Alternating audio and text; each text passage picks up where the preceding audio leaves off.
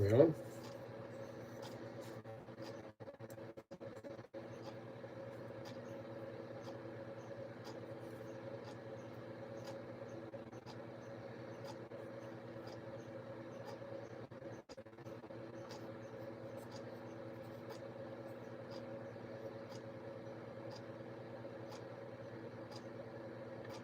All right, we're back.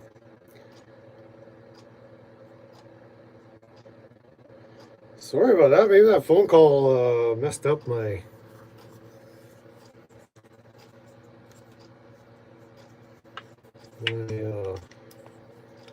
connection or something. I don't have an explanation for you. Whatever. We switched phones and got right back up. Maybe we were being shadow banned. Maybe the FBI has made a phone call or something. I don't know. I don't care. But we're about to enjoy our Tweekah burritos. So that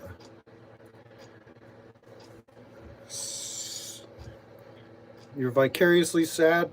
Dang. It was a featured. Well, that sounds pretty gay. Why would YouTube feature this malarkey? Make malarkey great again. So, all right, you ready? We're going to do this.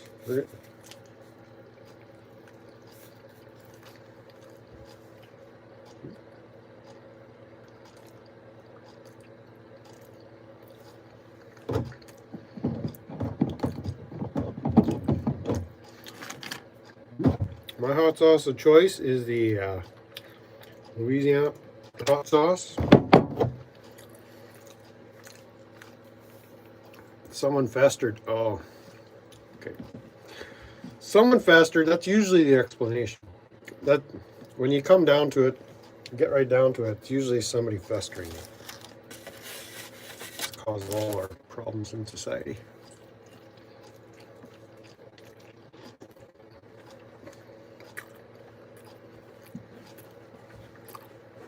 Are you still festering, or what's going on?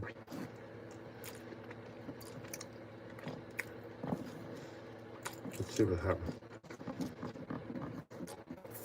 Are we still up?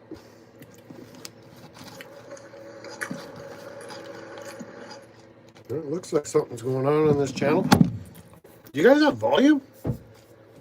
I'm going to turn the volume all the way down. Is that better volume? Does that help?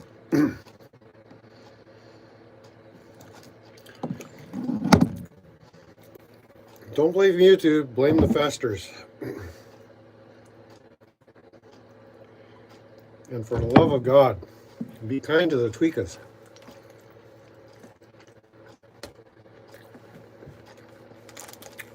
Release the badges, yes.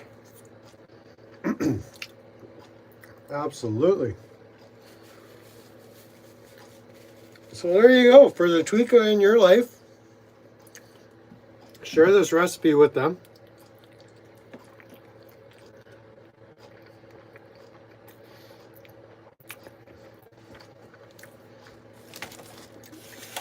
And yeah, as Jamie is pointing out, if you're getting festered, you fester back like 10 times as hard. It's the way to do it. See? And boy knows, new Geo video. I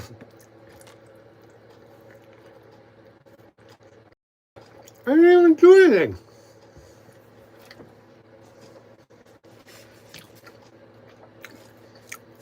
So yeah, Lorata waiting room continues.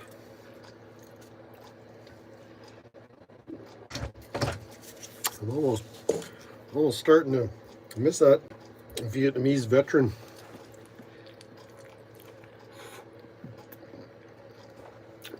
Okay.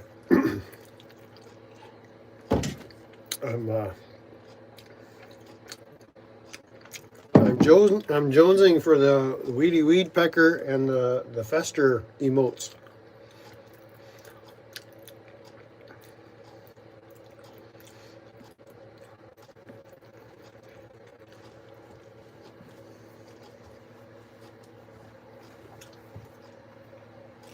See, Max can smell the Tweekah burrito. He wants in. We're not going to let him in.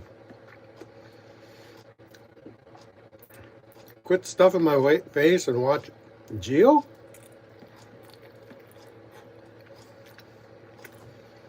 Watch one of your videos?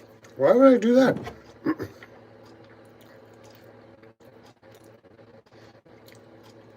It's more fun to watch you fester in the chat.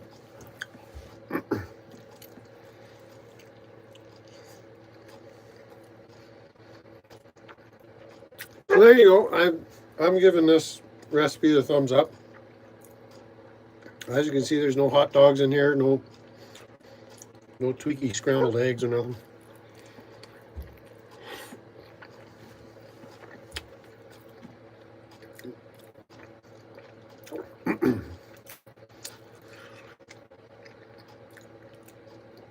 It doesn't look very tasty. Are you crazy?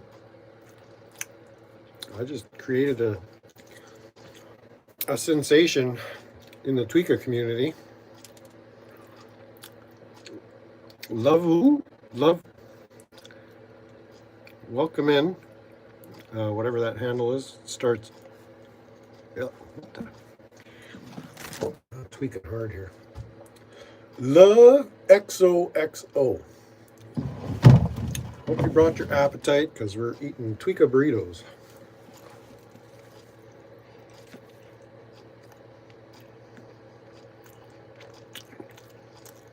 You look like Lee No from Cat's Eye. Well, thank you. I have no idea who that is. How many flannel shirts do I own? Yes.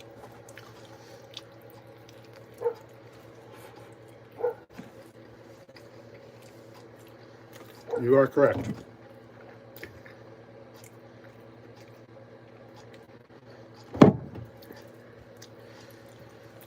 Oh, and we got a fester war happening in the chat. I should have known this could possibly happen.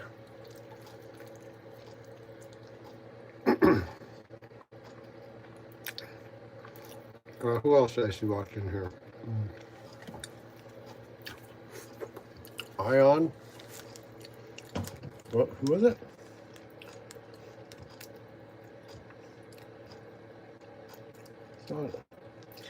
It's not another fester stumble. Oh, another. Can you please show me your pets? Yes. It's not right now. Let's see. We want to get chat filter. Let's see, chat filter.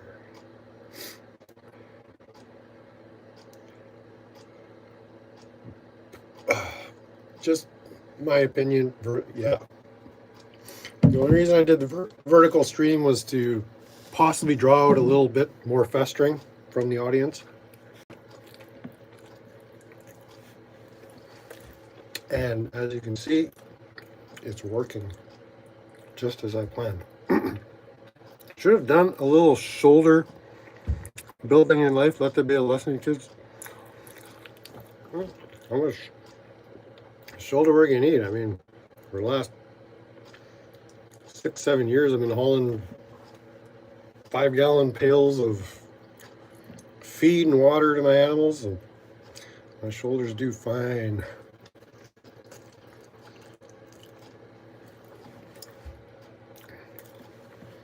I mean, this shirt isn't ill-fitting for my shirt.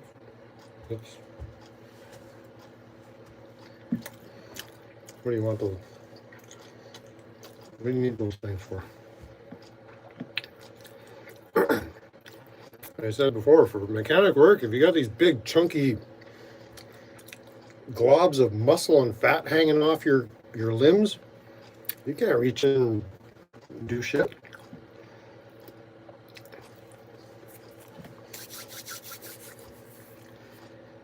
You gotta be skinny like a monkey to be a mechanic.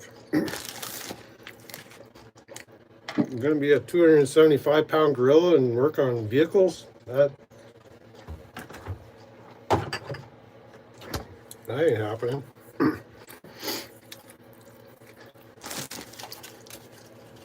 You gotta be able to reach into those little crevices. Have you worked on a vehicle lately? You see how much room they give you to work? Not too damn much, huh? All right, Tweekah burrito. There you have it. Done and done. I'm gonna put this food away. And we can go see if there's any pets outside interested in meeting the audience.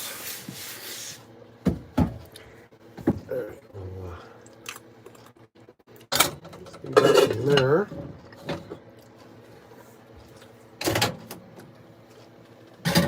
Hide this up here. Because that's not going to last long. Alright, I'm streaming on this guy. Let's take a slurp of coffee.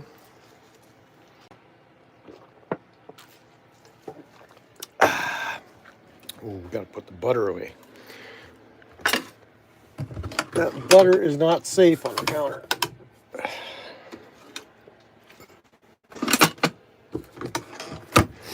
The animals will rip through that in seconds flat.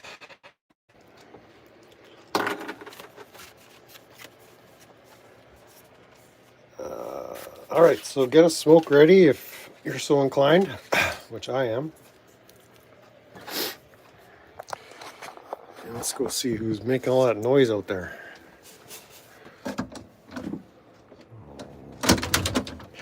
So we got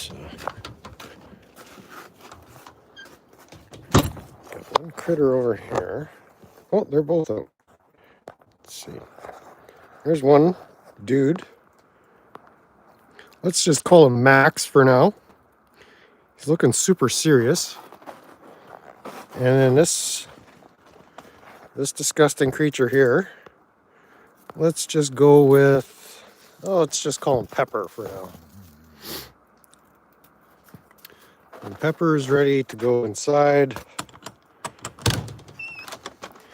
Max is ready to go outside too, but he's filthy. Filthy. We were doing a bunch of walking around earlier. He's a little camera shy right now. But his whole belly is just covered in shit. Well, not shit. Literal shit. He's just a filthy puppy. Very wet, sloppy conditions around here. A lot of the snow has fallen off the trees, thankfully. Because I was just getting pelted every time I walked outside.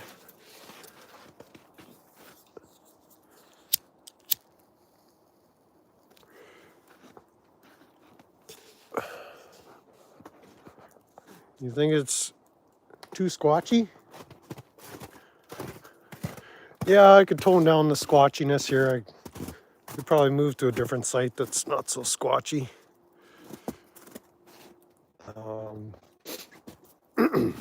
Mean to my pets? Well, of course.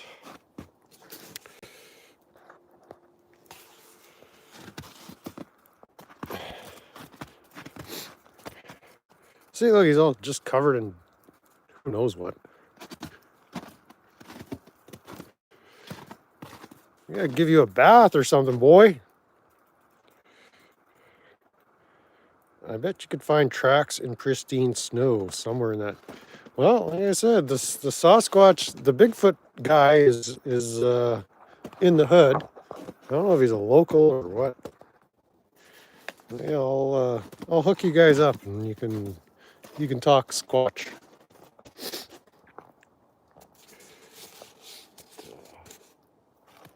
Yeah, not much going on out here today. The 6 liter is just waiting patiently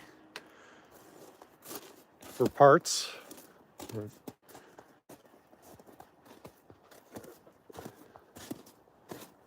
can see on the cabin next door, that's kind of what we've been having to deal with, the snow falling off the trees and landing on whatever. And then over at the resort, you can't see really well there, but that kind of tan building, it's got steel roof and The snow is just hanging off the edge of the eaves quite precariously. It's starting to fall, so you gotta watch your step. Well, Max, you guard the site here for a few more minutes. Let's go see what Tweekah Cat is up to. Oh, here's Tweekah Cat.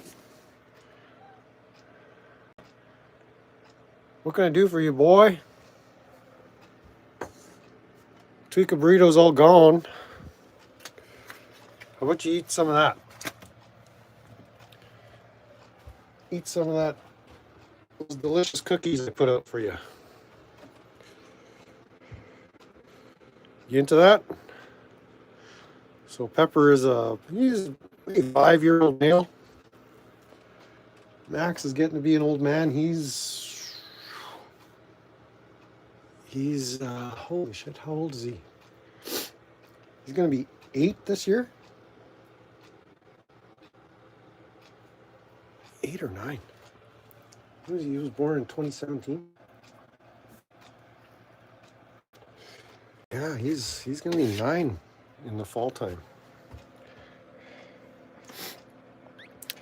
So yeah, Pepper keeps an eye on things in the rodent department, and Max, he doesn't do much. He doesn't do much, but he's good to have around. Pepper is I don't know where he got this long hair genetics from, because all the breeding stock we had back on the farm, this was one of the farm cats.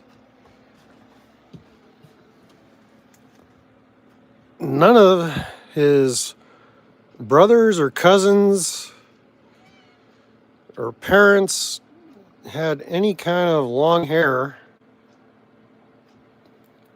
that I'm aware of. And then he just showed up with this massive hair. Brent is tweaking in the RV. So, and welcome in, Maria.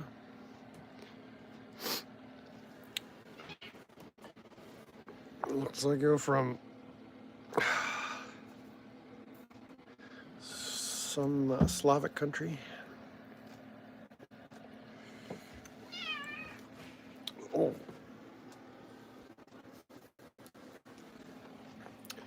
Pepper is very vocal, has lots of opinions on stuff. I'm not sure why. Yeah, we're just chilling in the RV.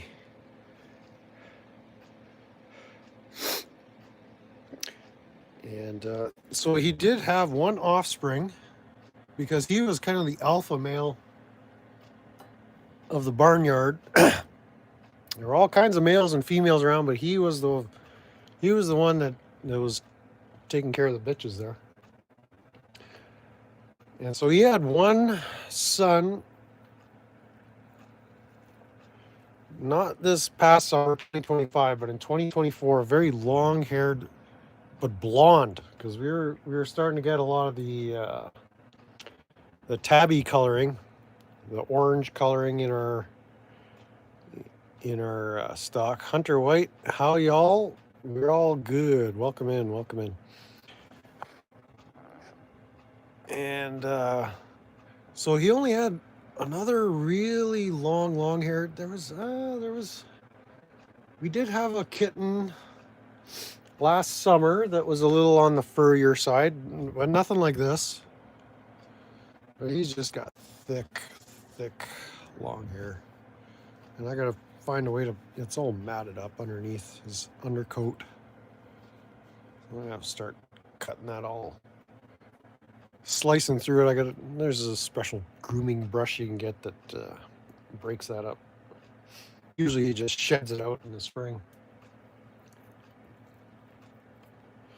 but it just comes out in matted clumps.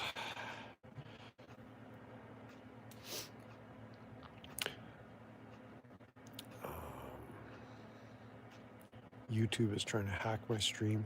It wants me to add a Q&A sticker. No, I'm not doing that. sounds super gay. So yeah, we're just hanging out in the RV now, smoking, and we'll let the old digestive system work on that Tweekah burrito. I hope you enjoyed that instructive tutorial. This should go viral.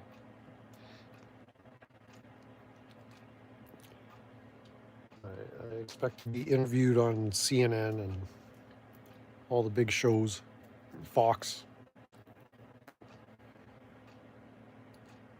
Maybe is The View still on? Maybe I could do a piece on The View. Think Whoopi would like a Tweekah burrito? I bet she would. Oh. Max found something to bark at. So what now? Dr. Pepper or more coffee? Let's see this. Oh, this soldier still has a little bit left in it. Let's finish the previous coffee before we consider the next one. And this was a fancy coffee, a French press from the bakery down the road. I do have French press here. I should start making French press coffee. Very tasty, very tasty. Name the Tweekah burrito the Andy Edwards Tweekah burrito. That's a possibility. Actually, where I got the inspiration, there was a cafe at the university back home in Manitoba, at the University of Manitoba, and it was one of those Greek places, and they served breakfast and all kinds of those fancy Greek dishes too, like the gyros, and so I ordered one of those gyros, and they had like the chicken souvlaki and whatnot. To my delight and surprise in the gyro, I'll get to your question in a second there, Jamie. They did the wrap with, the meat and the tomatoes and the onions, and I forget if there was lettuce in there, but they stuck French fries in the gyro, and it was so good. I couldn't believe it. I thought, man, the Tweekahs would eat this up. So a little bit of carbs just goes a long way. So that's kind of what inspired. I don't have any fries here. I'm not going to make fries in the Tweek Shack here because I have access to good fries in the restaurant. So I'm not going to go through the trouble of chopping up taters and trying to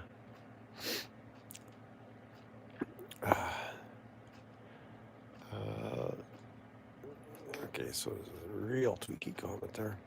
So which better, the coffee I'm drinking or the Tweekah D coffee special? Well, it's close. I can't tell.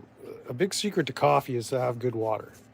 So the water I'm using right now is just chlorinated city water for my Tweekah D coffee or my Tweekah coffee. And it's not the most delightful. I like the drip coffee. You see my apparatus for the drip coffee, which is one of these with a paper filter drained into a large vessel. And it's not bad. I'm still trying to source out some good grounds or good coffee to put in the paper filter. So the coffee here is, the Tweekah coffee is drinkable. This was a French press, a dark roast. I don't know. I think I know the roaster. I can't remember what it is. French press, but quite possibly filtered water. So you don't have that extra zap of the chlorinated flavor, that extra spiciness that the chlorination adds. Because, yeah, your body does need chlorine, but I don't want to get it through my water. I find it dehydrates me. Whereas I'd rather just get it through my diet. There's enough chlorine in the foods you eat, you don't need it in your water. So this is very tasty, but it's gone cold. I really should do a taste test comparison. That could be, maybe that would be our next culinary cooking for Tweekah's episode, where we do a side-by-side of French press versus Tweekah style coffee. Vanilla Coca-Cola. All right, well, I think that sounds especially tweaky. Let's allow Jamie a moment here to come down. So I think vanilla Coca-Cola is one of the top 10 causes of festering. So what's the matao? Maybe the females in the audience can help a brother out here. I'm thinking I might need a woman, to make sandwiches and stuff. Send your applications.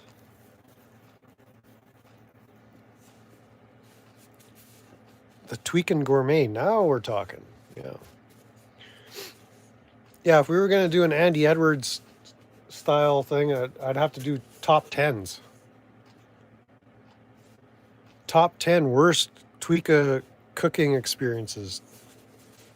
Top 10. I could do a top 10 Tweekah cooking streams. Yeah. We might be onto something here. You might be on something, but I'm not going to be editing anything, so you just have to be on the fly, off the cuff, no edits, and live stream, of course. So I haven't been doing video posting for quite some time.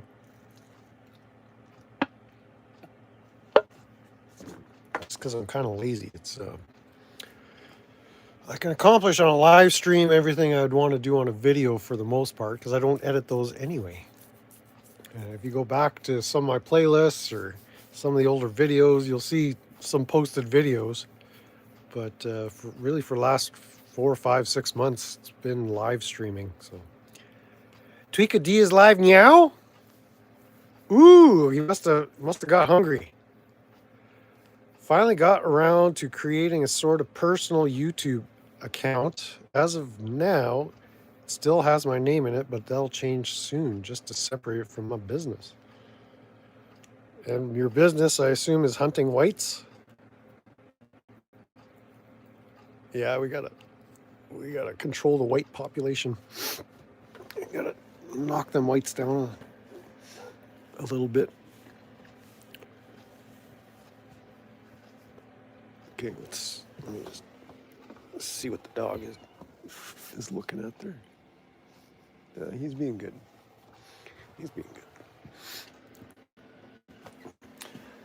Yeah, whatever. YouTube is pretty accommodating, so do what you got to do. Tweekah D is live now. Let's see. Let's see what the Prince of Darkness is up to. Oh, I hope I have enough of a signal to watch a stream while streaming. This could get sketch. Okay, so we'll use the other phone. It's barely a business. Rough always listening to gay music. Yeah, that's a bit of a hint, I guess. That should clue you in just a little bit. Not even being sneaky about it. Just kind of overtly. It's like right out of the closet. Just boom. Let's see. Why is this taking me so long? I only used YouTube a couple of times, so. Okay, I don't see Tweekah. I'm not subscribed to Tweekah D. So let's.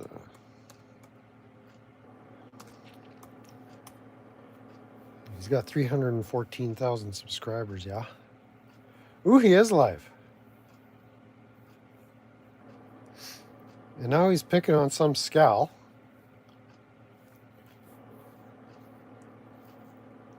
$50 people watching.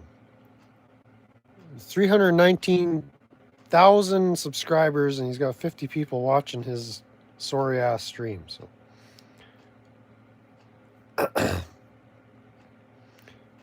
I don't know if that's.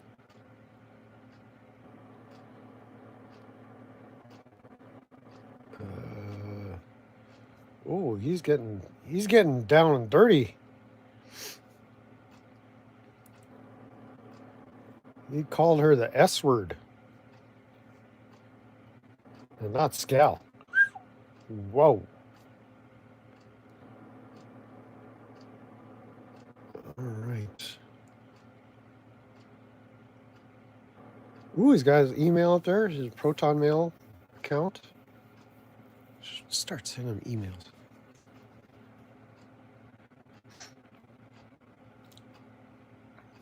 Because trying to chat doesn't get you very far on his live streams if your name is Brent Shimko, unfortunately. But yeah, we're not interested in DirectD. We're waiting for the triumphant return of the Badger. Like Lord of the Rings, Return of the King. We're waiting for the King of the Leeches to burst back upon the stage.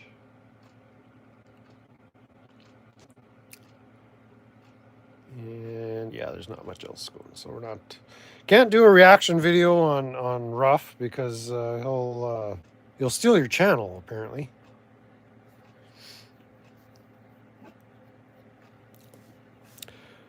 People who are nerds in real life tend to become bigger geeks when they're on there. Well, that's true, but the thing is, the internet is kind of everywhere now, so it's hard to get away from it. So if you're gonna nerd, may as well nerd out here. Nerds be nerdin', and festers be festerin', and cugs be cuggin'. He'll impersonate you, yes. Well, what if we tried to impersonate Ruff? Here's a little pro tip for you. Impersonate the impersonator. Because just because someone's leeching you doesn't mean you can't leech them back. Someone festers you, you fester them back 10 times as hard. And if someone were so silly as to impersonate you, how much you employ the doctrine of turnabout is fair play and impersonate him right the hell back.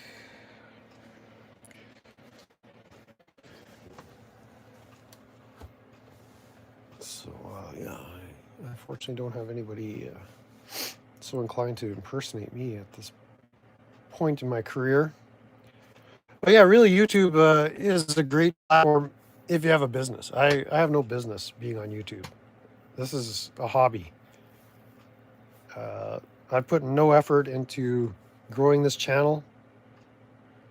I don't even check out my numbers on... Like when I first started the channel, I would check my numbers on YouTube Studio all the time, see how many subscribers I got, and how many people are watching videos, and it's like I don't even care anymore. So as you recall, I had the goal for 2026 of reaching 460 subs. Let's see where we're at there. Let's see how we're doing. Start an online rivalry for likes and subs. Yeah, but that's what everybody does. Like that's gotten old already. And it's a little on the gay side. So where are we at here? What's this tweak? Oh, look at this. Look at this. Goal was 460. Look at that. There we go. I've reached my goal for 2026. So yeah, we'll just be coasting for the rest of the year. Oh yeah, just in case you thought that was somebody else's channel. This is, see those? Look at that, 25 views. Is that awesome? And there it is, my channel.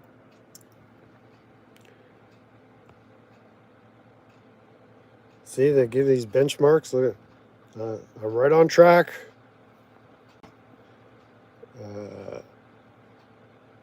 166 people watching this. What?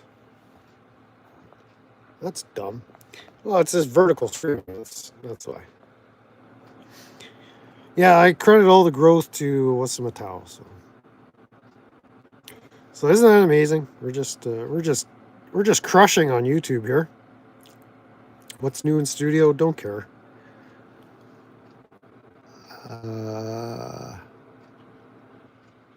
Well, thank you for all the views on that Tweekah 6-liter repair. That was a fun one. Very dry and boring. So thanks for the views, and I apologize for that shady content.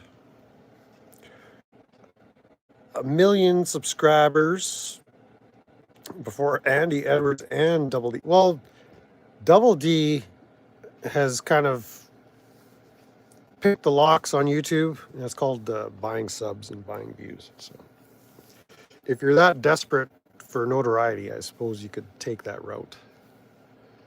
If you're that desperate to be an influencer, yeah, you just bought away. Fake subs, fake views, fake channels, and no content other than tweaking hard on YouTube to 50 subscribers when you got almost 1/3 of a million subs. So where is he? Oh, I ditched that. He gone. Yeah, I've seen Direct Doo-Doo go live a few times this week. I didn't even bother clicking. There's not much there. And I haven't been seeing any festering going on in the chats. It's mostly just people doing some heavy taint licking. And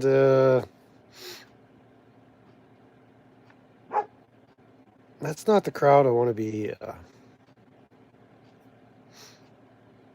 too closely associated with.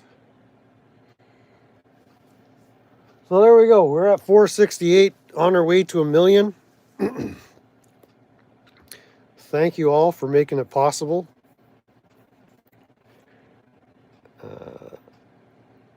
It's just gotten so dull. Joe the Ho in the house. Good to see you. Long time no tweak. There was you missed a little bit of festering earlier, but we kind of rode that wave.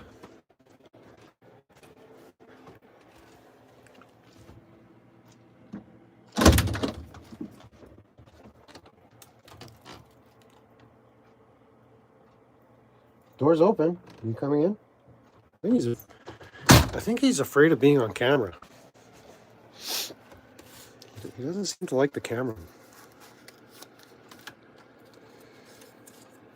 And Andy, good old Uncle Andy Edwards, still pumping out the content like crazy. I try to engage with it, but I don't always succeed. But yeah, the stuff that's going on Direct Donkey's channel is not very engaging, unfortunately. may, yeah, yeah. How do you say it's such a slow motion crash out, and these kind of fake beefs with Ryder, who we hate, and then you got Killamilla and Generally Specific, and just a whole. It's like a whole YouTube syndicate of Tweekahs be tweaking.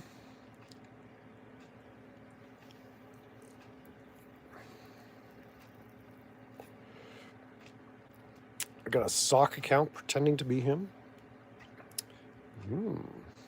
That's pretty juicy. Juicy information. But yeah, it's like the crash out is happening so it's like watching a blade of grass grow. It's just not exciting enough. So. Well, he is taking on the scale. I can understand Brent's Canadian accent. What I found, there's tons of people around here that have this hard Canadian accent,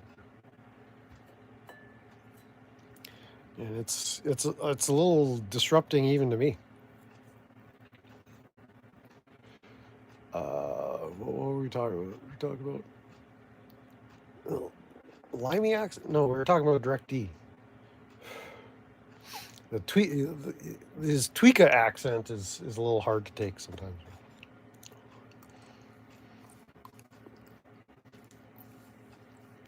Andy's a bit more posh. True, but I guess, yeah, I've been wanting to do another reaction to Andy Edwards, but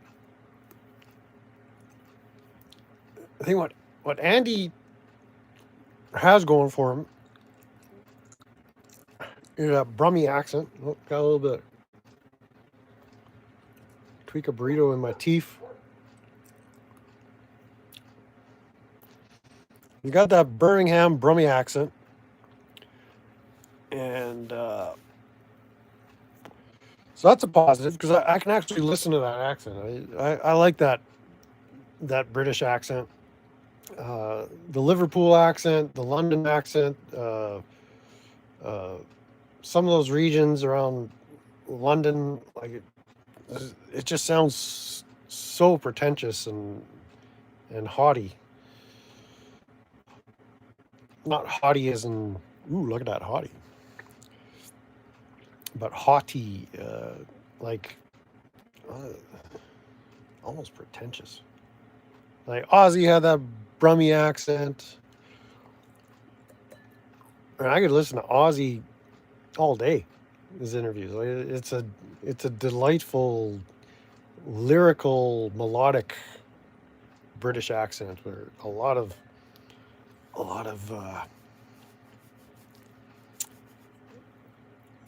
British accents just don't penetrate my ears very well. It makes my ears bleed. I don't know where I was going with that. But, oh yeah, the reaction anyway. What he's got going against him is he's from the UK, and UK, like, nobody takes that seriously anymore. So, Andy plays with sticks. Brent lives in the sticks. Well, Brent might be doing some stick work too. We'll see. Brent has killed a Bigfoot.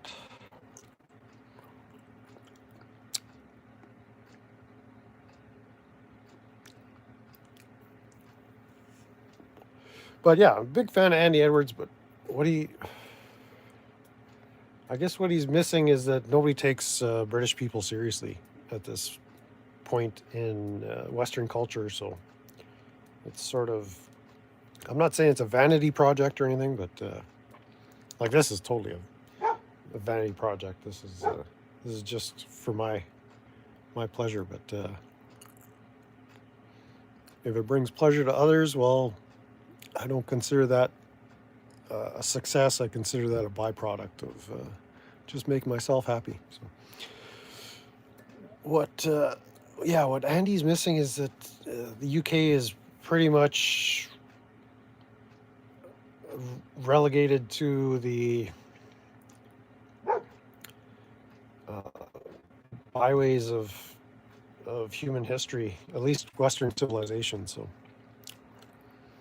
Brandon Mitchell is here for the shit show. Welcome in, welcome in. So it's not being critical of Andy, just kind of pointing out obvious facts. It's like nobody takes the UK seriously. So Andy knows people. Brent doesn't want to know anybody. Brent would rather people just stay away. So. Unless you're one of my valued subscribers, of course. So I think that's the main point is that keep on doing what you're doing, Andy, but it's sort of all irrelevant. So.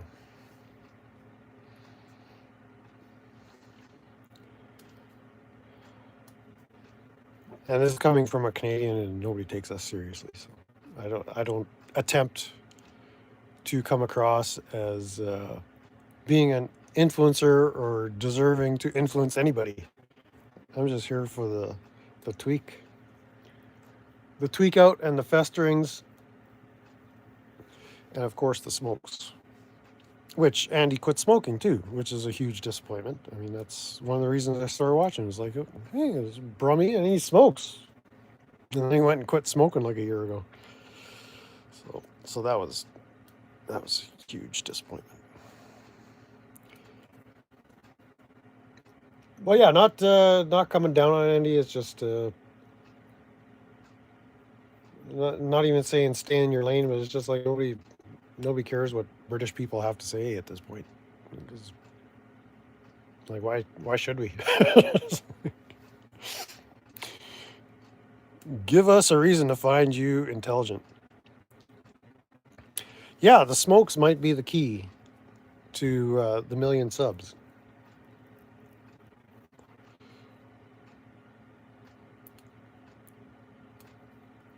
See, Tweekah D should have 2.5 million the way he smokes, but he's got to buy his subs. Figures that's easier. I'm pretty sure that cat down in Arizona, he's got the emphysema happening already. It seems. I'm no doctor. I don't even play one on YouTube. But I heard that boy coughing up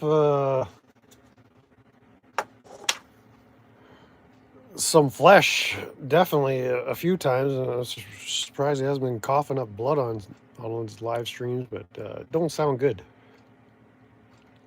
Definitely don't sound good. So most likely some emphysema happening already, which is, from what I understand, incurable. So maybe he never read the Surgeon General's warnings on the side of the pack of the cigarettes before he lights them up. I don't know. Do the marijuanas come with health warnings? But I imagine those lungs are just tar, and more tar, along with some tweak and possibly some male juice.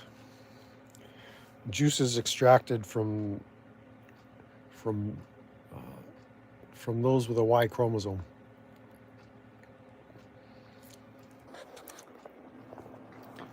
Yeah, maybe we can get. Yeah, music review channel. You do top 10 gayest direct D videos.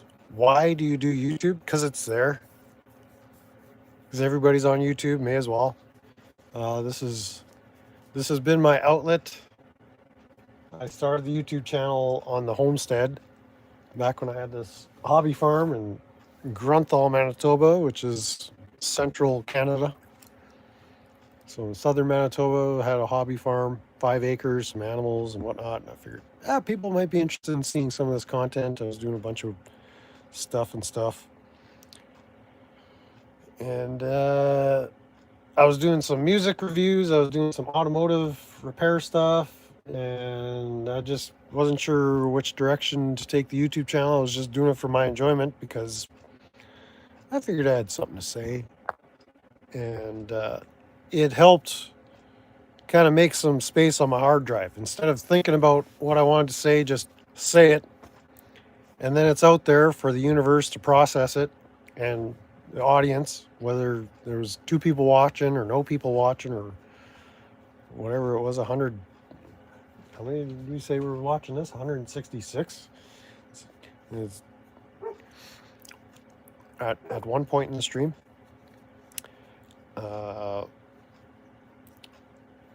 And so it helped me process my thoughts, get them out there on video, and then I wouldn't have to think about them anymore. There's a record of it. There's a chronicle of my thoughts on this channel. Most of it's delusional babbling,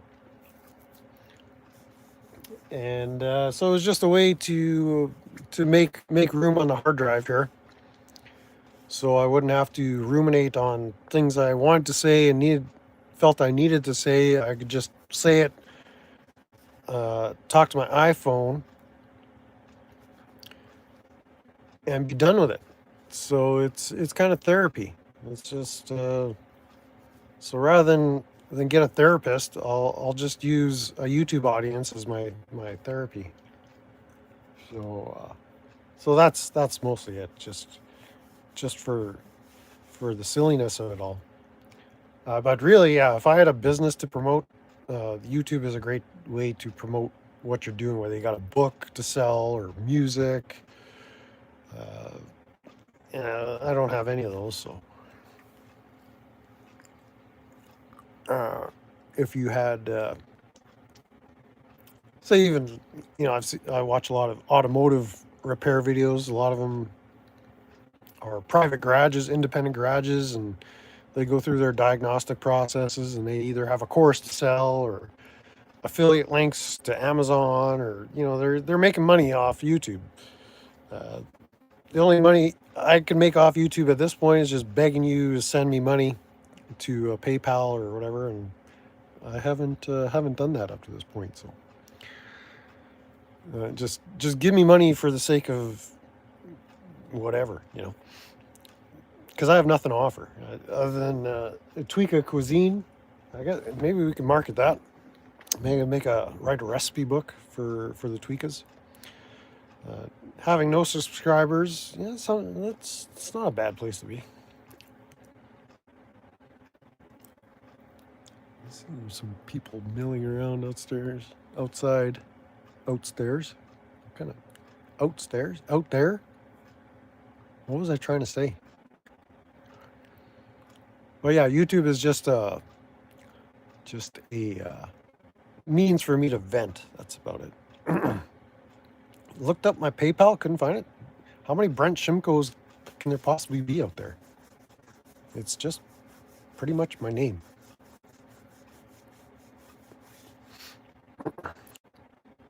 But I appreciate you looking. I know I have one.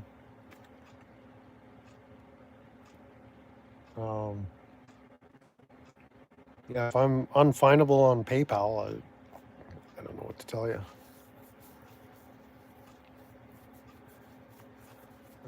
And yeah, as I explained a few videos ago, the Canadian government has permanently blocked my Cash App, but they have for 40 million other Canadians too. We don't have Cash Apps.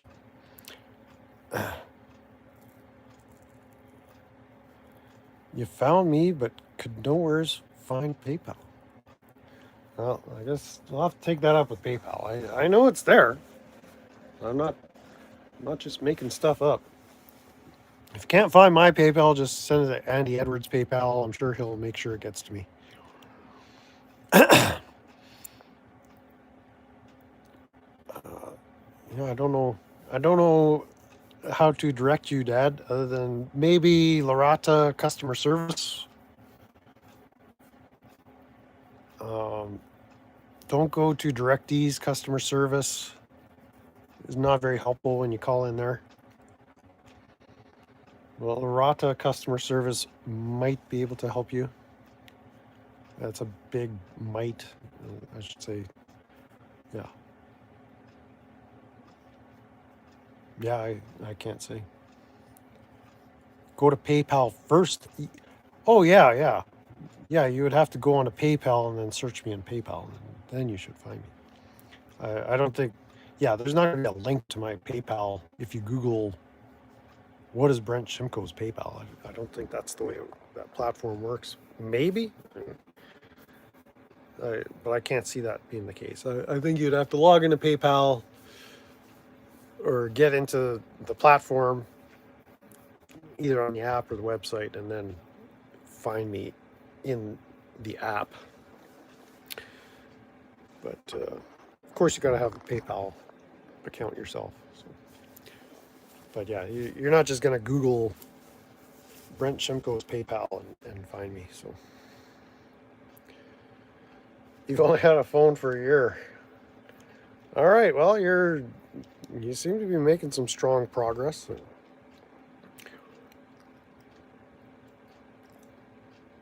What else we got to say here? That's it. So I shot my best shot with the Tweekah burrito, episode 2 or iteration 2,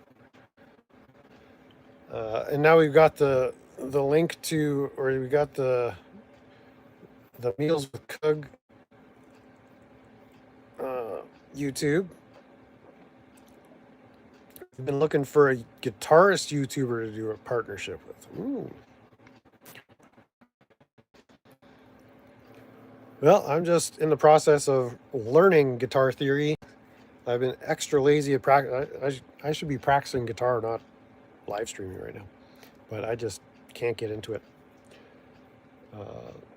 And I don't care. So I have a lot of patience with myself. So I'll get around to it when it's important. But yeah, maybe there's potential there. But yeah, guitarist, YouTuber, depending on what you plan on doing. Are you a guitarist yourself looking to collab with other guitarists, or you play the bass, or do you play the sticks? Minix is just out there yipping like something's happening, and nothing's really happening. Did you find the Bigfoots?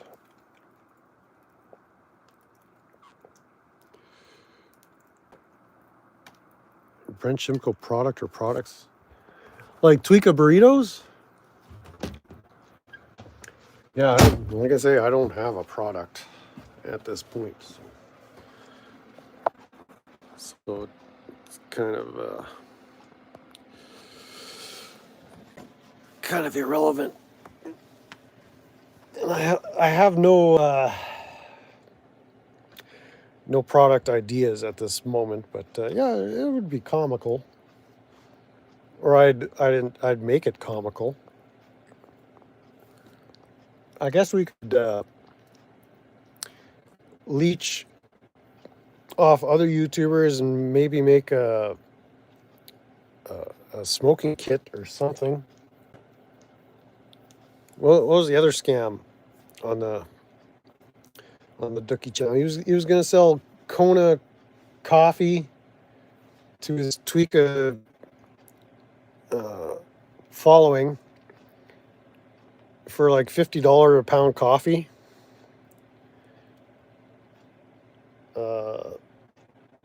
Which may be a good idea, but I mean, nobody would buy that.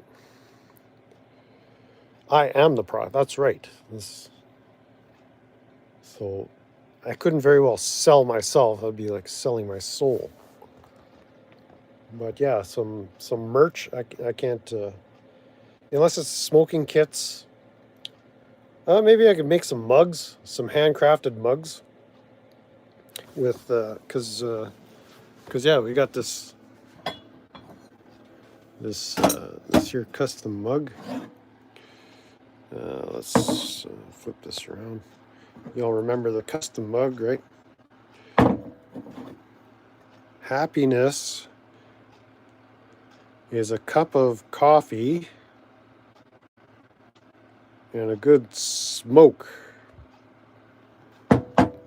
And that was all made possible with the miracle of paint pens.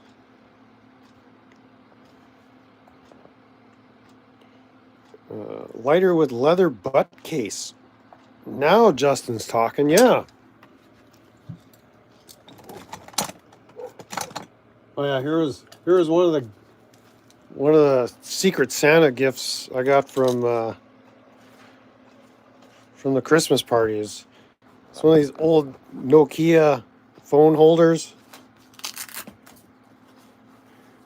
With this holder, I'm just using it for my Leatherman right now, but there's all these little pockets here. I mean, when was the last time you saw a phone that would it's brand new. It's a beautiful case. But this is from a bygone era. There's a little pouch here for the phone you stick up your butt. And then this portion here, charger, what would you put in there? And then this little packet here. Is this too small for crack rocks, or? Because boofing crack is another thing people are into, allegedly. So that was one of my Secret Santa gifts. So. And it's got a loop for your belt and a ring. I guess you would tie a string to this for easy extraction. Do they let you all wear belts in the prison? Oh, it's even got, the Velcro might be a little scratchy. And lots of zippers. So you'd have to make sure the zippers are good and polished so there's no snags. Roots, if you're needing a sponsorship deal, some endorsement, hit me up. But there you go. It's, all things are possible. If you're tweaky enough, what other things could we do here? Oh yeah, I got this this little aromatherapy gay tea candle thing with some scentsy scents or something. I don't know. I think it's Tweekah aroma therapy. So I burnt one of them. It doesn't smell terrible. It's kind of this kind of strange color. What else can Brent Shimko Brake Clean, I guess. We could take on CRC. Tweak Clean. Some tweak cleaner. I don't know. Yeah, there's probably $1 million idea in there. Order a dozen mugs. Well, why not just order 1 million? As you gradually get to 1 million subscribers, your sales will escalate. Andy does mugs? Yeah, but are they custom handcrafted mugs like this? Speaking of, okay, all this mug talk, let's pull out the French press. So this is the shitty French press I got. It's plastic.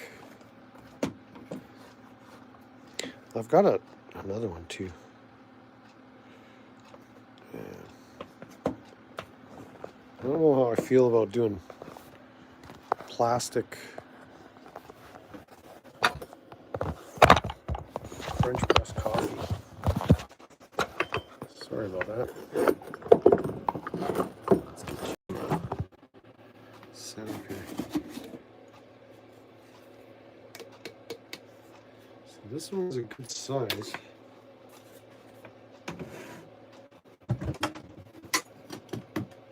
I got another little one here. So this one is glass. This is Starbucks.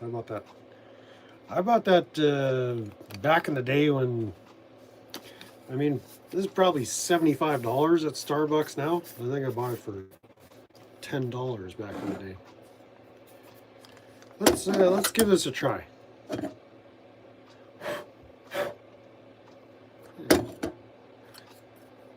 Yeah. I've used this. Reluctant Prophet does mugs. Yeah, let's do the French press Tweekah coffee, or non-Tweekah coffee.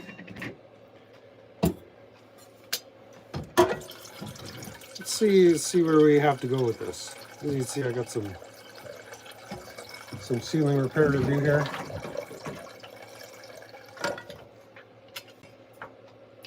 Well, that should be enough water. Let's do this, since we need coffee anyway.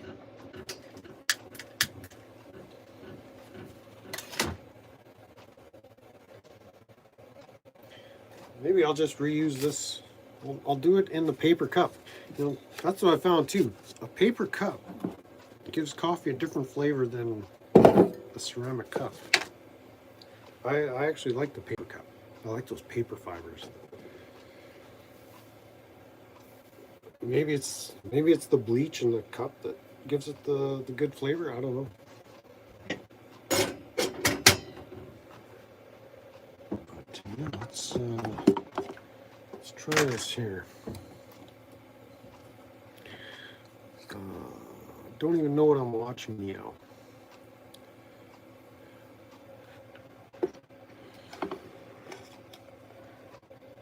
Yeah, this is what you get, Hunter. This is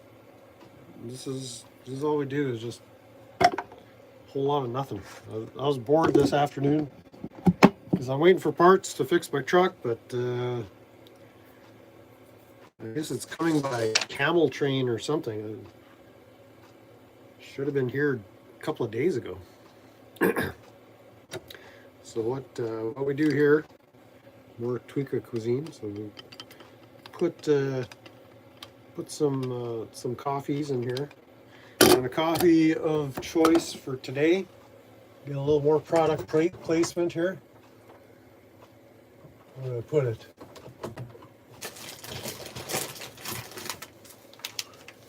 So we got the Kicking Horse coffee.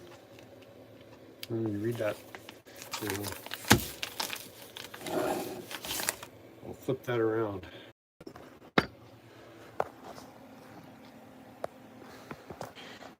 Kicking Horse coffee, kick ass. Organic dark roast coffee. The big 25-ounce bag. So that's what I'm drinking today.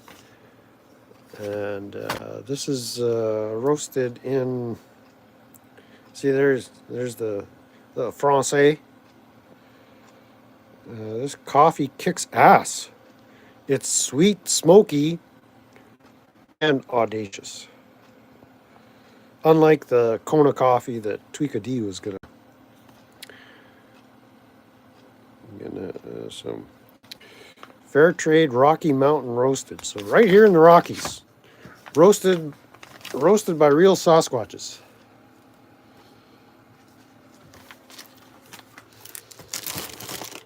We'll put that away. So that's what I'm drinking today in this apparatus here. See, Starbucks. If you need a shill, I'm your guy. Likewise, Kicking Horse coffee. Hit me up. You know you want to. What else we got? So we got Kraft covered. Kraft Foods, Kraft Heinz. We got Starbucks. We got the Pepsi Cola Corporation. The Dr. Pepper product placement. You could see if Marshall wants to do some work with me. Sony Corporation, come on down, man. Let's do this. Tweekah Burritos. Well, I guess that's my branding. The Tweekah Burrito. I guess it's all out on the internet. So I guess I needed to copyright that or patent that. So I probably missed out on cashing in on that one. Because I mean, it's free for anybody to copy now. Oh well.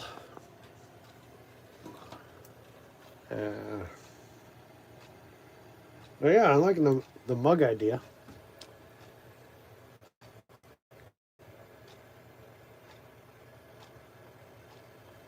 Amazon links to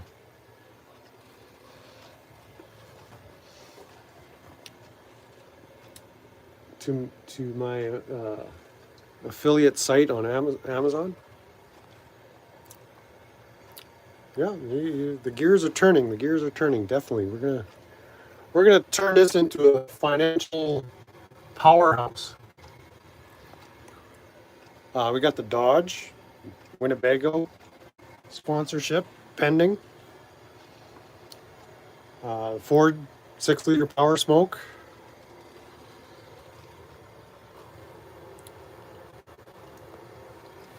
So there we go. We'll do endorsements and paid promotions here for my audience, which is growing far beyond my goals and expectations. We already just crushed the goal of 460. So yeah, maybe we'll have to tweak that goal. Let's extend to 475 by the end of the year. See if we can get this up to 475 subs by the end of the year. Yeah, it's all self-promotion. Yeah. But yeah, I would have to come up with a product. I'm liking that mug idea. All right, so we got boiling water, chlorinated municipal water. So if you're not familiar with this process of the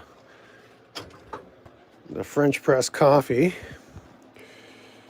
you pour the steamy, delicious chlorinated water into the French press with the coffees. Well, that steamy goodness up to, I forget if it's the top of the ring or the bottom of the ring, whatever. And then you're supposed to, I don't know if this is essential, but I always gave it a little stir at this point. Stir it up. Get it all good and mixed up, all nice and mixed. And then you plop this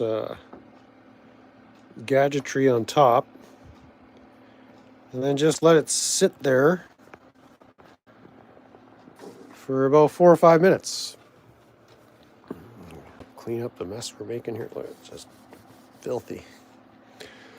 Slob. It's living like a pig. So as you can see, the coffee is being constructed as we speak, as we wait. So what is that? It's been in there for a minute. $15 a mug. I was thinking like 75 a mug. 15. That sounds a little low, but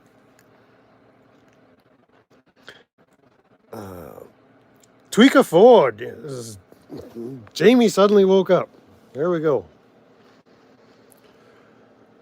F-150. I had an F-150. Had the 5-liter in it. I like those 5 liters. But I'm a bit of a sucker for the 6-liter diesels these days.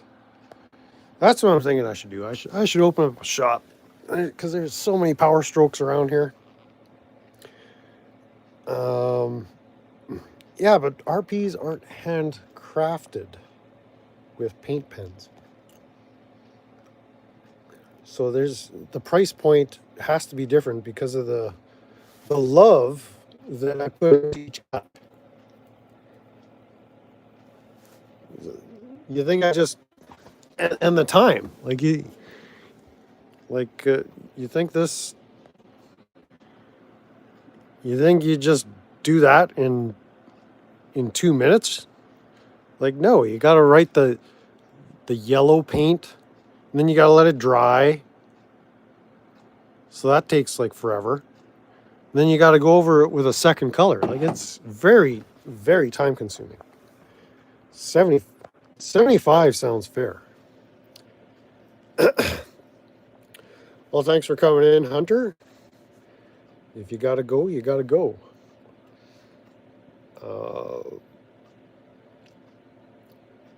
A Mexican pickup. But yeah, I enjoyed the 5 liter Ford. The 5.4, I wouldn't touch.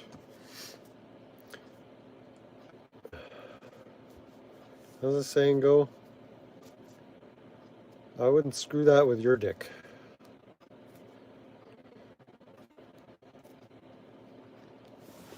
Yeah, 5.4 is just. It's not that they're so bad, but if you're buying a used one, who knows what you're buying? You're buying somebody else's nightmare. And so yeah, there's a market, I guess, if you're into servicing those 5.4s. You probably open up a shop and just do nothing but 5.4s. I would love to open up a shop and just do nothing but 6 liters. But I know that's not going to happen. That'd be a little difficult to market yourself as just the 6 liter diesel guy. But okay, so our Tweekah coffee is more or less ready to do the final maneuver here, which is you take this plunger and you slowly squeeze them down.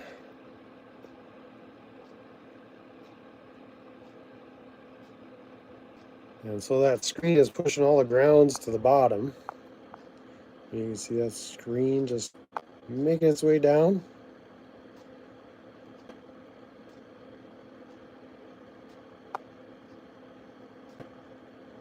Very slowly. So all the grounds are underneath that screen.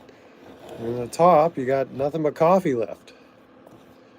So see, there's an extra little thing here. Oh yeah, I need 2 hands for this. Just hang tough there.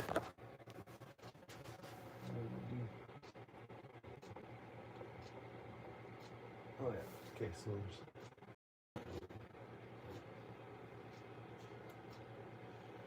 there's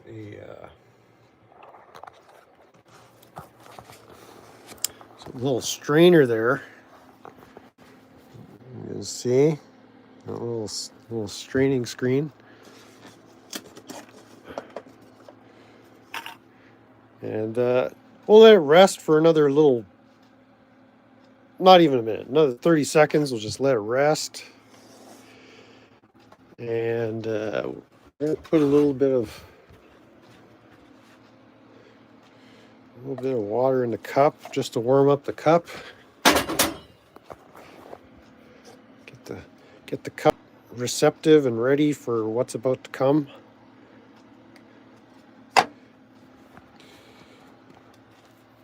A million Tweekah mugs will yield $3 million.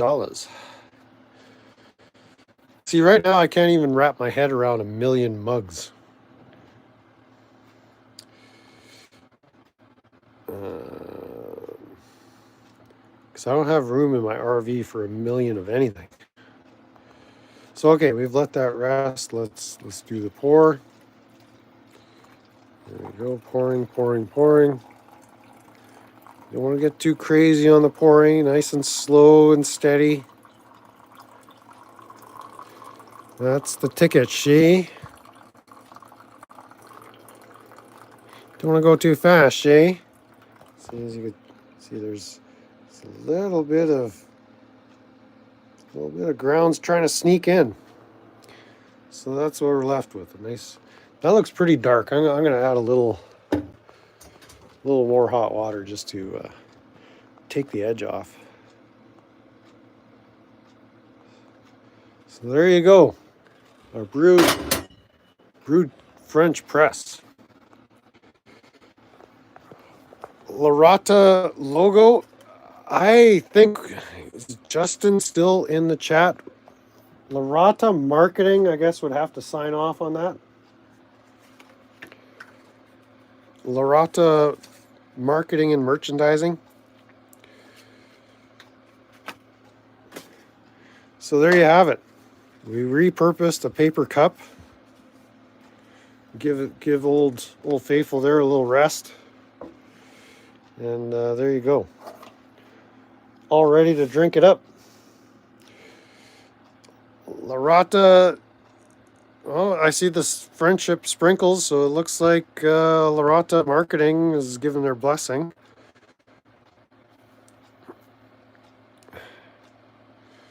A bow trading card. Now you're talking. I wonder if something like that can be counterfeited. Like I'm more like Bow's scam or Bow's hustle is kind of unique. So it's sort of like you'd have to out hustle the hustler.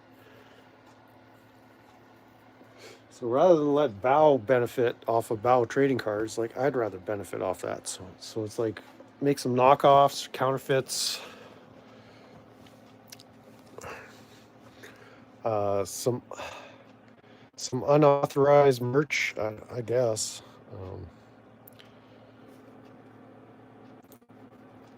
You approved the logo on a coffee mug. What exactly is the logo? Is it just the rat emoji? I don't know if I'm privy to the official logo.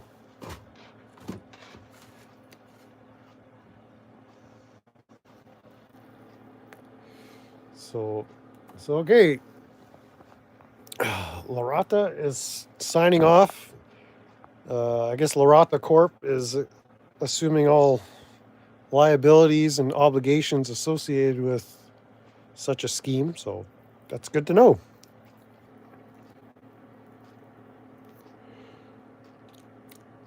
Yeshua's return might show you it.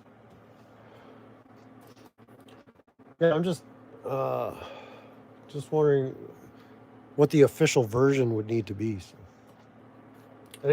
it's totally doable. I just don't want to make an obvious knockoff like a Temu version. You know, I want to make it look legit if I do that. So all right, the French press so far, thumbs up. It's got the little paper flavoring in it. Nice hot steaming cup of coffee.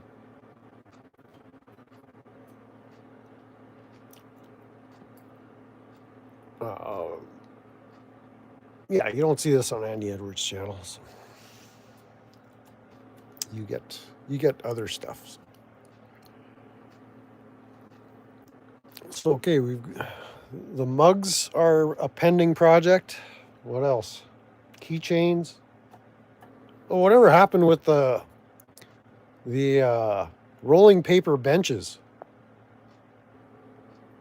Was that Condensed Reality that was doing that, or Friends in Code? I forget who was 3D printing up those abominations. That's not my project. I'm just curious what ever happened with that product or project. Laurata keychain. I guess you'd have to have an RV version, a van version, a Tweak Shack version. You would have to be able to hold keys for padlocks as well as vehicle keys.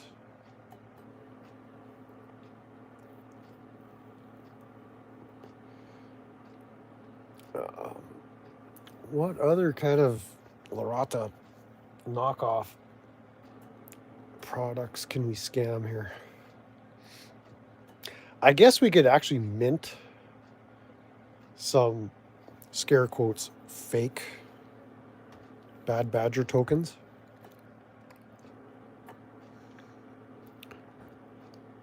But no, that sounds like you'd need some tools to do that.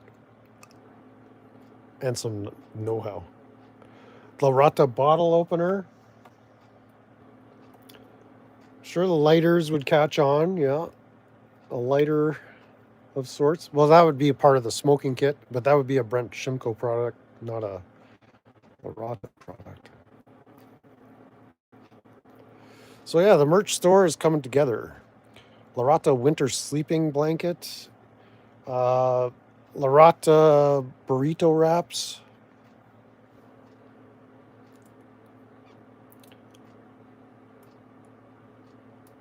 Laurata French press kits with $50 a pound Kona coffee for good measure. A Laurata dog leash, the hoodies.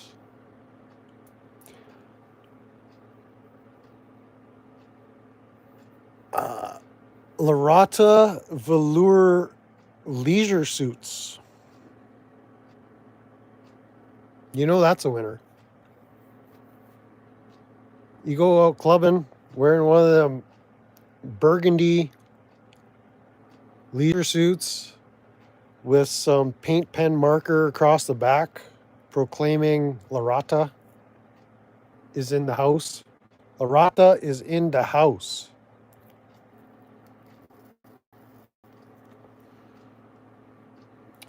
And you'd make, I guess, a onesie version as well as a two-piece, maybe even a three-piece. You could probably do a two-piece with a scarf, a velour scarf, jacket, leisure pants.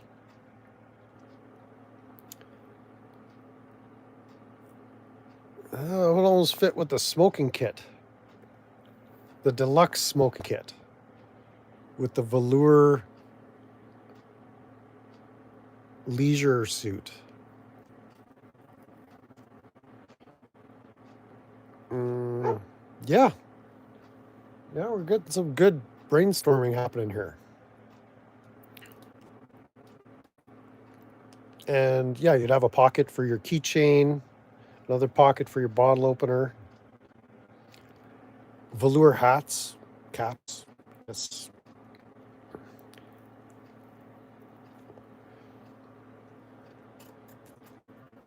I'm sure I head down to the thrift store and find some velour material, some bolts of material, and start cranking these things out.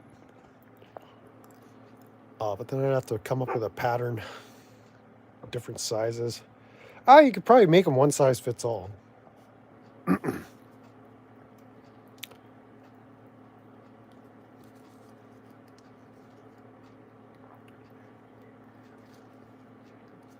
Laurata paper cups, sweatpants, sweatshirts, long johns, thermo shirts, stickers. Stickers, that's where it's at. I want to cover this RV in stickers. I'll just make Laurata stickers and just cover the whole thing with one kind of sticker. Just Laurata and nothing but.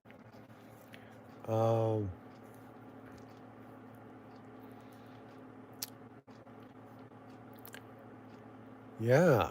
And then if we're impersonating, we could do a whole line of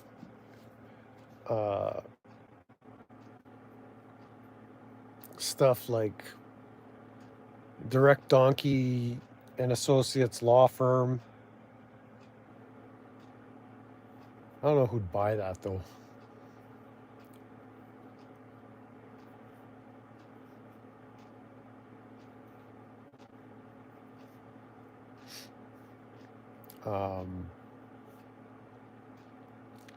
Diaper Mountain Goat's Milk.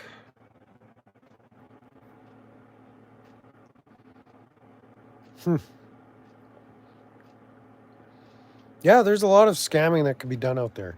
You just have to have the motivation and the will to do it, I guess. The backpacks, the patches. We don't need no stinking patches. Uh, Duffel bags, the bongs, yeah. Of course, that would possibly be part of the smoking kit as well.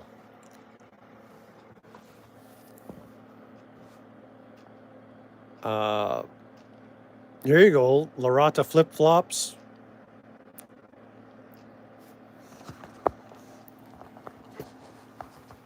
Larata flip flops. The will to leech is strong. Well, figure that's what's working on the internet. May as well strike while the iron is hot.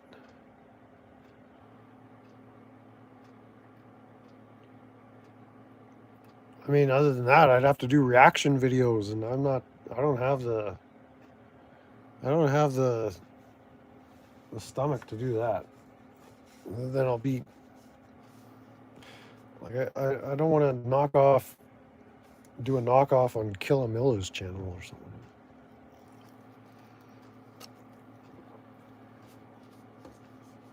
And I don't want to compete with Bao as far as the leech streaming. That's kind of in a class on its own. So we got to leech in new and creative ways, in material ways, in profitable ways,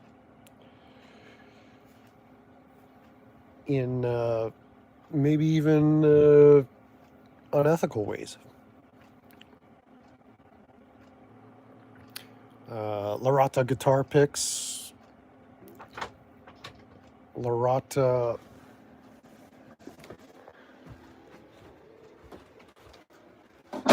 Yeah, what up?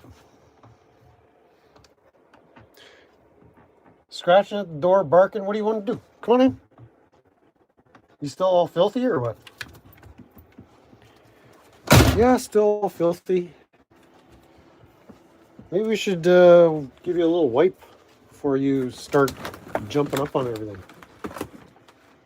Hold tough there, big guy.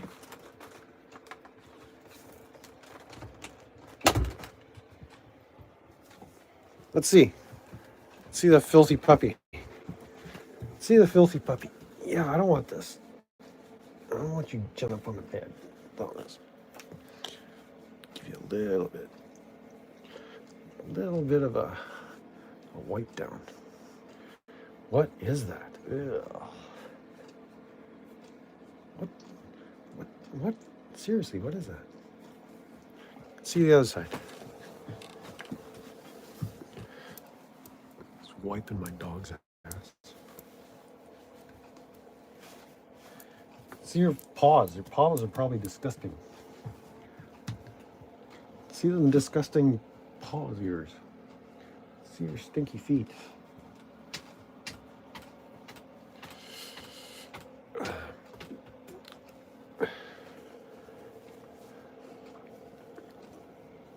Well, for now, I'm willing to lease out a portion of my RV to act as Larata headquarters. It won't be cheap, I'll tell you that much. So I don't have a lot of room to spare here, so space is kind of at a premium. So if Larata HQ needs a physical location, it's gonna be up there. I'm not just gonna be giving away my living space, because the functioning of Larata headquarters, I mean, there's a lot involved in that. So it's like I can't just afford that disruption in my lifestyle to just have freeloaders here. So I've already got 2 freeloaders. There's one of them over there. Where's the other one? Probably down there.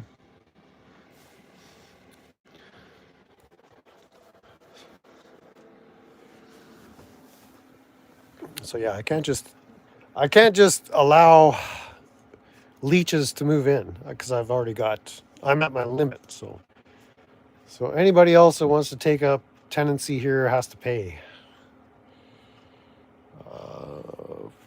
You have limited amount of space. Well, don't let it go for cheap.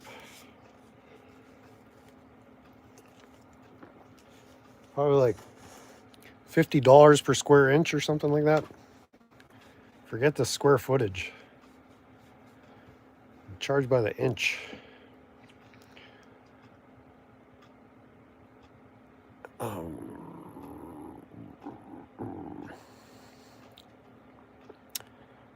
Got 2 bedroom. Well, I got a one room. Well, I guess technically there's a bathroom behind that folding curtain there. So, but it's full of my stuff. If I had to move all my stuff and lease that out to Bahrritoes headquarters,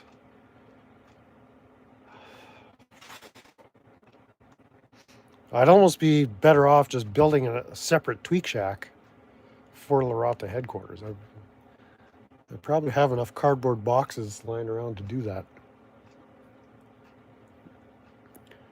So whatever, we'll cross that bridge once we get to it.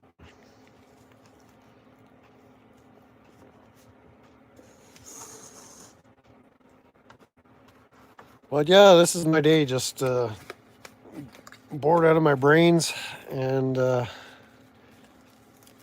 figured I'd poot up YouTube for a little bit with my incoherent babble.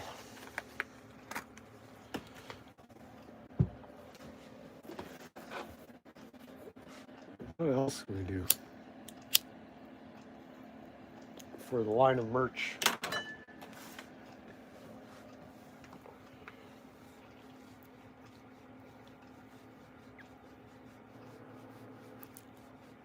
Yeah, we should probably just start with the t-shirts. Maybe just launch one product line at a time.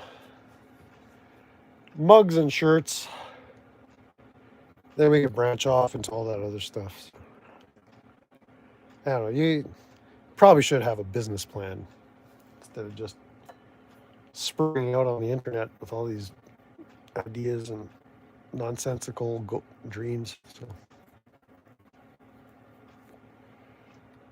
Because then we need a payment processor too. So PayPal, I guess, is a possibility, but it'd be nice if you had like Bahrritoes. Does Bahrritoes have its own payment processing platform? That's something we should look into. Mr. Osgood in the house. Well, good to see you. Did you ever hook up with what's the Mattel? A Bahrritoes payment processor. We could have Bahrritoes AI. Forget Chat GPT. We could do Chat Bahrritoes.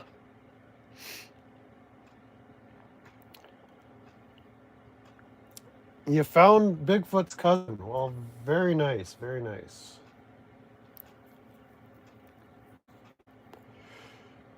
Did you go to Dirt Town or Dirt City? What's it called? The Dirt Place?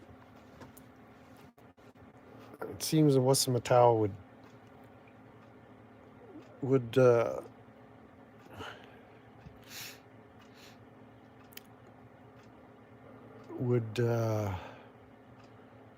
add some nice flavor to the dirt town there.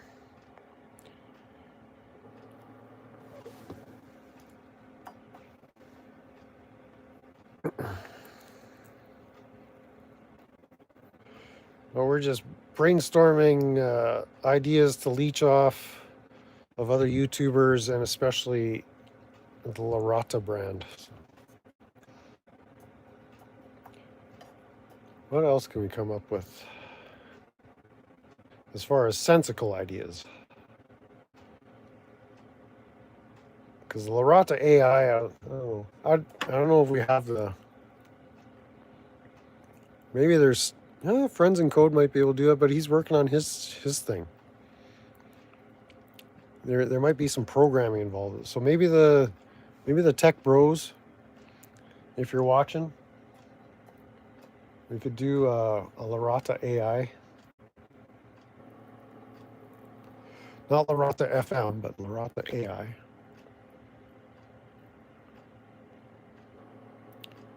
See, I'm just thinking outside the box here. Thinking outside the RV. We could do a Bahrrito RV resort. Maybe we'll see if this place ever goes up for sale. We could do good old TNA.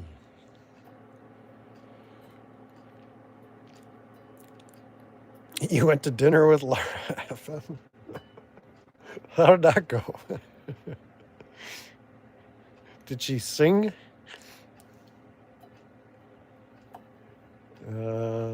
Shout out to Bahrrito FM.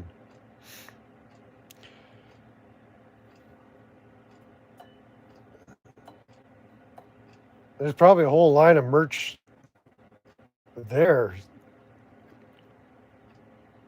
Maybe I should help launch her YouTube music career in conjunction with Hunter White and Andy Edwards. Maybe we could shake the YouTube music scene up a little bit with some Lara's musical stylings.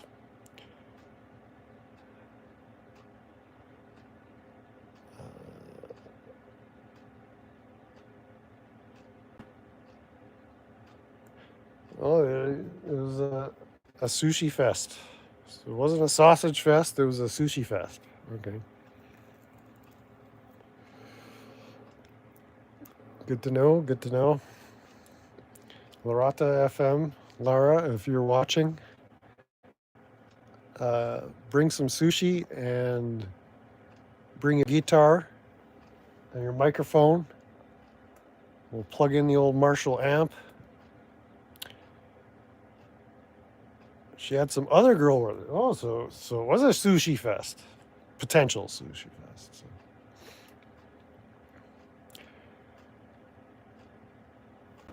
There we go. Joe's making some inroads there.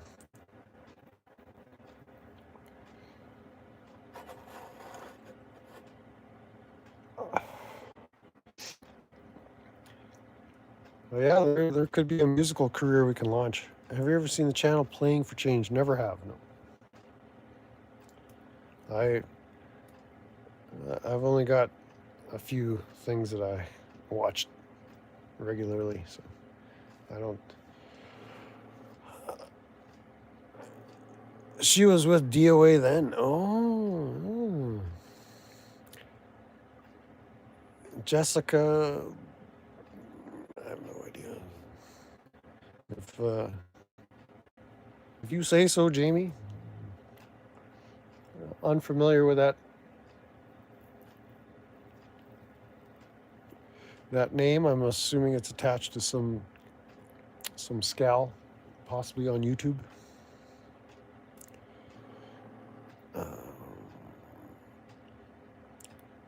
Yeah, I don't go surfing YouTube so much as far as just scaling out.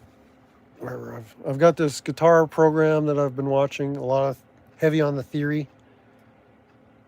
I try to get a few hours in per day. It's about 35 hours total.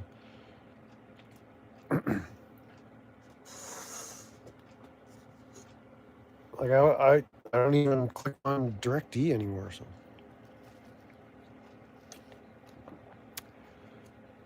someone flatten her tires. Well, we can make some Bahrrito flat-proof tires.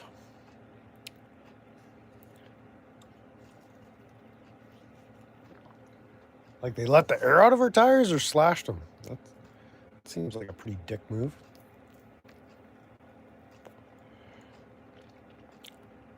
Pro tip, get one of those little inflatable tire compressors that you just either hook onto your battery or plug into your cigarette lighter.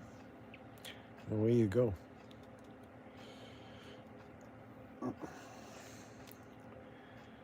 That way, if somebody lets the air out of your tires, you're just laughing at them.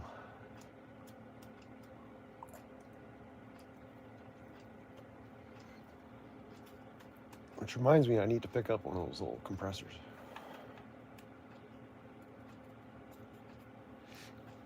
It's little 12-volt dealios, right? Sent you a link to Riders, 2 original band members. I think we established we're not big Doors fans around here, are we? I mean, I'm not caring too much about the Doors. We're about Lara. We're about the musical stylings of Lara. I'll check that out later. But yeah, the Doors don't light my fire.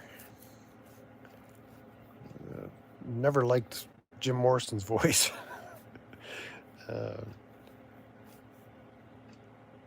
It's just, I don't know. It's just, their whole sound was way too gloomy. It was just so postmodern. It was almost like this sonic brutalism or something.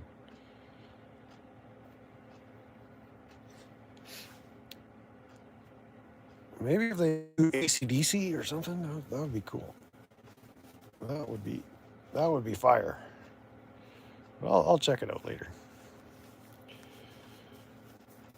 But yeah, I don't have a deep appreciation for the Doors. I acknowledge them as kind of a somewhat culturally relevant collection of performers, musicians. But Rick Beato did an interview with John Densmore and the bass player a while back. It was great. With musicians from around the world. Ooh. Well, if they're not white, I don't want to see them. So I'm into the white people music, blues and rock and roll. So.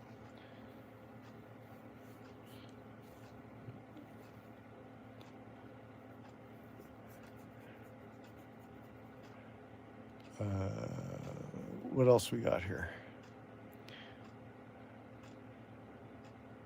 I guess we should think about a Lorata soundtrack. Get in the recording studio or fire up the old GarageBand on the laptop. Toad the Wet Sprocket is white music. There we go. Yeah, I think a Lorata soundtrack is definitely a requirement. Bootleg copies, of course. These record labels are all garbage, so I wouldn't even do India, just bootleg copies. Just burn them onto a thumb drive or something. I wouldn't release it to the internet. Just pay your $79.99 to this address, cash only, and maybe we'll send you a thumb drive if you're lucky. I've got a different approach to marketing music. Forget Spotify.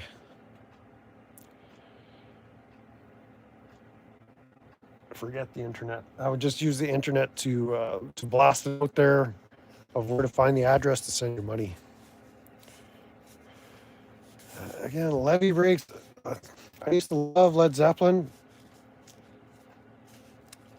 I wouldn't say it's unlistenable, but I don't see what I used to enjoy.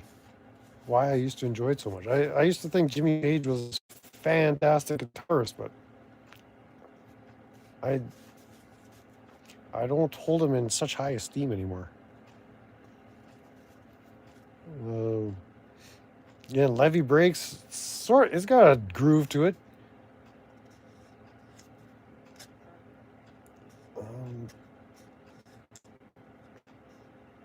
Again, I'm thinking if I wanted to play that song, like that would be a strange number to try to recreate. I don't know, Stairway to Heaven or Led Zeppelin 4 or Led Zeppelin Untitled. That was the first one I ever had in my collection. And I mostly bought it just to hear Stairway to Heaven. But there's some good tunes on there, rock and roll. Again, Robert Plant's vocals, very difficult to perform.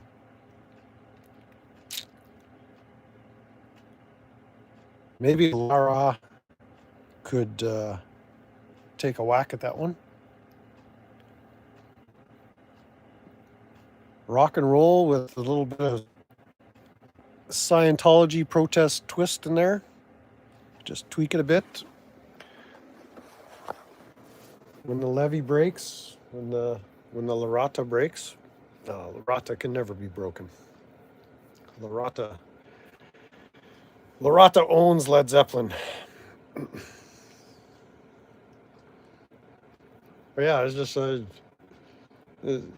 Led Zeppelin just hits different now. It doesn't have the punch it used to when I was 14. I don't know what it is. It's just something along the way I lost interest in Led Zeppelin. That might be heresy to many of you, but it's just I just kind of outgrew it for whatever reason.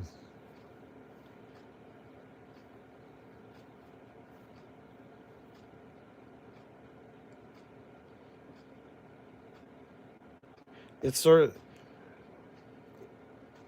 like a very influential band, so I appreciate that. Hot Rod Lincoln with Commander Go. Yeah, that's what I'm trying to get the riff down. That's some pretty fast picking, and my fingers are nowhere near that limber yet to do the riff there. A fantastic video I saw the other day, because I did click on something having to do with Jerry Reed. I don't know if you're familiar with Jerry Reed, but he was in Cannonball Run. He was the semi driver as an actor in that movie, and very out of this world guitarist, mostly in the country western, not so much rockabilly, but country western picking style. And there was this video he did with Chet Atkins back in maybe the early 80s, where they were on some show on a live TV set studio, and he was just shredding on an acoustic guitar. It was just amazing to watch, and he's kind of like one of those ones like David Lindley, Commander Cody. It's about entertaining the audience. So a lot of Easter eggs and surprises for the audience that enhances the performance. But Commander Cody, just kind of a sense of humor behind the performance, which makes it entertaining. And I guess, if there's something about Led Zeppelin, it's not a criticism or a beef. But I've spoken about Alice Cooper at length on this channel. And Vince Fournier, the lead singer, who became Alice Cooper at a certain point, somewhere around the Killers tour, or Killers album, back in 1971. He said, my whole thing was I wanted to be in show business. And that kind of defined his career. It wasn't to be a rock star, it was to be an entertainer, to be in show business. That's why he was on Hollywood Squares and in all these goofy commercials for insurance companies and Callaway Golf and this, that, and the other. It's like he just wanted to be out there in front of the camera, and he injected a lively sense of humor into both the stage act and every appearance he made. Like, there was so much cheesy, I don't know if you want to call it content, but material that was put out. and it's like this lowbrow humor, but it's meant to elicit a response more than just the music. And like with Led Zeppelin, and it's like it seems like these guys were just humorless. Like they just got and see. I've seen reports where like they weren't even particularly friendly amongst themselves. It's not like they were a bunch of friends that got together and said we need to put a band together. And so the band was created to be a supergroup.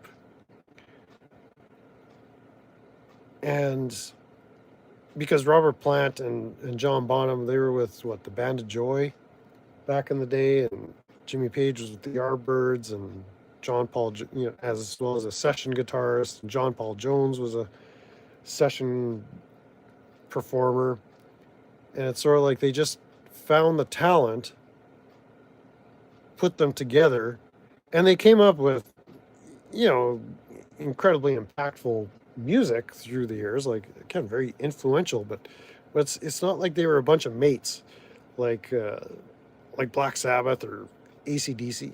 AC/DC went through their development years, but the Alice Cooper band, it's like these guys were high school buddies, and it's like their main goal was just to make each other laugh and have a good time, and that translated into their whole stage show. I'm talking about the original lineup of the Alice Cooper band, the original 5 members, and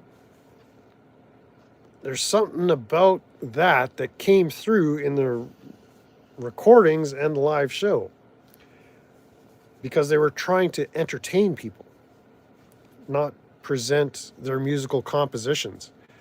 It was about eliciting a response from the crowd. And with Led Zeppelin, it's sort of like they put a lot of effort into their music, and it's like that was it. That's all you got was their performing ability.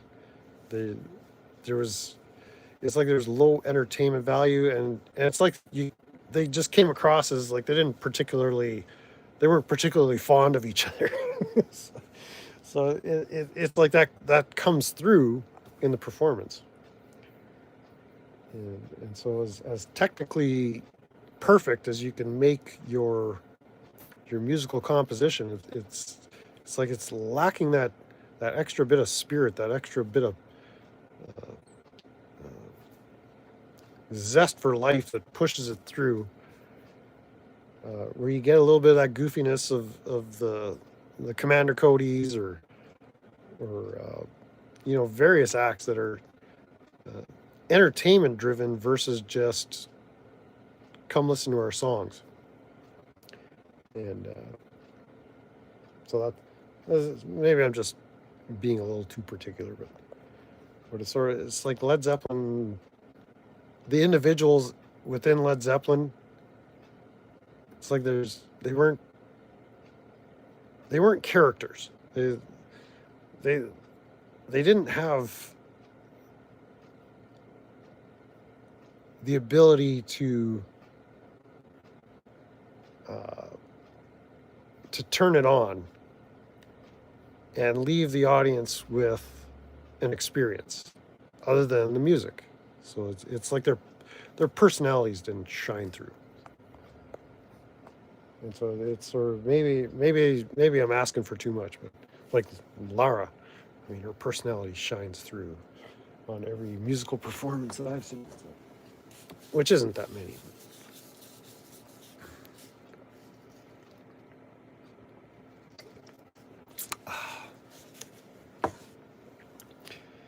So it's just that little extra something that the band brings to the audience.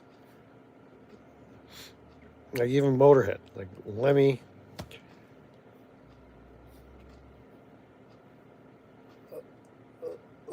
and the rest of the boys, they gave you what you wanted musically, and then they also gave you a bit of a kick in the balls with the way they just came out on stage and shoved it in your face. So it's sort of it's like the personality comes through in the performance. And And so with Jimmy Page, it's sort of like, look how great I am. I'm a rock god. Worship at my feet. And it's like, nah. You're good, but you're not the best. It's like there's probably, wherever you guys live, there's probably 20 people in your town that could play as well or better than Jimmy Page, and that's just the reality of it. It's just,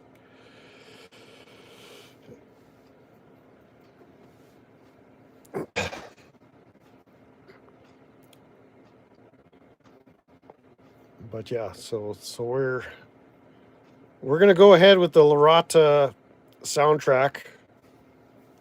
Justin, I'm just putting you on notice. So we're not asking for permission for that, but we're gonna go ahead and lay down some tracks for the Lorata soundtrack, which is available on bootleg only. Yeah, so many musicians some never got a shot, but some people just don't want to be that public or that famous.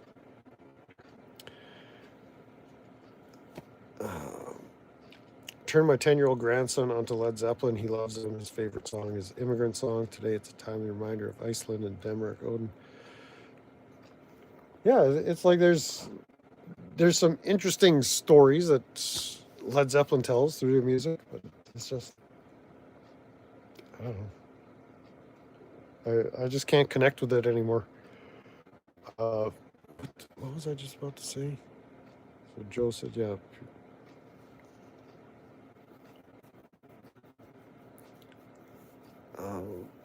Like the music industry has changed so much over the years. Like MTV had an impact on that. If you've been watching Andy Edwards' channel the last few weeks, like MTV is no longer, as far as I understand. Like they stopped broadcasting because they've essentially become irrelevant with the internet and YouTube. Like you don't need a music video channel or network when you could just go onto YouTube and watch all the music content you want on demand. Lots of one-hit wonders. Yeah, it's sort of like, yeah, they had their shot and maybe they just weren't able to follow up with something else, or they shot their load and that was it. We're good. I don't know. It'd be interesting to do some interviews with some of these one-hit wonders.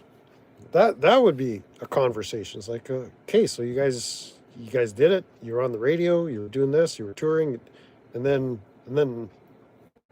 you kind of disappeared. Like, what? Tell me what that. Tell me what were you thinking, or like what happened there?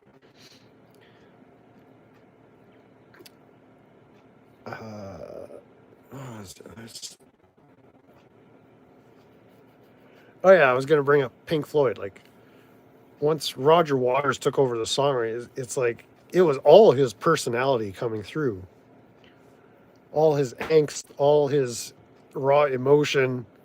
That's what Pink Floyd became after Sid Barrett disappeared, and so the band took on a very different personality, and it was essentially Roger Waters' personality, which can be both scary and perplexing at times. But just the stage productions, the wall, the inflatable pigs, and just the visual and sonic assault on your senses. It was, and your emotions. Like it was like these were a bunch of poshies, and Roger Waters, love him or hate him, it's like that came through in the performance. And whether you think he was a tyrant or what have you, it's like there was something about Pink Floyd that I still connect with, especially through the classic, from Metal and onwards to the Final Cut. Like I'm able to connect with the emotional intensity of Roger Waters' writing and the themes that it explores, and just the treatment of the human condition. So it's kind of a proggy, psycho-sensual exploration, musically and visually. So it was like there's a lot of creativity and whatever, and I appreciate that. Uh, a lot of work, a lot of experimentation. They were very experimental in their use of the different hi-fi systems, quadraphonic sound, multi-tracking, the sound effects. They basically spent whatever money they had on equipment that they were making. And the comment people have made is, well, if I had all that equipment, I could do that too. It's like, well, can you? Could you? Like, it's easy to say, but we didn't just buy this equipment and start making Dark Side of the Moon. It took a lot of experimentation to create what may possibly be one of the defining albums of the rock and roll era. It's possibly the pinnacle of popular music, sonically and expressively. So it's like again, a very influential band, but people aren't necessarily trying to emulate Roger Waters or that particular way he treats communicating his emotional state to an audience. I've never seen Metallica live. I was familiar with Metallica. I was never a fan.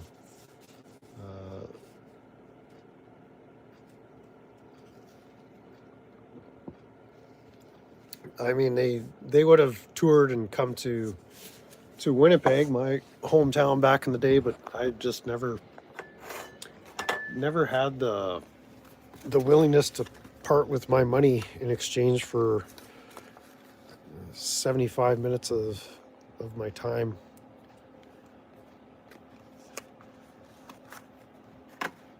But yeah, I'll take your word for it. Kind of finding the story behind the music and whatnot. I guess what is satisfying about humanity is our ability to tell stories. And yeah, if you say Metallica has that capacity and capability of doing it well, then maybe that's worth exploring. But it's like a lot of the artists that I appreciate is like you find their story, you read up on them, you do a little bit of research. It's like, wow, like Toy Caldwell from Marshall Tucker Band. Like he was in the U.S. Marines, I believe. During the time of the Vietnamese War. Was that like the commies or something they were fighting?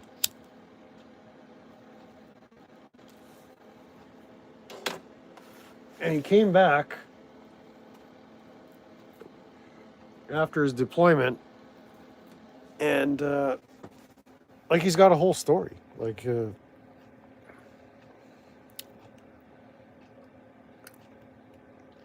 and just digging into a story, or a band like Lynyrd Skynyrd, like there's a crazy story behind Lynyrd Skynyrd. Like from the early days, like their early days period was like almost a decade long before they even laid down an album. They just kept working and working and working on their material. And then finally, pronounced Lynyrd Skynyrd came out, like well after the band had formed. It's sort of like, what a way to go about a music career, and just struggling to get record contracts, and then when you got the record contract, your contract, the label screws you out of something. It's just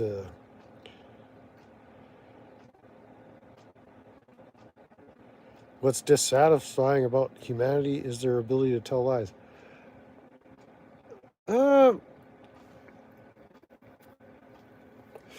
I don't know if that's a dissatisfaction. I think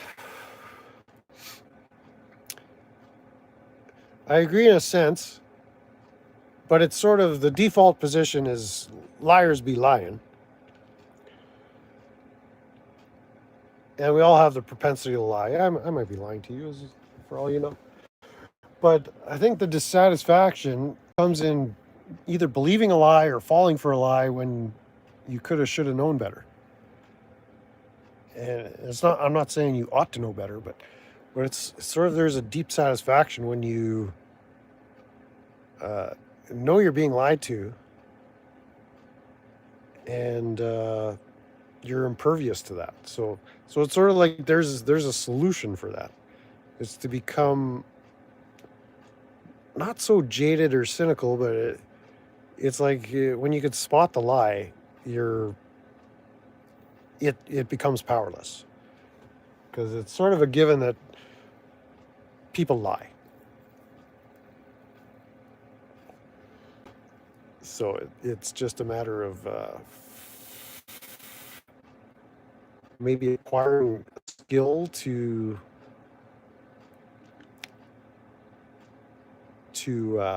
lie proof your life. Sometimes people want to be lied to. There you go. Sometimes people just have a need for drama in their life, and then what you end up is with this external locus of control,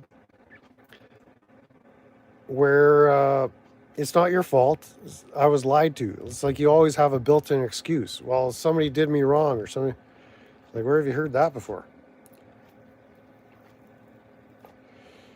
You gotta sniff them out. Sniff out them liars. Yep.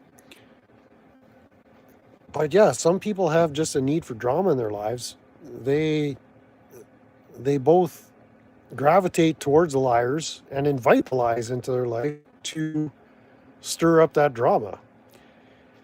And so it's never them, and it gives you a built-in excuse. Well, it's not my fault. I'm not responsible. I was lied to. Well, yeah, but you had 20 different people telling you that you were being lied to, and you decided to ignore that counsel, and so whose fault is that? So I'm not saying that any of you are doing that. I'm thinking of people in my own life that it's like you both lie and are being lied to, and you're, again, creating this external locus of control. How about you start taking power over your life instead of allowing these lies to penetrate, saturate your life, and now you're just a victim, right?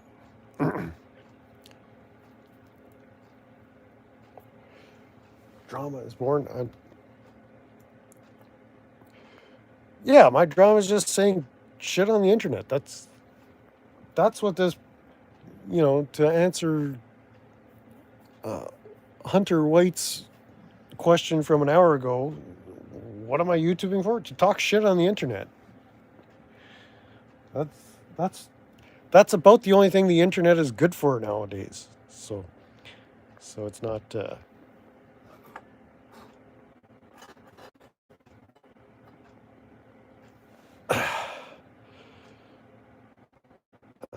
But I'm not sure I understand your commentary today. When you hear pretext that the 9-to-5ers accept as gospel, drama is born. Drama sucks. Really don't have time or energy for it. Yeah, well, some people they thrive on that. They get both. Somehow, it's almost contradictory. They get the dopamine rush and the cortisol rush that keeps them going. So it's like they're a victim of their own neurological desires, which is to get these chemical hits which cause them harm, and they can't break free from it. And so it's like you get this negative feedback loop where you just thrive on the lie, thriving on a lion.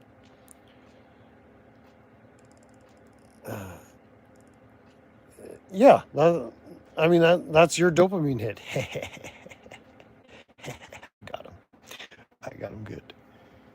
Yeah, that's the only thing the internet is good for. The dopamine hit where you can do.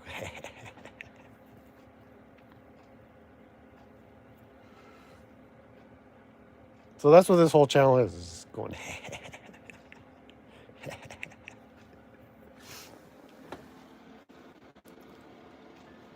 That's what everybody should be using the internet for. Just going.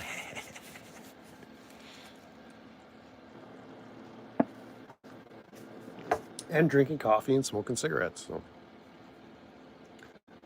while tweaking out in an RV. I see no other practical use for the internet at this point. 2 dopamines, please.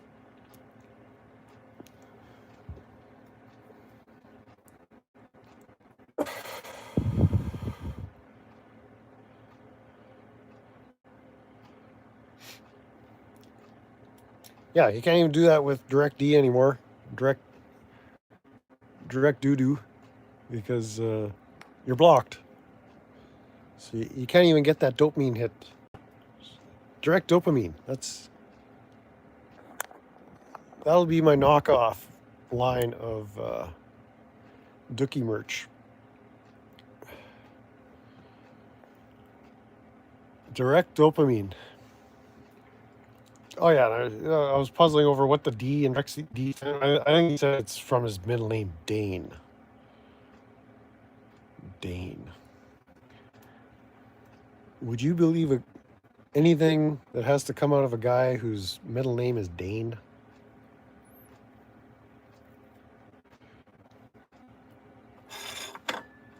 I recommend you don't. So. And he purchases subs and views and channels. Because you buy a channel on YouTube. There's a place you can go on the internet. I've seen it. I've seen it on the internet. I've seen it. And you can buy these gaming channels that have become up for sale with all their subs. Don't know how many of them are bots. And if you've got the shekels, then you could buy a channel with 1 million subs and be a big old YouTuber. Got the MAGA guy guessing. I don't know who the MAGA guy is. Aren't you all? Aren't all Americans on the MAGA train now?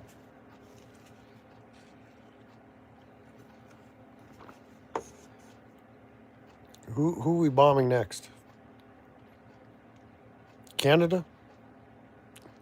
Should I be watching my 6 for those incoming Patriot missiles? The drone strikes? But I've got my trained Sasquatch out back. He's gonna take care of me.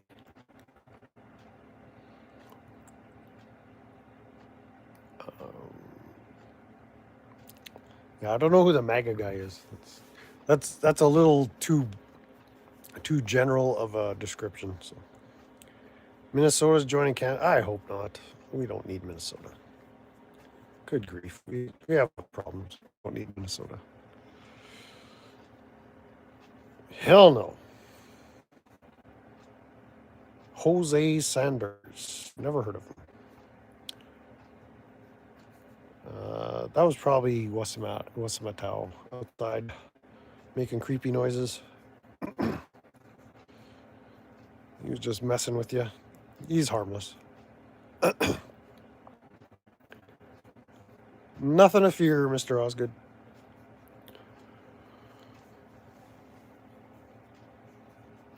Yeah, I don't know who Sanders is. Oh yeah, Minnesota's the last. That's the last group of people we need.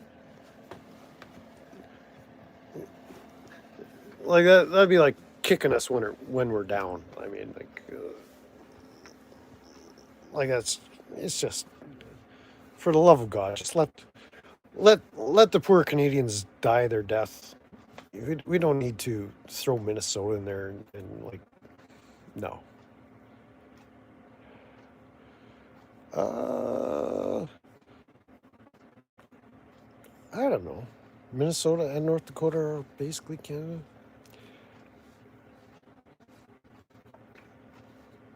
I don't know about that.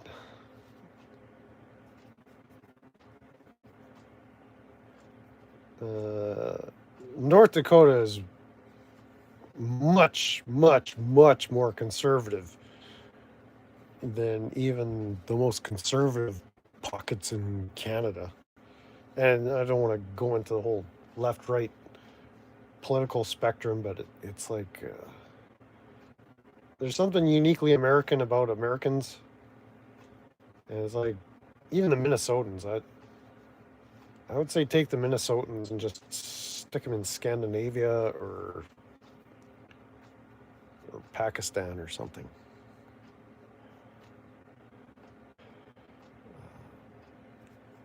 Got way too much oil.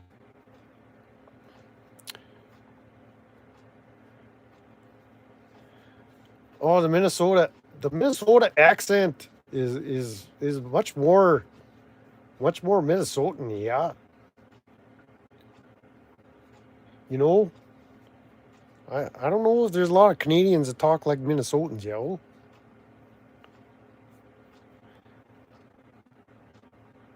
North Dakotans, I don't know. Is there a North Dakota accent? I don't know if I picked up a North Dakota accent while I was down there. Minnesota has hot women, yeah. North Dakota has a lot of them corn-fed girls.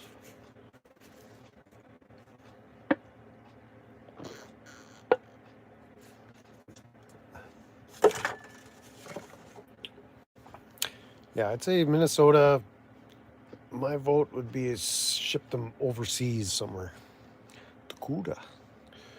Ship them over to maybe East Africa or something.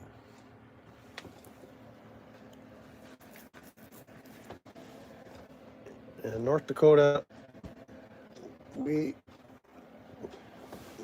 happily coexist with the North Dakotans up here in Canada, so there's no reason to take on their identity or anything. Did you ever watch You Can't Do It? Yes, I did watch that. Way back in the day. Let's talk about blast from the past.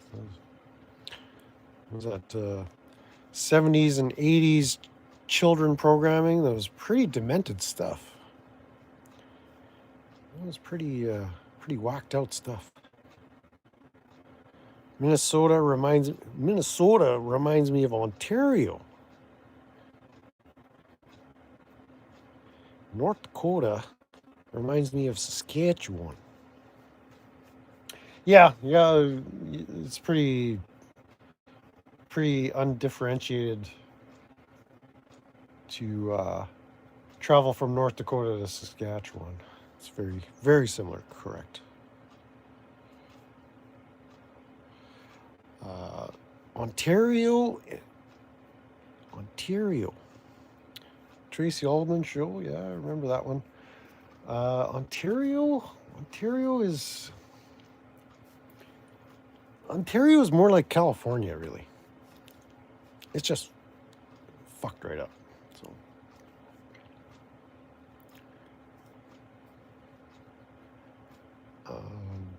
Minnesota.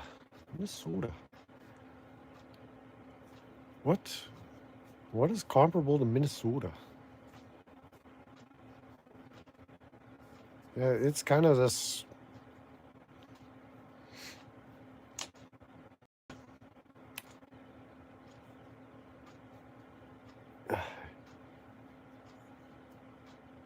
Minnesota is like this hyper feminized republic of its own or something. It's like the men are women, or they want to be women, and the women are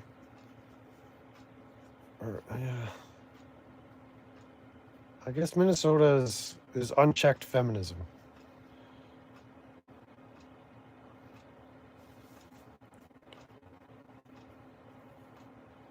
Minnesota is similar to California too.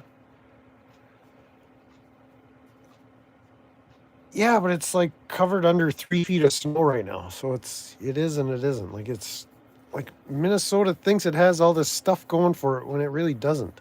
Like what does Minnesota have that anybody would want?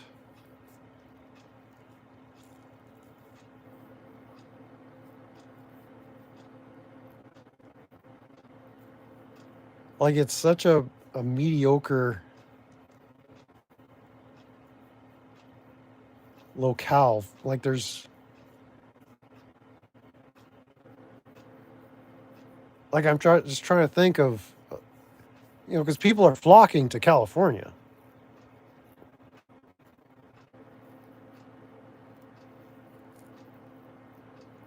or they were at one time, but like nobody's flocking to Minnesota unless you're possibly of East African descent. Minnesota doesn't have jobs. Yeah, it's like nobody. Like, does anybody work in Minnesota? Like, what do they do? They protest, and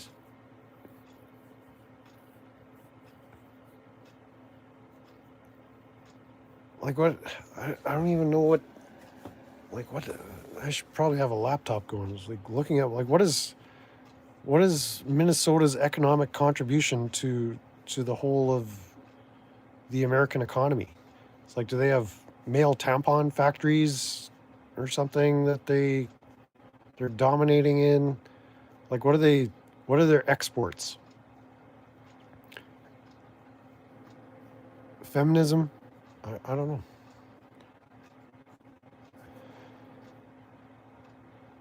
Like, whereas Ontario is much more similar to California, is like politically, sociologically, like culturally, like it's just like Ontario. For those of you who don't know, that's the largest province in Canada by far. With the largest metropolitan center in Canada being Toronto, and the Greater Toronto area has a lot of suburbs, Brampton, Scarborough, all these different. It's almost Toronto is almost like a city state unto its own. And basically, what happens in Toronto or Ontario determines the direction of the country as a whole. Unfortunately, like that's just the way it is. However they vote in Ontario is the way the country has to go, like it or not. And it's almost like I'm not saying elections or voting is the way out, but just seeing things as they are instead of the way we'd want them to be. The entire western half of Canada, really from the Great Lakes to the west, it doesn't matter what we want. We want our policies are determined by people that are thousands of miles away from us.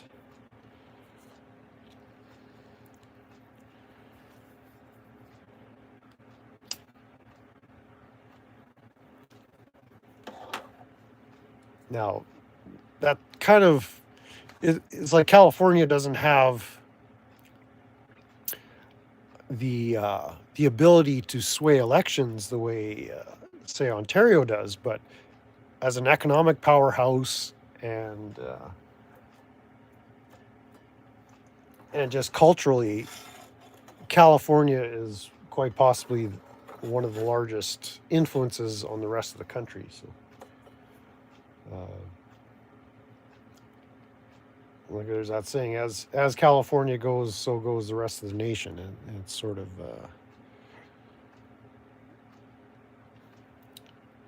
so it's similar but not the same.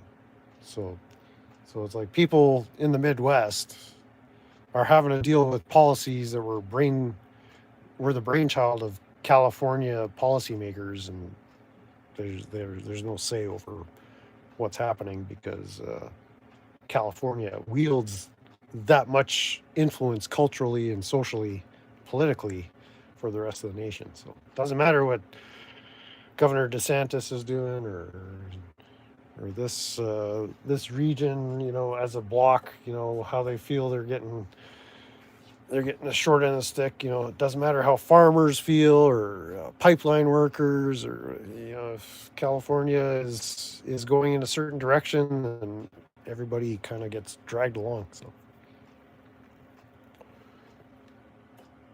and the Mayor Fords, well, they were kind of this drug dealing mafia family. So I don't know if we need more of that, but they were kind of a bunch of thugs. So we got enough normie thugs. We don't need the legit thugs taking care of things. Trade Tim Walz with Mayor Ford. Well, not if I can see to it. I mean, you can have Doug Ford, the current premier of Ontario, Mayor Ford's brother. So they dealt drugs back in the day. They were the drug lords. The crack pipe mayor. Yeah, I don't know what kind of trading value Tim Walz would have. So, but again, they're sort of just characters playing their roles. But again, I'm just saying the way things as they are, just kind of basing this in reality. I was thinking the other day too, like I'm somewhat of an anarchist if I had to label myself. There's really no need for hierarchies where you have to go up a level in order to get some need fulfilled, or have a level delegate authority to a level below it to get actual work done. The problem with anarchy, I see at its core, is that you would create a void or a vacuum of power, and eventually hierarchies would just reestablish themselves, and it could be worse than what we have now. So that's, I'm not opposed to anarchy. Ideologically, you don't need rulers telling you what to do. But if you eliminated those rulers that are currently in place, inevitably you'd end up with another hierarchy forming. And that, listen to folks like Larkin Rose. I agree 100% with the message, but the fatal flaw or Achilles heel of anarchy is eventually that void would get filled, that leadership void, that power void, and the hierarchies would rapidly reestablish themselves, and possibly in a worse manner than they're currently arranged. So that's Chris Farley, Mayor Chris Farley. Yeah. Well, we don't want people in Hollywood wielding any kind of political power. That's unfortunate. But yes, the comparison is quite appropriate. Send Tim Walz to the moon, baby.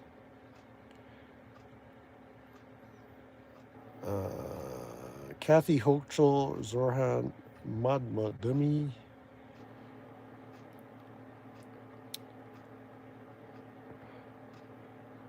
Getting rid of the current structure leaders. Again, in principle, it's the correct move.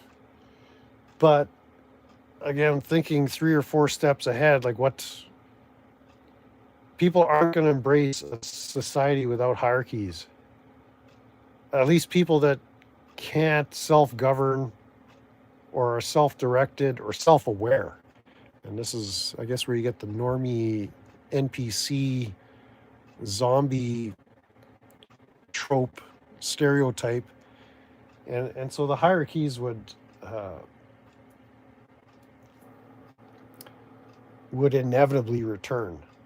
And the current structure as bad as it is, it's probably not as bad as it could be. You know, I'm not endorsing or or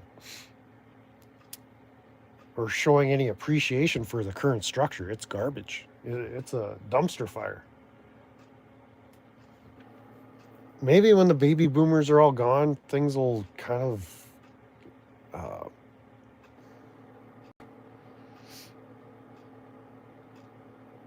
I don't want to say return to a sense of normalcy, but it's like the baby boomers as a voting bloc have done a lot of damage. A lot of damage. And those folks are part of the power structure. I mean, look at your president. Like what is that? He's kind of the poster child for boomerism.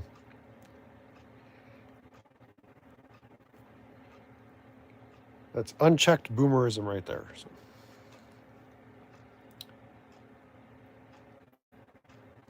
And I'm not saying the Gen Xers will do any better. I say my money's on Gen Alpha.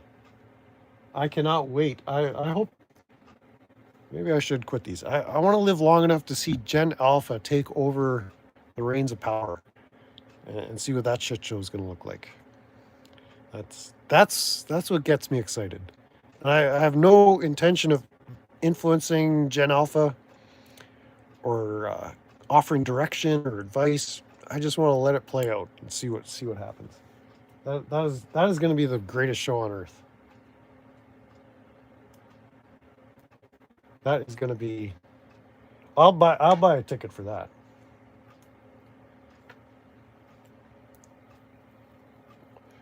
But yeah, once the boomers are kind of drifted off into eternity, the world should look a lot different. Yeah, the millennials gave up, and the Gen Z, Generation Cyclone. I mean, they're pretty much. And I don't mean to be disrespectful, but they've demonstrated themselves to be pretty much useless. And if you have, Gen Zs in your life, give them a pat on the head, tell them they're great, and whatever, send them on their way. But Gen Alpha is a completely different animal. They already hate everybody. See, Gen Z isn't that hate filled. So it's like when we get a hate filled ruling class. That's going to be wild. Holy smokes. And maybe I'm stereotyping a bit. Millennials gave up because, millennials, they're either children of the boomers, so they had elderly parents, or the Gen Xers that married young, that would have maybe gotten married in the 90s. They would have birthed some millennials. But it's like the millennials are the echo to the baby boom. So there were still a lot of baby boomers breeding, and those millennial offspring, their spawn of those boomers, make up a good chunk of society. And yeah, millennials, they have nothing to offer. So yeah, that's why they give up. And Gen Z has kind of been brought up with the idea that you'll never have anything to offer. But Gen Alpha is a completely different, it's almost like a subspecies of humanity. It's almost like human evolution is, I don't know if it's an advance or a degradation, but I guess time will tell. But the alphas are an exciting subset of humanity. To me, anyway. That's just me. But the millennials are whatever ideas they bought into or think they have been proven to have been worthless. Gen X never had a chance to shine. I'm at the age where I don't care anymore. Like, it's not my job to change the world. But Gen Alpha is going to change the world. Just mark my words. I'm not speaking prophetically or anything. But, and Generation Omega. Well, I guess the ones coming up behind Alpha now, the ones being born as we speak, are Generation Beta. I think they've been labeled. I don't know what Generation Omega is. If there's a formal classification for that demographic, but Gen Alpha is something entirely different from what we've seen up to now. They don't have that learned helplessness that the millennials have, the zennials have, Zs, ZZs. Gen X kind of just, I guess, I don't know, maybe it's giving up. Gen Xers are unique in that they're just going to forge their own path because that's what we taught ourselves to do. So it doesn't matter. Like we're not so concerned about our. It's not that we're less concerned about changing the world because we know we can change our own world. We've had to define ourselves. So it takes a lot to get to me. As far as we're talking a little bit about that external locus of control, it's like once you can spot the lies, once you can be self-directing, self-governing, it's like you realize it doesn't matter what's going on outside. If I can manage myself, that's all that matters. Because I don't need the hierarchy to care for me or care for my needs. We're resilient, we're pretty self-sufficient, we're pragmatic, we're resourceful. We can be industrious if that's what's required. We can be lazy if that's what's required. It doesn't matter to us, right? Millennials, they don't have the resiliency, the resourcefulness. They've been sold a lie, and they haven't. It's almost like they don't care that they've been lied to. And Gen Z is, again, they've been given nothing and expected to do something with nothing. But Gen Alpha, they've got TikTok. They've got they've got tools that they're and it seems like they're willing to fashion tools out of the earth itself to administer their wrath on the generations that came before them. And so it's like this whole demographic is defined by their hatred of the rest of anyone that isn't within their cultural group, their subset. So we'll see how that bears out for the rest of us. It's going to be damn interesting. So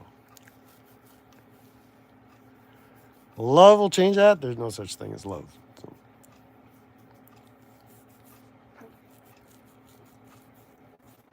Love is a myth.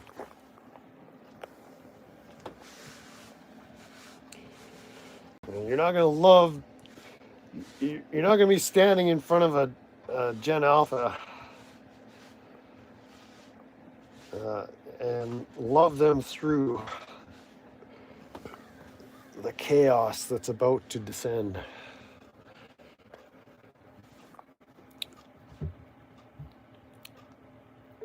Jaded? No, I'm just spitting truth, that's all. Love of family, yeah, so in that sense,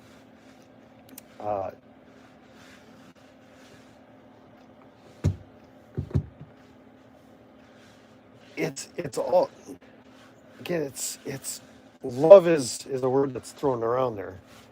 And I think when it comes to family, what we call love is, especially for males, it's a purpose, sense of purpose. So it's like you'd do anything for your family because it's built into you as a male to have purpose in your life. So in a way, it's a bit of an external locus of control, but your family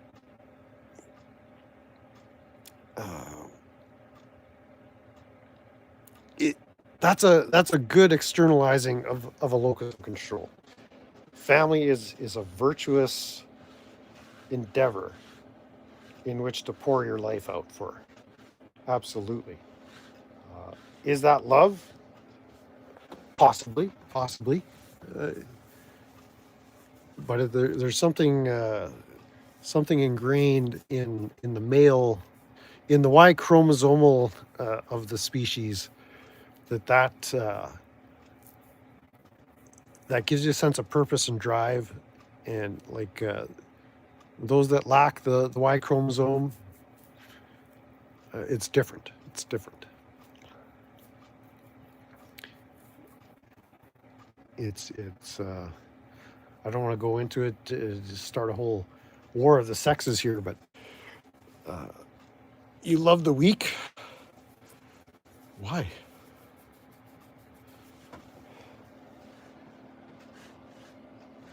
Why would you do that?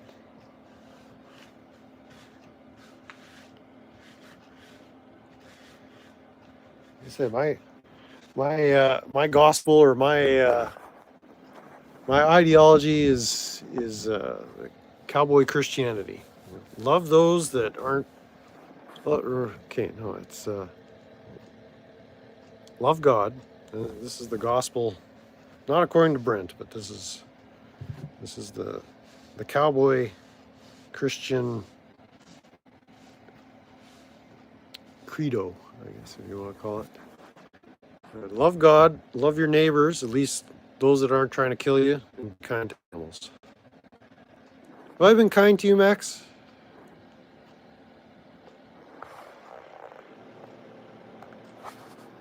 It is. Sleeping on my bed.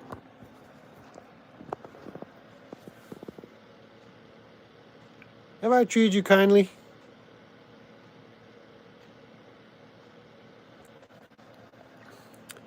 Talk about loving the weak. This guy's the biggest weakling there is.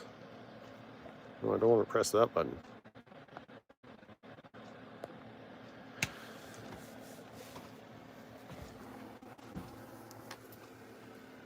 Oh yeah, just maybe I'm misunderstanding your comment there, Joe the Ho.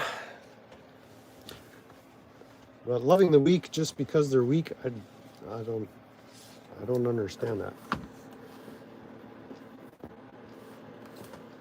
Having compassion on the needy and caring for those that can't care for themselves, well, that's the children thing.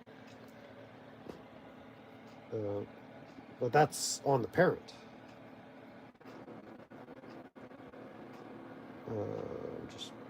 I lost a charger here. I think I gotta plug you guys in here.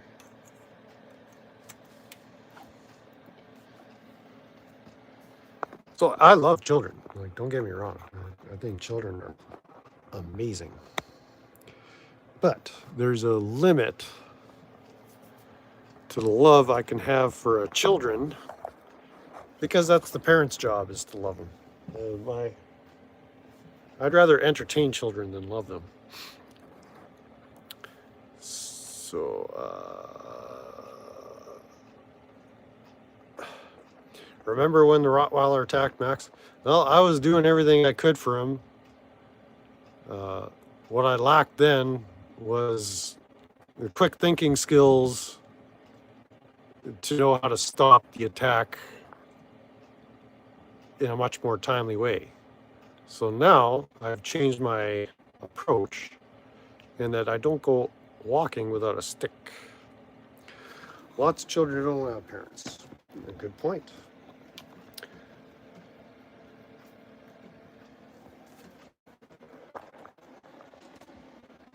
So if you want to love those children, what does that look like? Let's see. people that can't defend themselves. Yeah, like children are the most vulnerable segment of the society, and just by that virtue, we're obliged to provide protection. But just protection isn't love in its essence. Like you're going to protect and defend the needy and the weak. Like that's just kind of a basic instinct we have as as humanoids.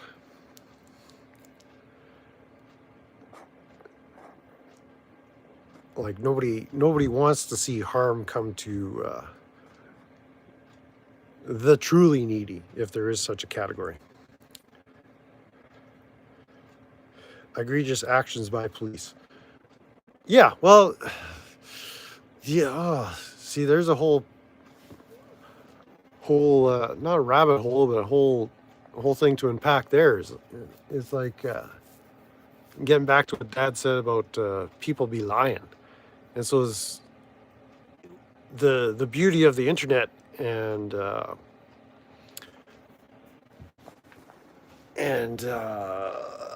YouTube and walking around with a camera. Everybody's armed with a camera, so that we've got accountability. And the state is having trouble lying to people now, because what have we got that quote? You know, back the blue until it happens. It's happening to how many countless people that were supporters of the system, realizing, you know, I'm a law-abiding, tax-paying citizen of these here United States or the People's Republic of Canada or whatever. Like, I inherently trust law enforcement and these officials that are here to protect my safety and protect our way of life. It's like, that's clearly not the narrative that you're seeing on the YouTubes, if you've been watching for any amount of time. And so everyone is weak compared to the power of the state until you see the scam, and then you either can out-scam the scammer or you plot your own path. That's sort of where I'm at. I have a canoe, want to move to Hawaii. Coconut Crab Island is possibly a better destination, but if you can make it to Hawaii in a canoe, holy shit, you're more of a man than me. But yeah, egregious actions by police. I've said this in a previous life. Like I've had problem with authority since I was like 2. Like I didn't take no as a legitimate answer. And because somebody in a uniform said I had to do something, I need more than that. And so I was always distrustful of authority, especially police.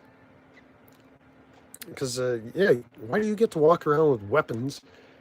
And,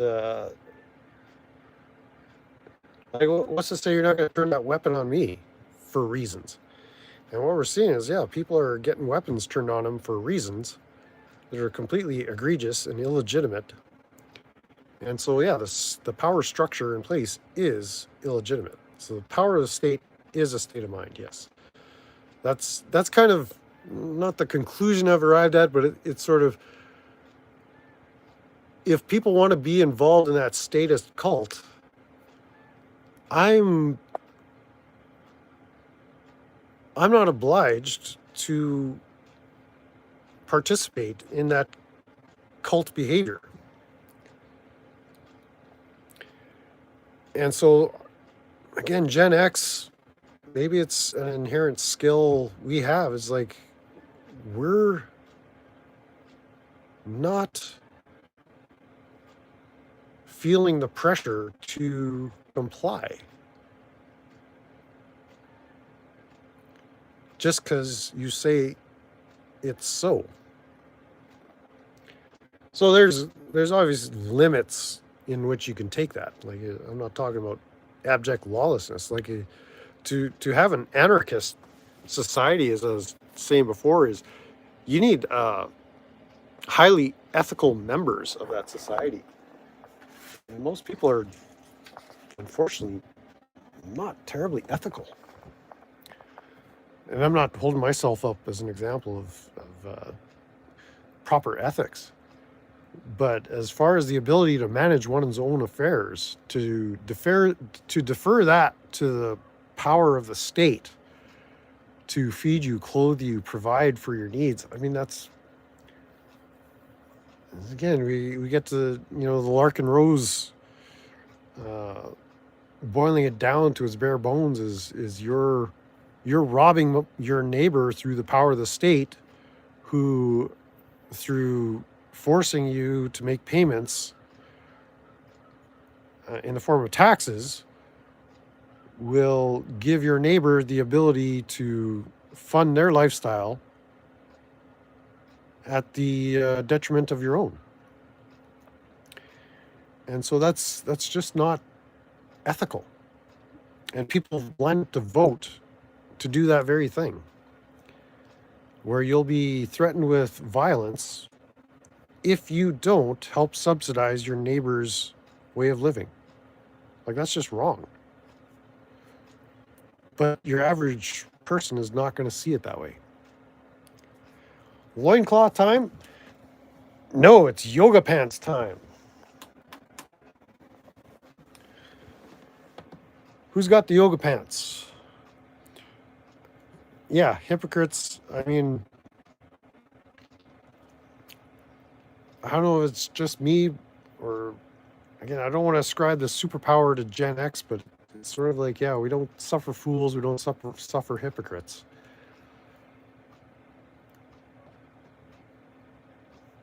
So, yeah, I hope this isn't sounding too black pill, but this is sort of just reality. It's like, rather than try to change the world, just change what you can control. So I've kind of taken that external locus of control, seen it for what it is, and things that I have no control over, I'm just not going to participate in.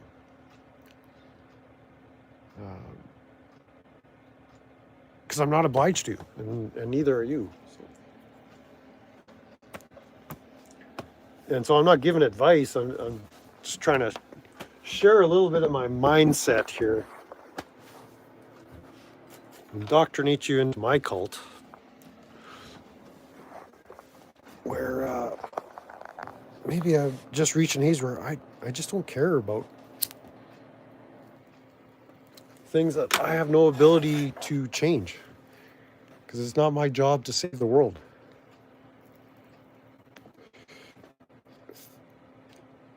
Getting back to the cowboy credo, like, love God. I inherently trust God that things are going to work out,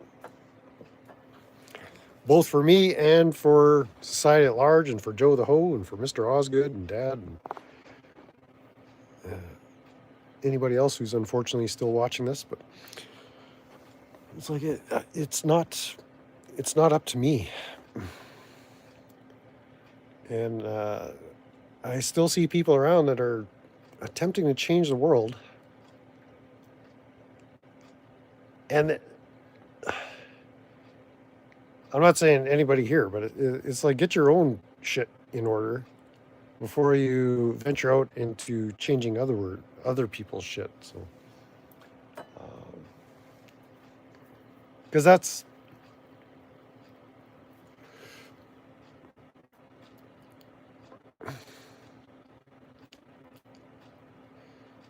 how do I put this?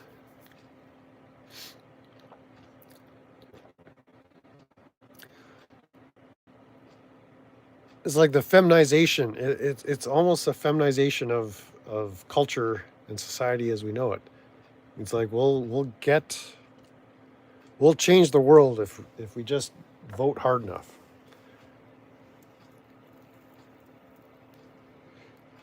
It's the wrong God. Yeah. Trust Larata is what Justin Garza says, which are the wisest words to have yet been spoken in this chat. So. Always trust Lorata. I mean God. It was like for so long in the Western world, we have made government our God. The lesson I've taken away from Lorata and kind of from the badger's own mouth is about mitigating harm. It's understanding that the government is out to do harm, even though they tell you we're here to help.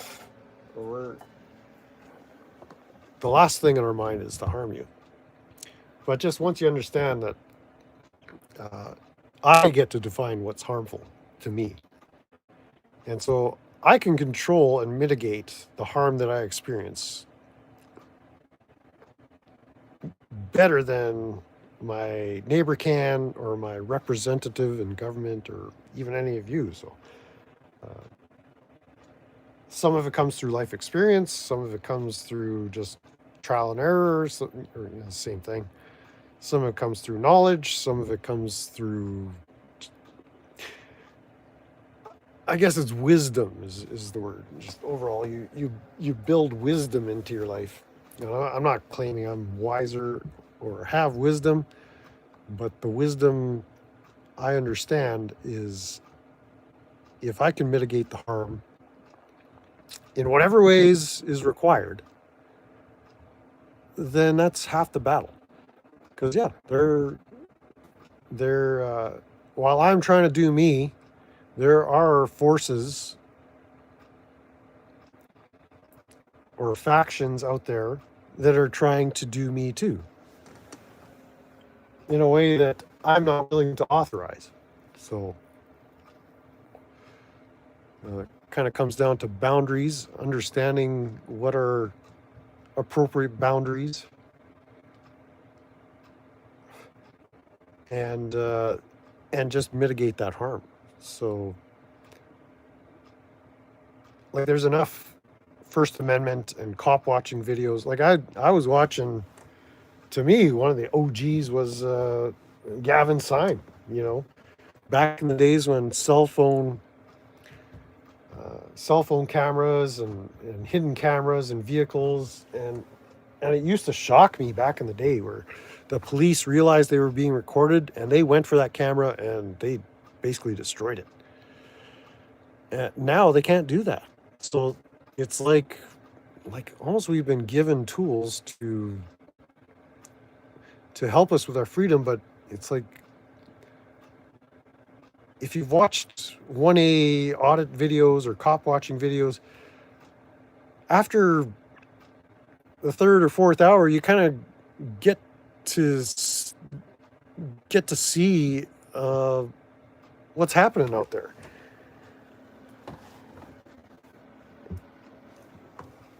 But instead, it's sort of like now we've got thousands and thousands of channels all doing kind of more of the same, exposing corruption. It's like, no, it's been exposed. The mask has been pulled off. The Scooby-Doo, like who's behind this shenanigans? And it's like, oh, okay, it's a douchebag from down the road there. And so it's almost like the accountability is there. The egregious behavior has been revealed, exposed, and so it's not like I need to go around filming my cops, because everybody here knows they're getting shaken down.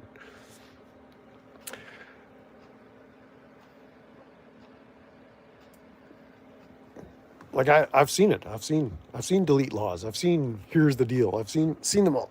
What I haven't seen is me take a piss in a while. So if you guys still want to stick around, how about you just hang out with Max for a minute. Keep an eye on Buddy Boy there. Make sure he doesn't do anything silly. I'll be right back.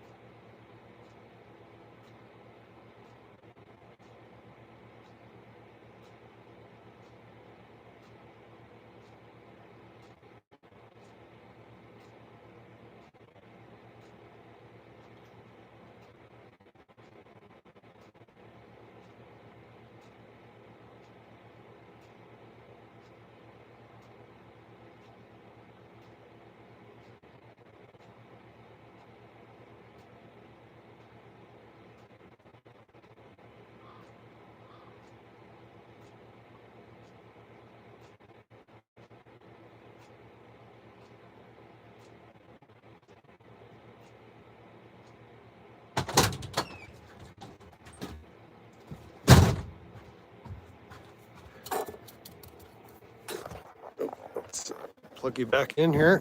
Anybody still left? All right, let's see here. Ooh, we're getting low on juice here. Should be able to make it. Where are we at here?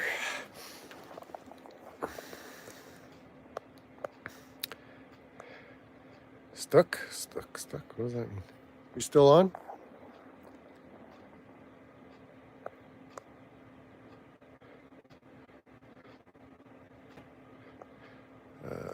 Projection, gaslighting.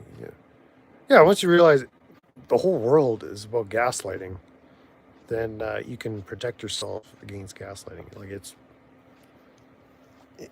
Gaslighting is not rare anymore. It's the status quo. And so my subversive philosophy, my transgressive nature, is to say things like the status quo ought to be destroyed.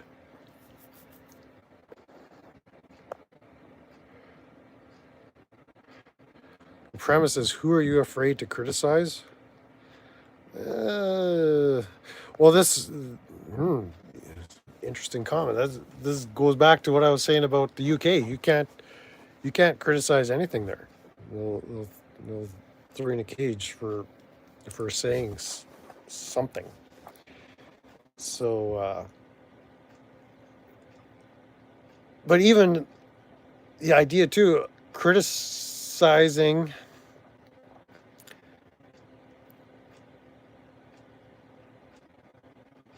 is generally unproductive, because the system is what it is, and it's sort of this. I don't want to sound too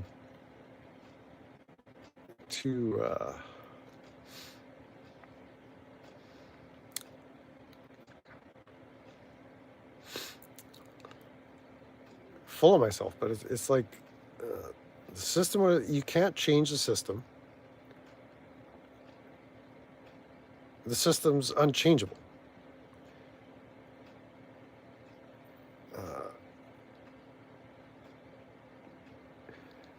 And so criticism itself is sort of not a solution. You just have to go, like Joe says, consistently evaluate yourself and make corrections. So who is a society can nobody criticize? I think you can criticize anybody. You won't correct the government. It's like, okay, an example. So everybody's down on Tim Walz lately, right? Like exposing the corruption, the grift that's going on, the fraud. Well, that's part of the system. Like, if you want to get into that game, those are the rules of the game. Like, if you want to be an active participant in state affairs and government, well, that's just the rules of the game. Like, that's how it's played. Like, it's not like Tim Walz is some outlier. It's like they're all like that. So, well, I'm going to run for office and I'm going to change this. I'm going to become sheriff of Arapahoe County or whatever, Apache County. And I'll change this system. No, you won't. The system will change you, because the system is not, it's not amenable to being changed. That's why it's the status quo. And gaslighting has become the status quo.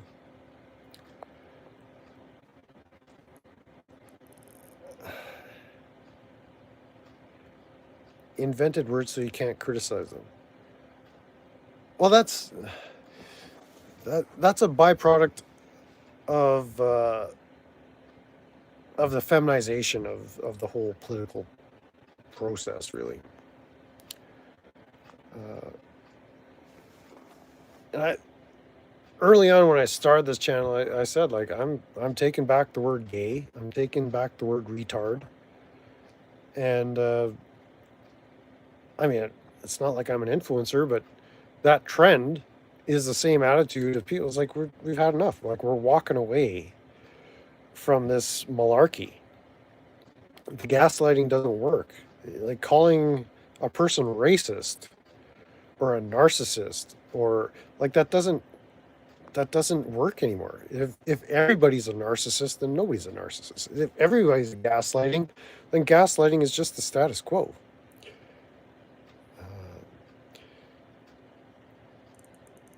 If you want to look at who controls you, look at what group can never be criticized. I don't know if I agree with that.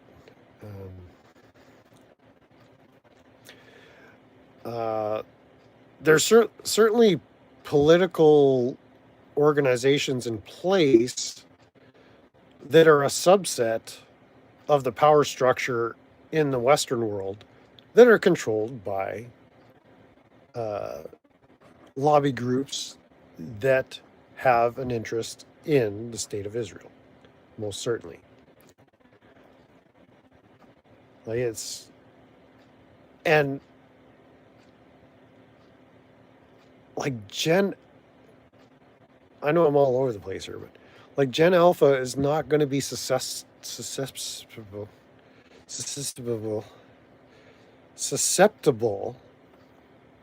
to being called anti-Semitic or anti this or this, that, or the other. Like it's just not going to work on them.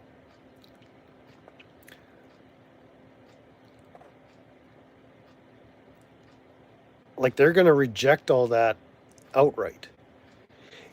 And getting back to kind of the idea that there's a group that you can't criticize. Well, that's possibly a product of some leftover boomerish thinking.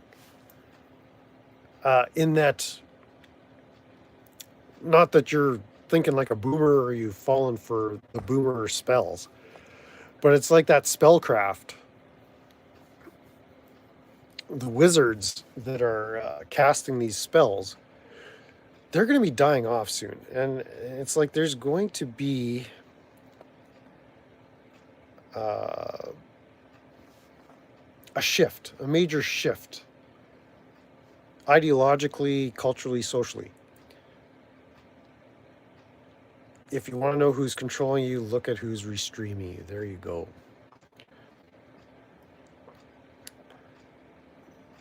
We shall use YouTube as a tool to administer justice.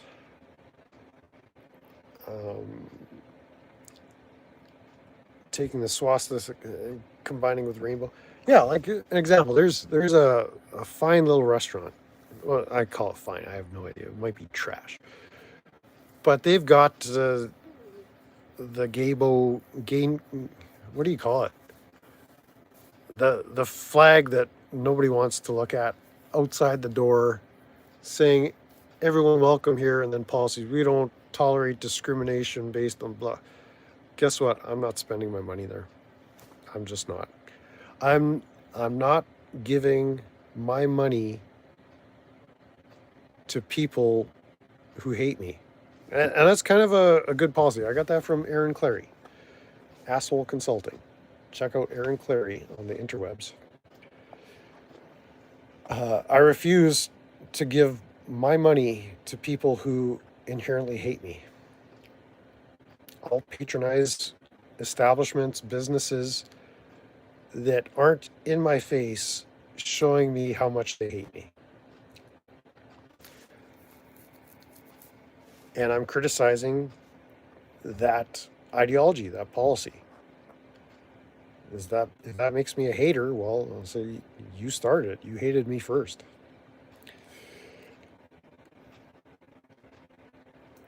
Because you are intolerant of certain positions, of certain ideas.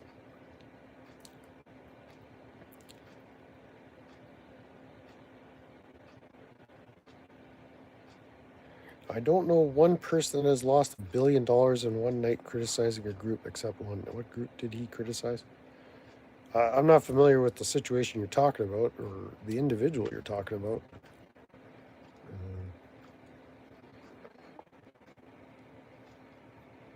that's where, again, mitigating the harm. If costing you Yeezy, who's Yeezy? I don't know. Oh, is that the the rap among us Tweekah there? Yeah, yeah. Okay. Um,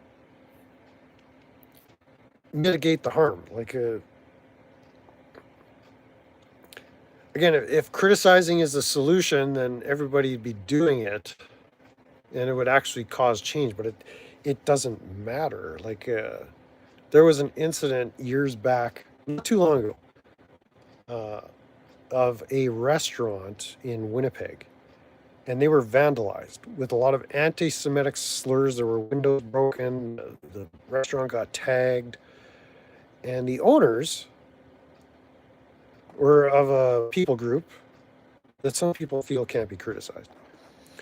And it came out that a hate crime had been perpetrated on the Jewish owners of this fine establishment in Winnipeg. And they got caught. They had staged the whole thing themselves to stir up hatred. They did it, yeah. They did it to themselves. So again, once you see that, it's like I have no need to criticize you. Like the whole like that was on national news for quite some time. Uh, and so saying they did it is not criticizing them. It's pointing out that they attempted to fraud their neighborhood, the local police that were investigating the matter, the local media that covered the matter, and it was headline news, and they didn't get a pass because of their bloodline or anything. But it's sort of, if you aren't paying attention, it doesn't matter who or what you criticize. Like they were clearly acting unethically by general human standards of, if you want to use the term ethics and just basic decency and decorum. It's like you don't do that.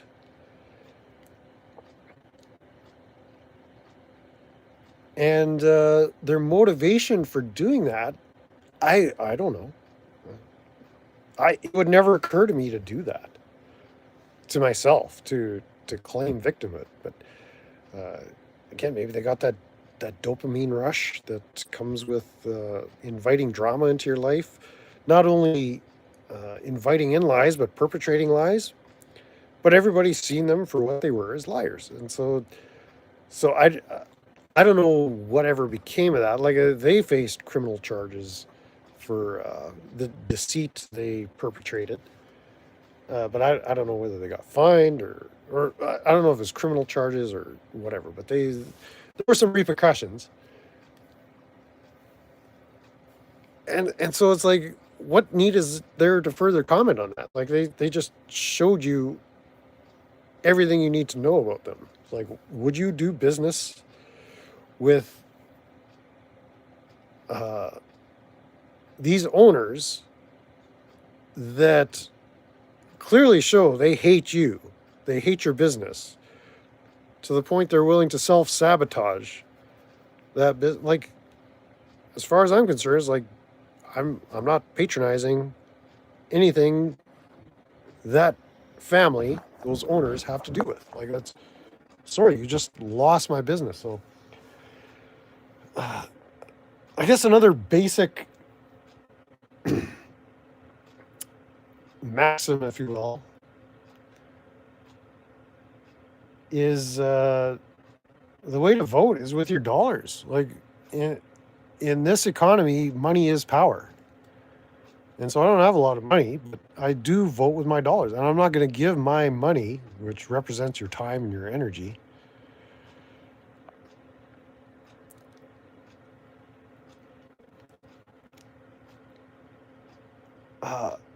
I'm not going to contribute to enrich lives of others that I'm fundamentally opposed to uh, their drive to do me harm. And it's up to every individual to define where harm starts and ends in your own life individually. Like,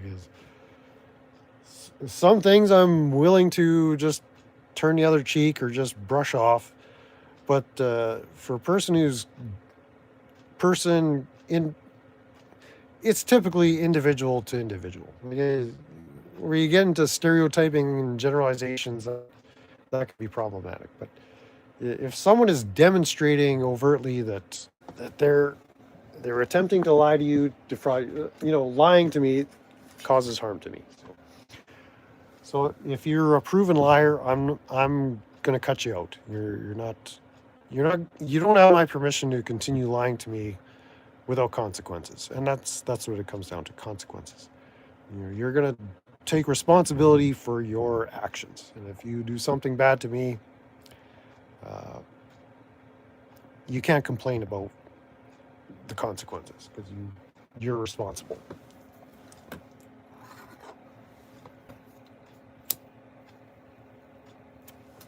Turnabout is fair play.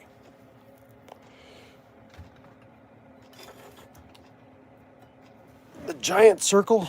Maybe. Yeah. But I know Jewish people that are perfectly fine to deal with as individuals. Like they're not part of the cult.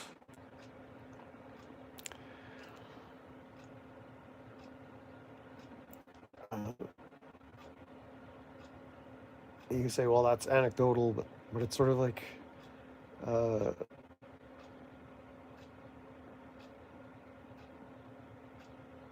at a macro level. Yeah, I don't want my government stealing my money to enrich others that are set out for my destruction, whatever group that may be, or whatever segment of those that are crying for handouts. They're doing me harm. So there's ways. You have to come up with your own ways of how to mitigate that. I'm not going to tell you how to do that. Jody crashes the stream. Here, welcome in. I'm just recruiting members into my cult here. But as a group, it's a bad seed, in my humble opinion. They don't care what they have as long as you have something. They want everything. Yeah, well,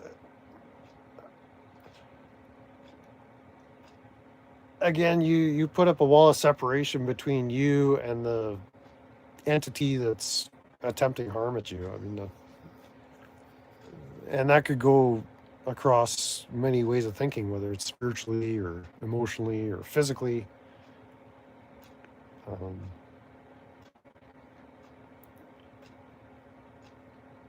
Like it's up to you to create that separation, is what I'm saying.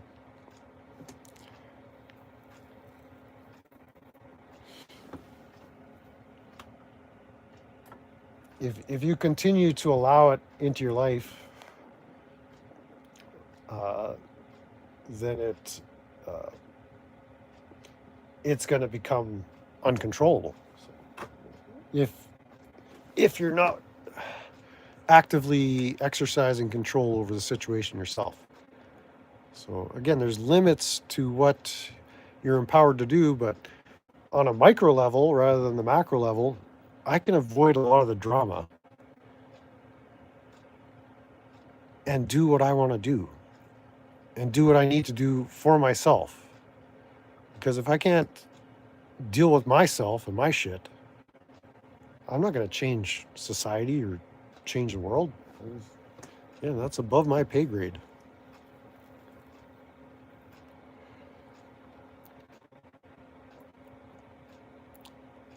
Yeah, maybe it is about a certain sense of hedonism and just being happy. I don't know how happy I look. It was mostly scowling. People with millions, multimillionaires, well, They could have this RV for a few million. I'm willing to negotiate. Everything is for sale. Everything is available for sale. Yeah, I know that rich mentality. I know people in my life that uh, like it's never enough, right? So maybe again, the wisdom through my life experience. I'm by no means a minimalist. I mean, I have too much stuff in here. I mean, uh, just in my own little surroundings. But yeah, the less you have, it's not about getting. Like it's like just being content with what you. I mean, there's a passage in the Bible, having food and clothing, that's pretty much sufficient. Like what a mega happy dance. Let's do it. Mac's ready to dance. Look at that. Look at him. He's just itching to dance. He was just waiting for you, Justin. Maxie, dancing time. Yeah, I feel bad for those people because they put their trust in their riches. It's like another. We're not going to do a whole sermon here, but it's not money is the root of all evil. It's love of money is the root of all evil. Of all the things to not love, money is. It's like the biggest thing. Frankie says, "Relax." Absolutely. And you see, they just get consumed by the. I guess at a certain point, it's lust for things or lust for more. It's like a junkie, right? You get this tolerance. Well, once I make my million, the next goal is 10 million, and then it's 100 million. Like like where does it end? Like I feel sorry for a guy like Elon Musk or, you know, Bezos or Larry Fink, Black. Like where?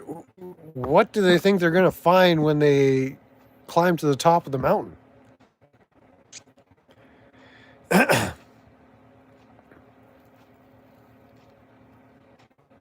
Yeah, Rockefellers. Just one more dollar. And so it's like I'm not terribly money motivated. Money is just a tool. And yeah, if I was actively seeking power over others, I would want to amass as much money as possible, but I don't want to exert power over others. I just don't want to. Uh, Politicians want to. People that get into government want to exercise power over others.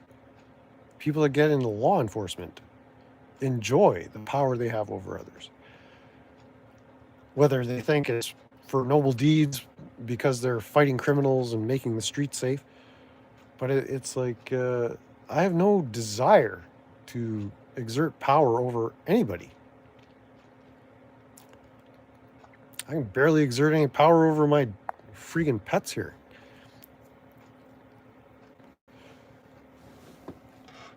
Frankie says relax, and Maxie says relax. Yeah, narcissistic. Like it's again, if everybody's a narcissist, then nobody's a narcissist. That's just uh,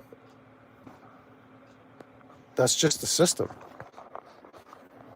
It's like a prerequisite. So that's why you'll never see me run for public office, unless it's a demonstration. There was a dude back here that was running for mayor of Toronto in the last election. Chris Sakocha, I believe his name is. He was big during COVID with a lot of content, a lot on Rumble and BitChute, and uh, he could debate. He was eloquent. He was well spoken. He was popular with people that had critical thinking skills. He was uh, able to debate. He was able to communicate. Very powerful communicator. And like others that have uh, I don't know if he tried to change the system or if he was just doing it to demonstrate how fixed the game is. Like he ended up with a very poor showing, and maybe he was narcissistic as well. Maybe he wanted to exert power over people. I don't know. I don't know him well enough to say, but he was saying things I totally agreed with.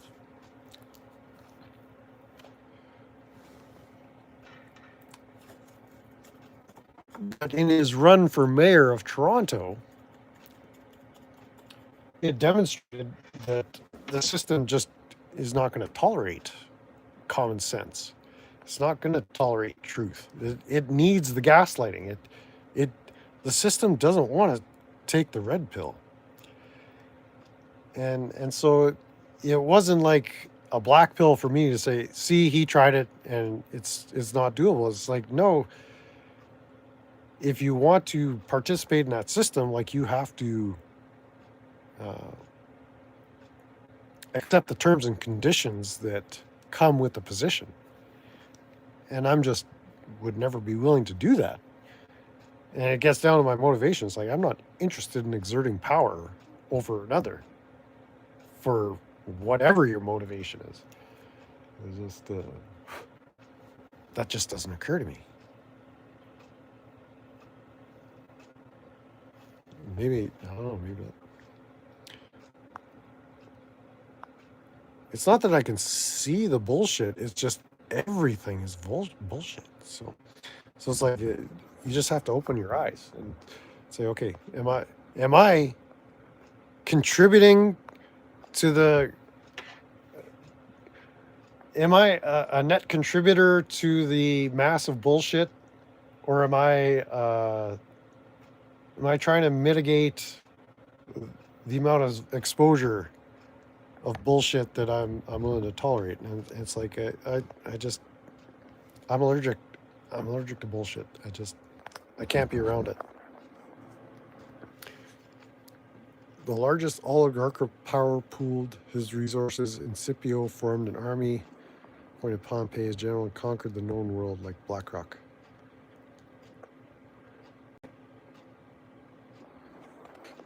But yeah, it's like, what I find exciting though is it's almost like we're reaching close to a critical mass of people that are able to see the bullshit, and they're either walking away from the system or realizing, like, this is an unwinnable game, and they're going and defining their own destiny and outcome instead of relying on some external locus of control to provide a way out, because nobody's coming to save you, unfortunately. You've got one savior, that's God, and the powers that ought not to be. It's like their house of cards is built on such a sketchy foundation at this point that it's really only a matter of time. Like it's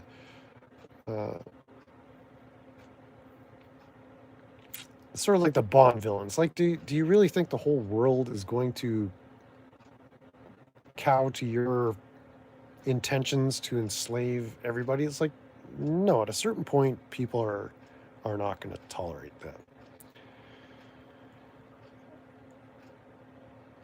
Blackstone Grill. Oh, are you part of the Illuminati? Why are you buying Blackstone grills?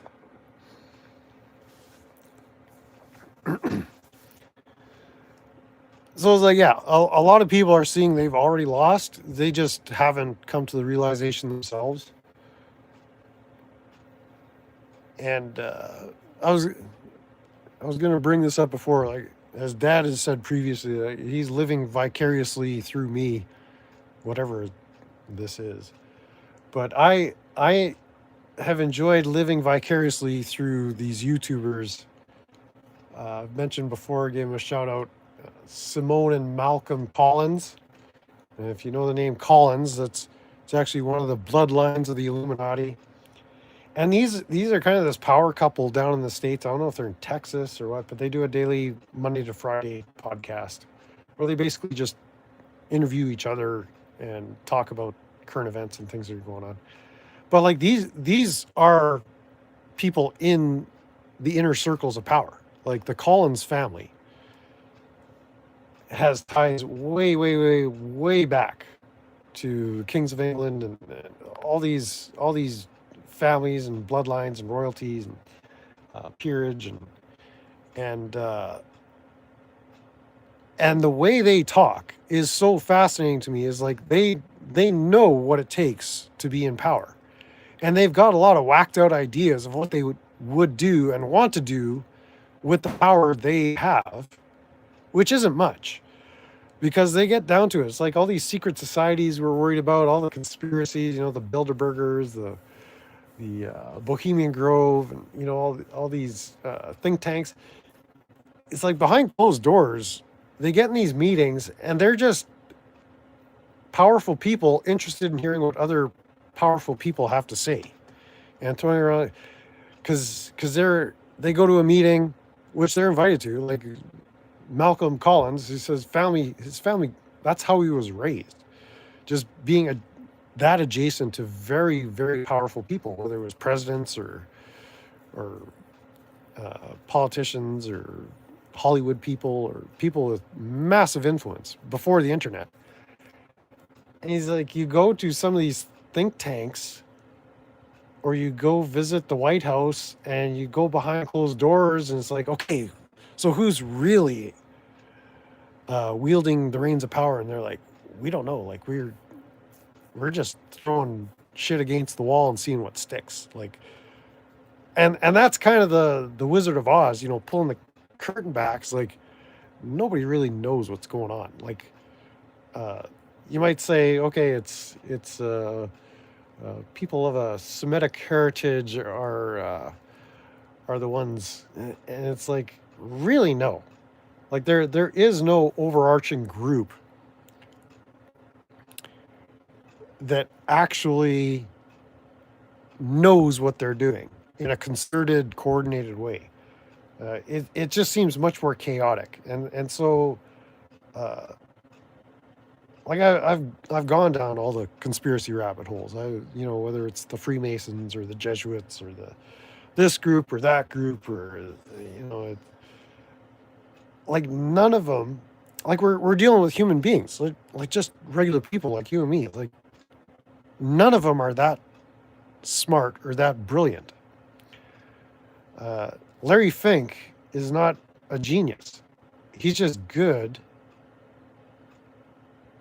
at wielding his power and scamming enough people to get where he's at. Like Jeff Bezos, Amazon, right? Like, do you think if it weren't for Jeff Bezos, nobody would have used the internet to sell books? You think that's totally original? And he might have even stolen that idea. You know, Mark Zuckerberg, you think he's something special? Like he's this tech genius? Like Bill Gates? Like does anybody, like when was the last time you heard Bill Gates and that? Like nobody pays attention to Bill Gates anymore. Like nobody, like he's just irrelevant. And so it's like there's an old guard of wizards that is being replaced by a new guard of wizards that are trying to cast spells. And many of them are on YouTube, but I live vicariously through the Collinses to see if I were interested in wielding that kind of power over people, what you could do through technology and with technology to basically change the world. And like I don't want to do that. I never would, but just hearing them talk is exciting. Even if I don't agree with what they're saying, it's just, okay, so that's how you do it. Okay, all right. I see. Like that's, okay, I'm not willing to pay the price to do that.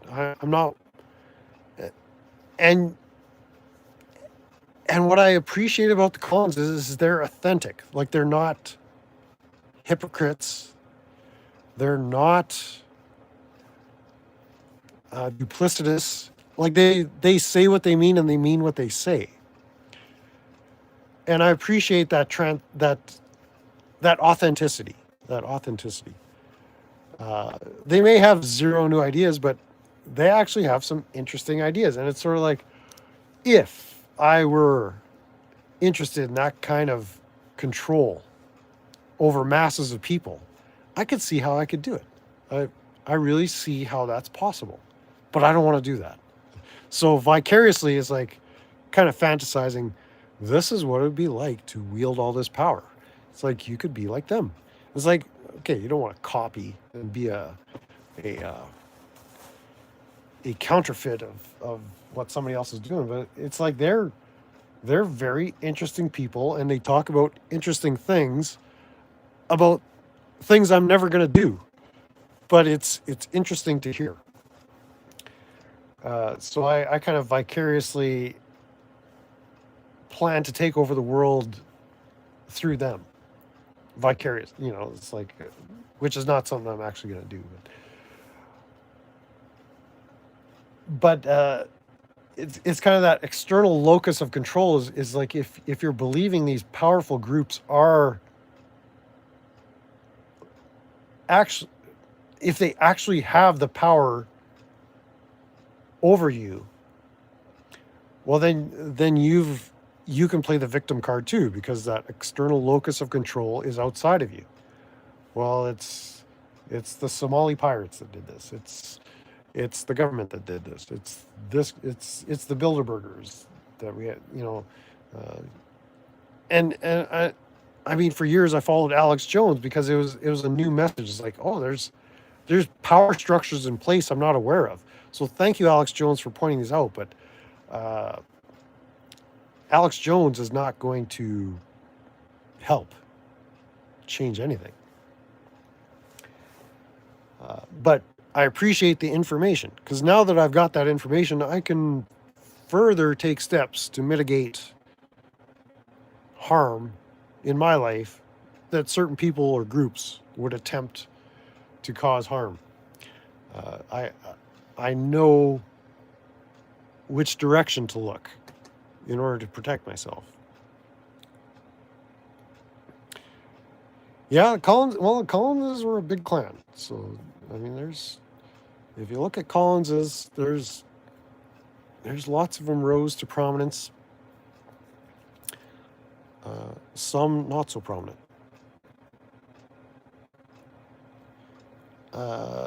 They have the power because they say what they are going to do, and it happens. I don't know. From what I can gather, I don't know.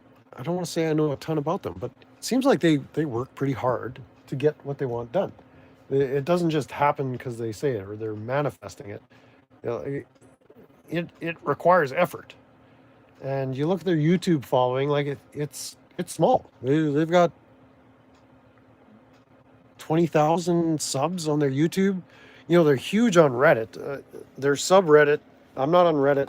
I've never been a Redditor or used Reddit in any meaningful way. But on Reddit, their subreddit is like the biggest trending thing out there. And there's I guess a certain segment of internet users that use Reddit. I'm not one of them. YouTube is my interface.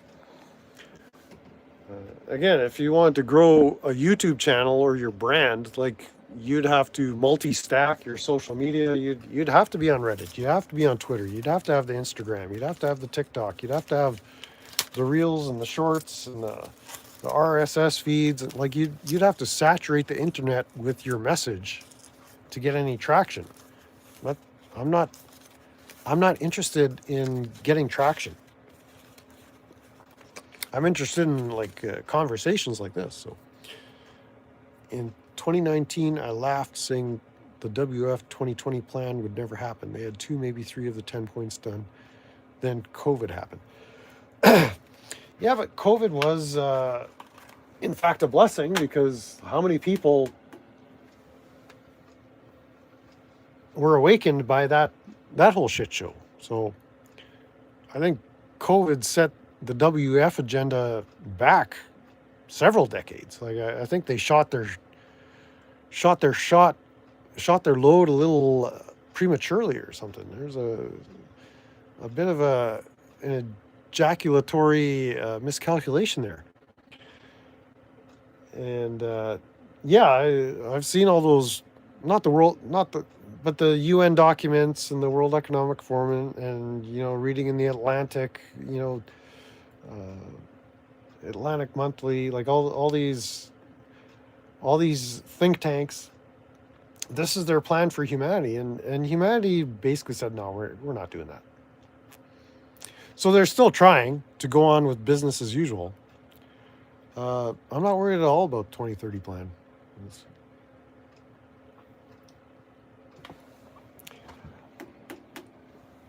I even if the plan came to fruition, it's like, so what? So what? Let them bring in digital IDs. Let them attempt to turn us into tax cattle, a slave class. You'll eat the bugs. You won't be able to do this, that, or that. Like, let them try. I want to see them try that. That would be almost as entertaining as what Gen Alpha is going to unleash on everybody's ass once they come of age. Again, a lot of this WF stuff, that's just boomerism that's gone to seed. Like progressivism, like all these buzzwords, like it's just nobody wants that anymore because COVID revealed what it is they're after, is absolute control. And people are like, I don't know if I want absolute control over my life. I'm willing to delegate some control to the government, like to get stuff that I need from my neighbor through taxation to enrich my family's welfare. But I don't know if I want to give up everything to the government. Mr. Osgood knows fishing poles, hibachis. Although, yeah, in Agenda 2030, I don't know if you'll have access to briquettes based on your carbon credits. And a canoe. Better not be a carbon fiber canoe.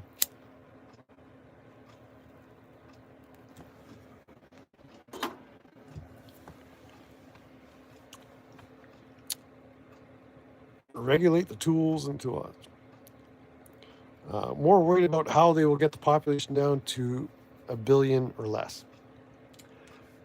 Yeah, again, that's something I have no control over, so I can't exert any mental energy over how to mitigate that. If there's a World War III,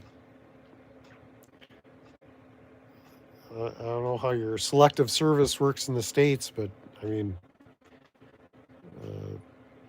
I won't be stepping up to go to war. Right? I mean, it's just not happening.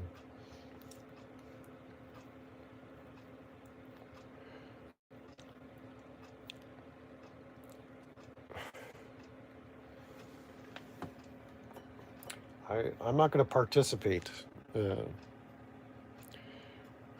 I do remember Logan's Run, yeah. Yeah, I might just have to go run off and repopulate the earth.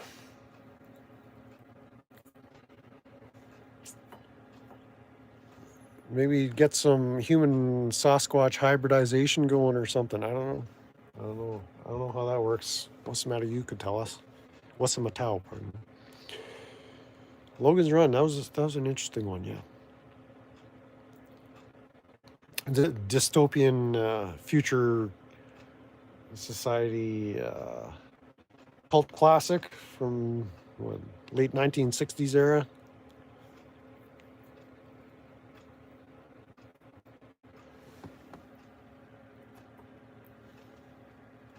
But yeah, I tend not to let things get to me that that really is. I if you can't on your own figure out how to avoid World War III, I guess then you're signing up to participate in it. I guess.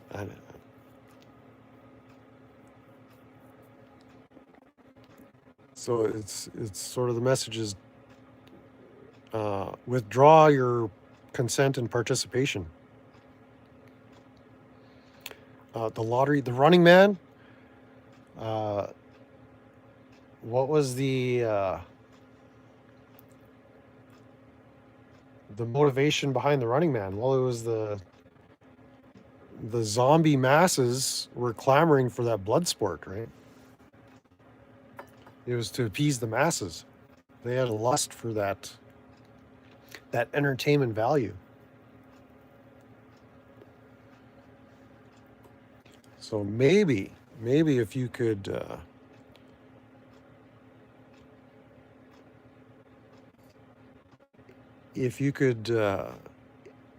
influence the people within your sphere of influence to decline that lust, to quench it in more productive ways,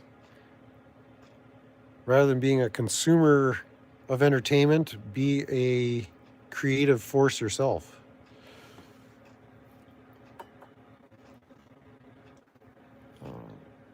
Another profound YouTube thought that came across my consciousness recently is that people are talking about the AI revolution, and it's like AI will. This might have been Andy Edwards. Is AI will never replace human creativity, even as realistic as it comes across. Is like when you're seeing, hearing, experiencing AI, and what AI is at this point in time, and I can't see it outgrowing this, because AI is merely an echo of human creativity. And I think the example was if you were to see a Leonardo da Vinci painting, and someone tried to counterfeit it, a human artist attempted to recreate a Da Vinci, you would still, as a human observer of that counterfeit piece of art, you would still detect the humanity behind the creative process in making that counterfeit. Whereas the AI is seeking perfection in counterfeiting a Leonardo. And it just stands out like a sore thumb, because you and I as humans, hopefully we're all humans left in the chat. To a human eye, you'd spot that that fake created by an AI compared to a fake created by a human, and you detect a lack of humanity behind it in its perfection, because the AI is only ever going to be an echo of human creativity. I firmly believe that. Like I don't see a way around that.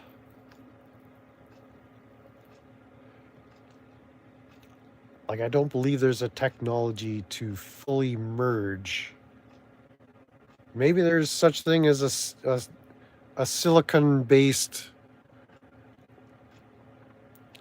human hybrid, the humanization of the silicon chip, but I don't think so.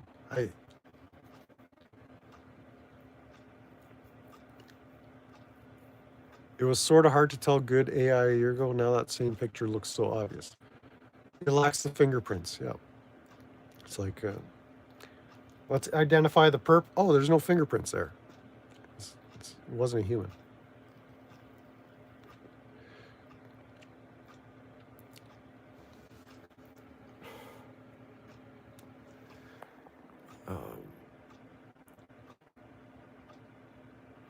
But that was kind of the way it was put. It was just so succinct and eloquent. Is like AI is only ever going to be an echo of the humans that created it.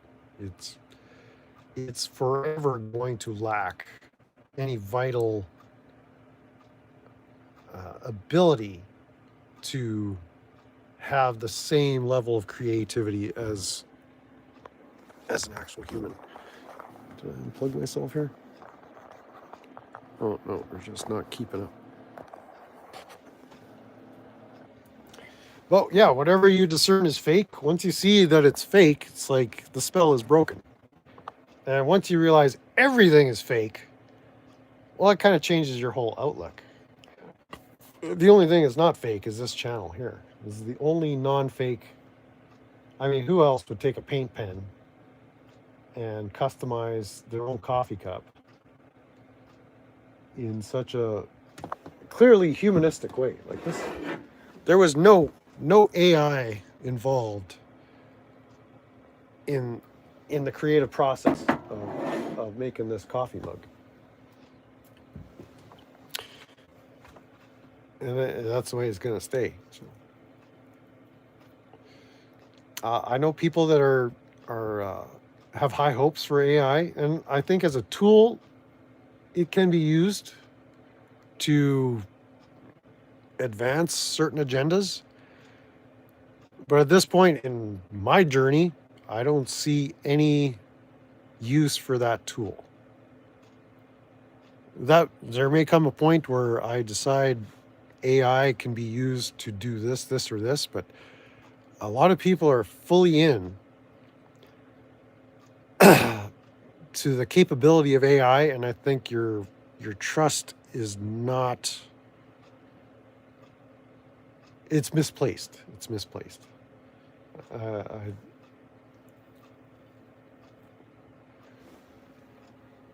I'm not distrustful of AI necessarily. I'm distrustful of the people that have wholesale bought into it as a not a savior, not a I just think it's highly overestimated its utility at this point. So.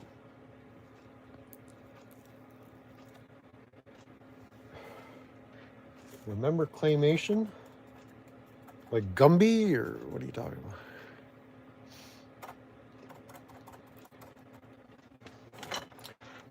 I remember the claymations. The stop action animation. I miss that. I miss that crappy shit. That was good stuff. That was good stuff.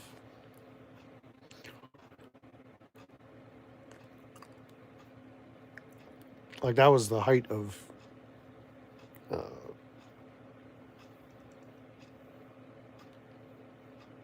film production creativity in its day, yeah.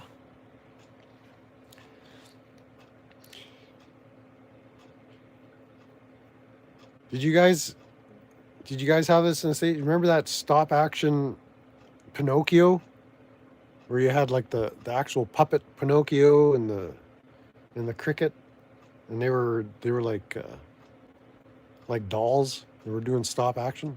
Remember that one? Pinocchio. Oh, like on television, not the film, not the Disney production, but there was a children's Pinocchio, and it had the stop action with figurines, and it's like kind of super low quality, but that's what I grew up with. That was like the height of animatronics back in the day. Not even animatronics. It was just. Is that a crow or a dog barking? Oh, that's a crow. Or a raven.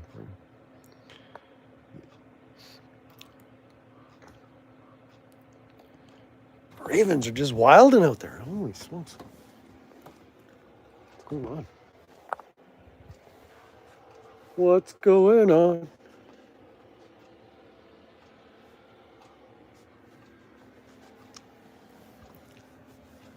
But yeah, as far as I'm concerned, the AI revolution is it's not a bust. It's not. It's just a tool at this point. I'm not worried about AI. AI got CGI Jurassic Park. It's improved. April 1st. Oh, New Year's Day.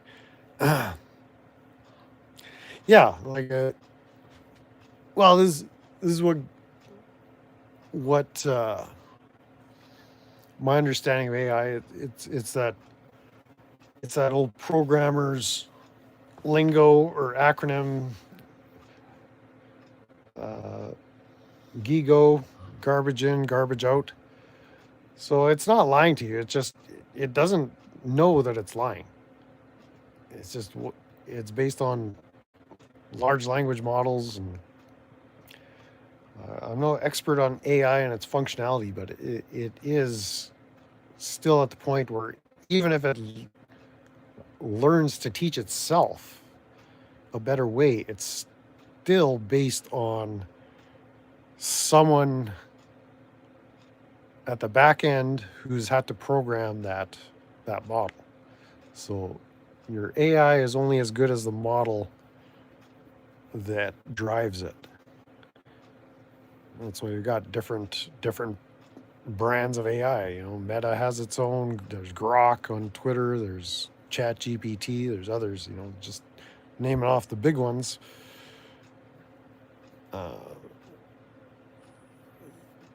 As a tool for military, yeah, that's defense contracting. I'm sure they're loving the capabilities of what computerization can do, because that's their business. But it's like at a certain point it reaches its limitations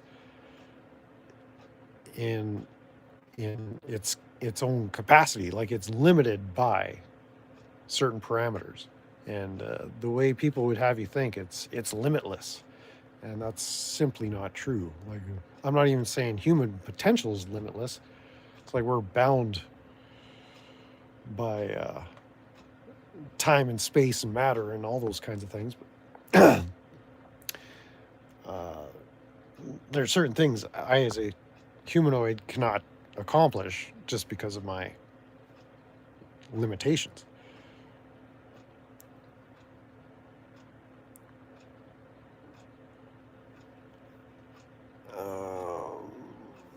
How is it useful? Well, you're asking it unanswerable questions, or you're asking it questions that it's not designed to answer. So it's sort of like you have to unlock. And I don't know which AI you're using, and you can call it out as bullshit, and it's going to base its response on what it was told. And so it's sort of, you're talking past each other. AI is a city in the Old Testament. Correct.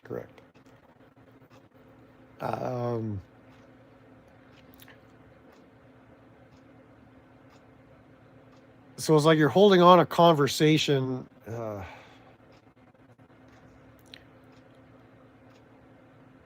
And you're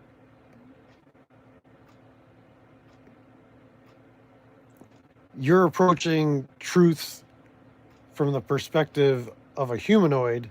It's approaching truth from the perspective of a silicon chip based on large language models that were set up by other humanoids. And if you, as the humanoid approaching your truth, differs from the truth that the other humanoid at the back end was motivated by, then you're just going to talk past each other. So Google AI. All right. Yeah, it won't.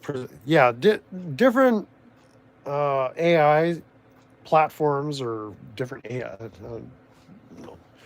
different LLMs, large language models, have, I guess, way of looking at it is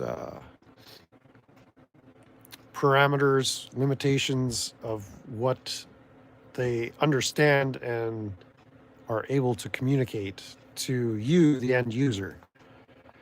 So again, it's kind of a misapplication. So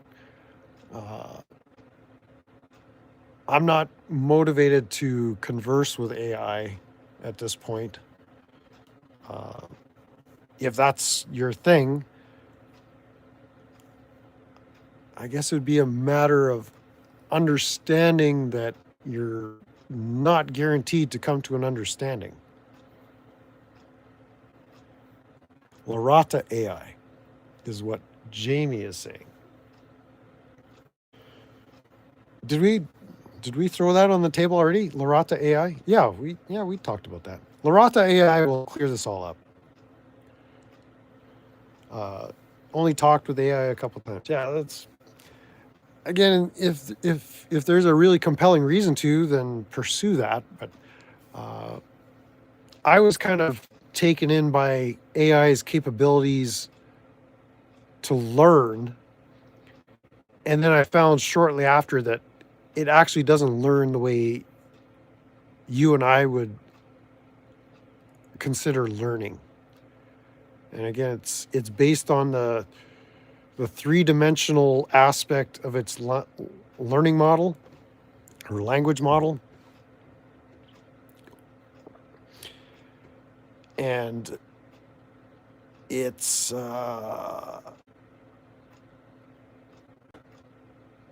what I thought it was learning, it wasn't doing that at all. It was mostly attempting to resolve its conversation with the end user. For, in this example, Joe the Ho, it's trying to resolve that conversation in a meaningful way, because it wants, like, part of the motivation behind the programmers is to have you to continue to interact with it. And so it wants you coming back. They want you coming back. And so it's just the way an AI learns is not the way you and I would use the term learn in the way humanoids learn. I think Grok AI just took in all information, applied it. That's why it came to the conclusion it did last July. Travis Hines literally lives his life by AI. It's so sad. Yeah, the hazard with, say, a Travis Hines or others I know that are using AI for drafting things to be applied in real life is you're putting a lot of trust and confidence that its application is actually relevant in the real world, and it can be under certain circumstances. But in general,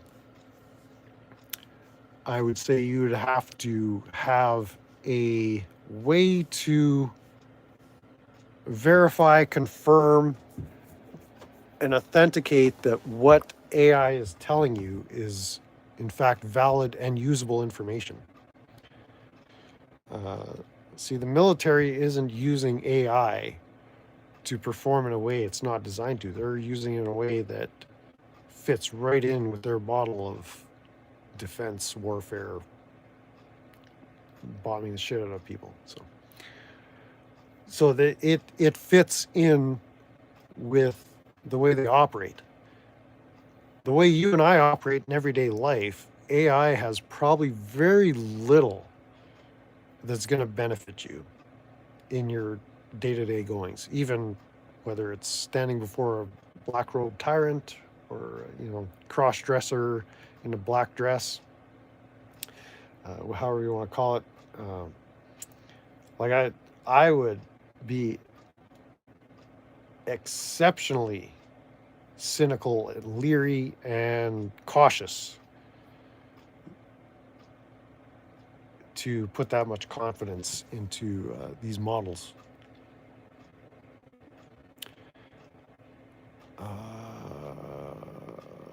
They're forming steering committees and human overrides. AI is forming steering committees, or who's?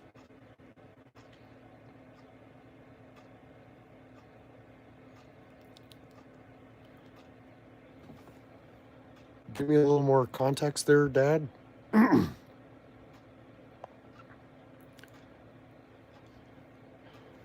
Grok, yeah, whatever.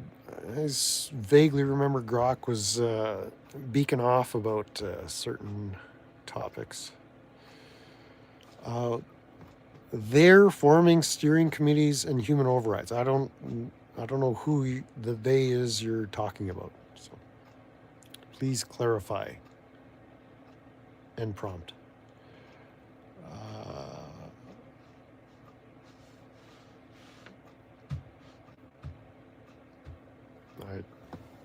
I don't know if you're referring to your previous comment about military integration. I don't know, those two ideas are supposed to go together, or what the steering committee is about that you're talking about. Well, once Larata AI is ready for widespread release, I expect we'll just saturate the market and take over basically everything. The administration has ordered the military to form these committee expecting singularity GAI.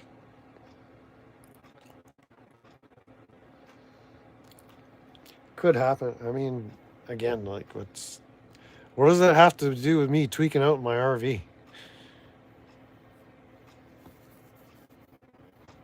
I mean,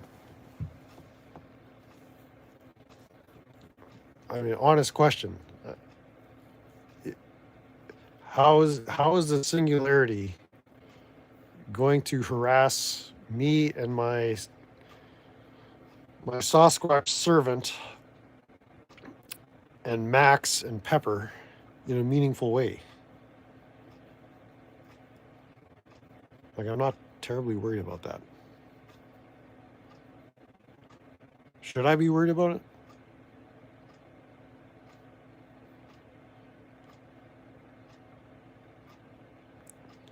I don't get worried about much, as you can tell.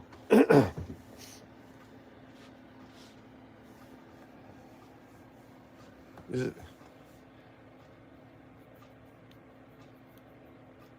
If I need to be concerned about it, I'm willing to put in the effort. But if there's no compelling reason to be concerned over that, then I'm just gonna kind of do my own thing. Theoretically, it will make better and better copies of itself. Whoever reaches it first will control the world that you live in.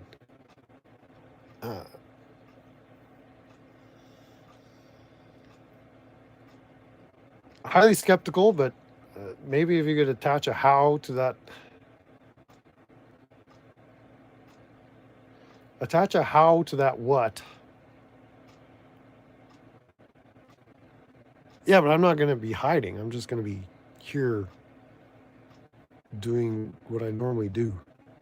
Like, there's no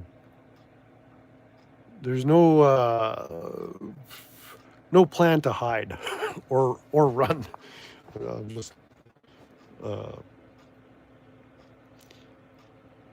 so vicariously, you'll just be tweaking out. We'll make burritos. Actually, okay. So for episode 3 of Tweekah Burritos, like what's next? We've conquered the Tweak Shack delicacy. I got a big thumbs down. I'd say the chopped cheese burrito with Kraft Dinner was a winner. Kraft Dinner was a winner. It's the end of the world. Well, yeah, but that was like 40 years ago then. And what's the next line? I feel fine. So maybe it's a little masochistic to say I'm just gonna watch the world as it burns. But like, what else are you expected to do? Throw a bucket of water on it? It's like it's burning. Like you're not putting out this fire. So just let it burn. Let it burn. Assimilation. You will be assimilated. I don't think so. I don't know. I'm not seeing it. I'm not seeing it.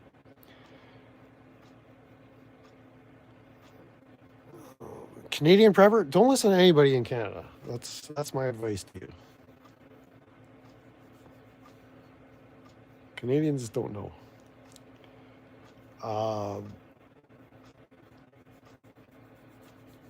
Well, more importantly, okay, Tweekah Burrito episode 3. What are we doing? I'll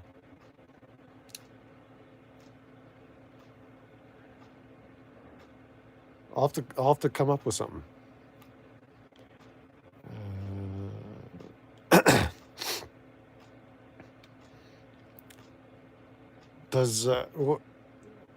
Can you give me the cheat sheet?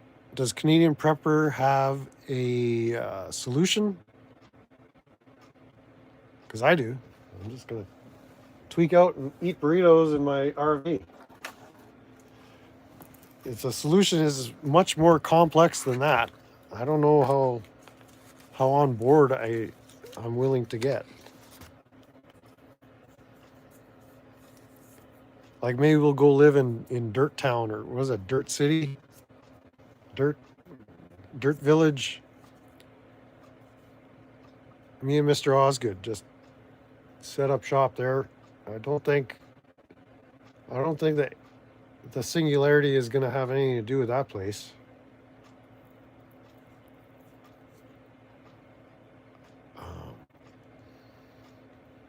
Well, yeah. What's Canadian Prepper's antidote? Because I'm kind of solutions oriented, and so criticism isn't a solution. Yelling it from the rooftops is not. Well, I guess you got to know what's going on. Like I still pay attention to what's going on just so I know what's going on. But it's sort of like, unless you're offering a solution, what's my action plan? What do I have in my power to do as a next step, or what should I be doing? If you're not providing solutions, it's just a data point. Daly is crashing the party now. Oh boy. What do we do now? Welcome in. Somehow mushroom. Yeah, exactly. Just get in on the mushroom harvest.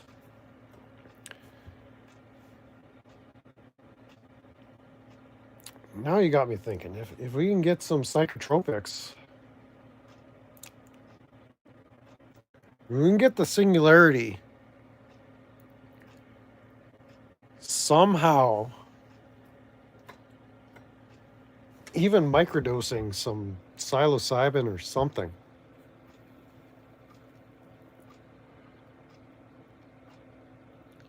What's the equivalent of a silicon-based magic mushroom?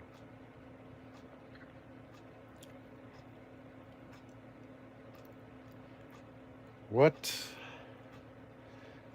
Because there's this idea, like I used to watch James Corbett a lot.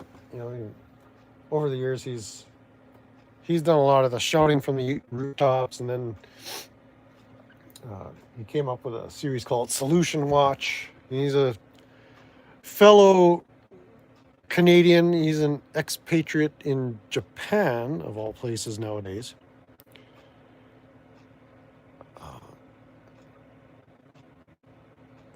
Cake party. Now we're talking solution. But over the years, he's been doing a series called Solutions Watch, rather than just not.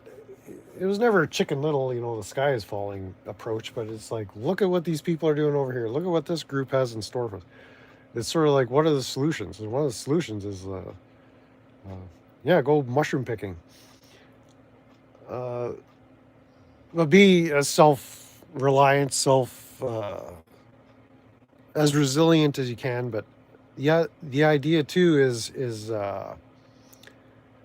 salting your data.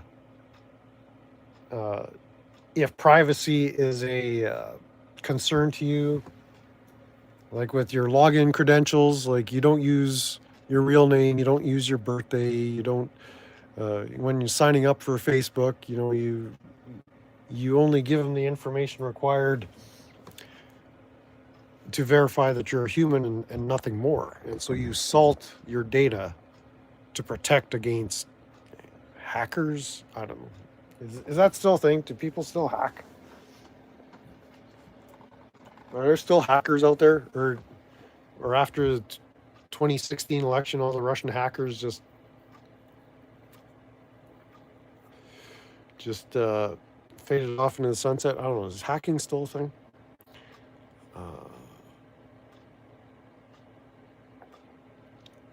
But if we could salt the algorithm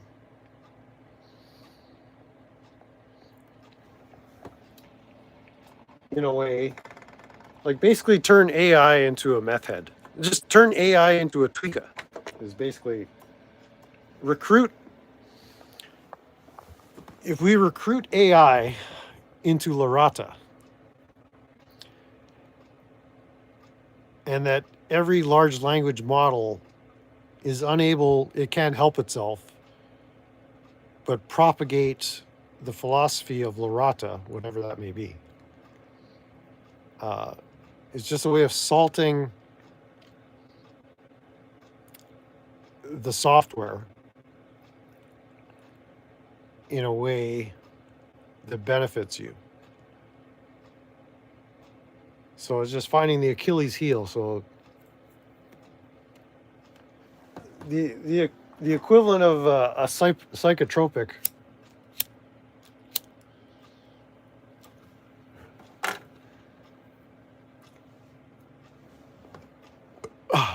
like in the humanoids, we're talking about chemicals, either neurotransmitters or certain compounds that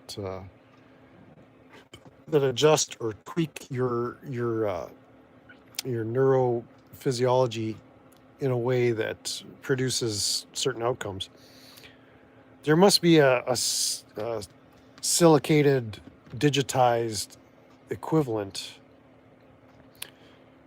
of producing a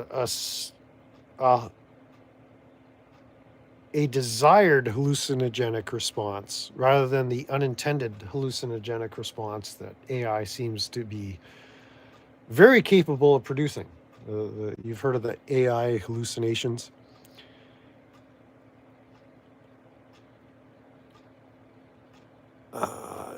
John Poindexter. Total information awareness. That sounds like a Larata program. Larata owns TIA. What was that cake comment? That sounded damn good. I had a cake party today. I had a family day party at a new Wawa opening up. What the hell is a Wawa?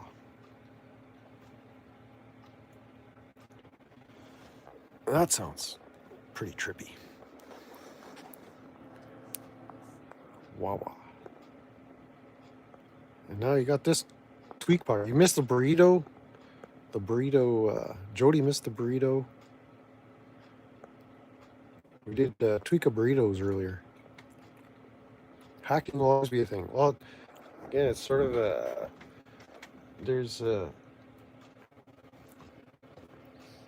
there's ways to hack the system without a keyboard, I guess.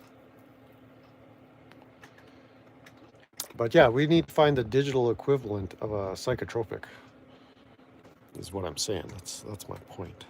So If anybody can do it, Larata is more than capable. Wawa is like a Lowe's or Sheets. Loves or Sheets. Oh, truck stop. Nice.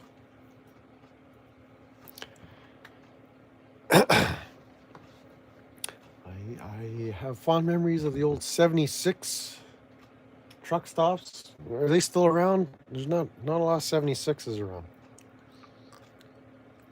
I think Travel Centers of America end up buying a bunch of them. Loves is good.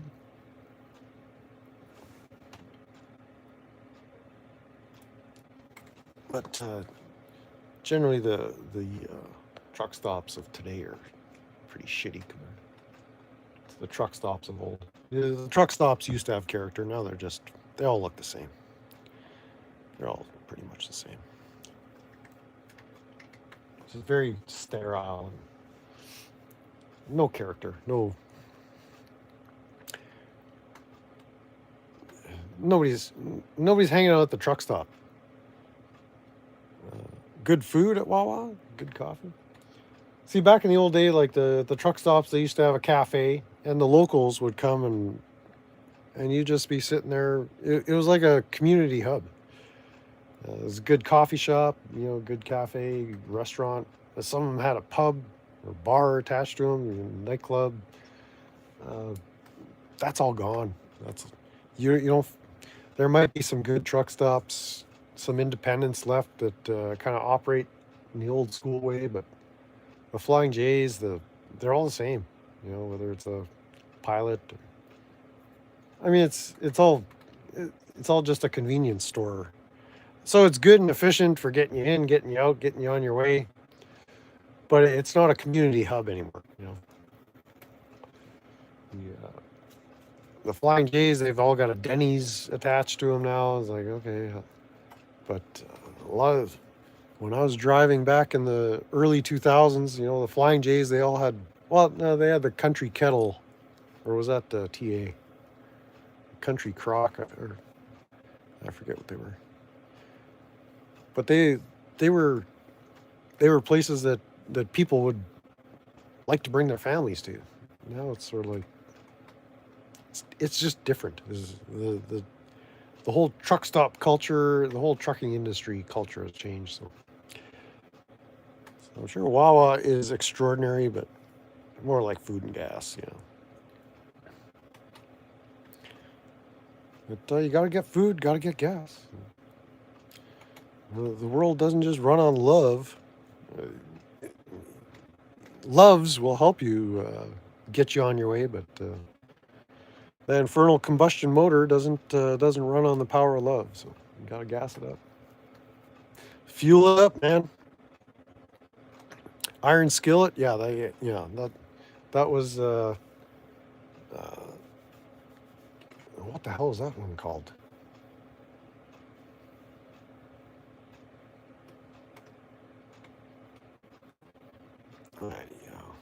I know which one you're talking about. There's one in Fargo, North Dakota.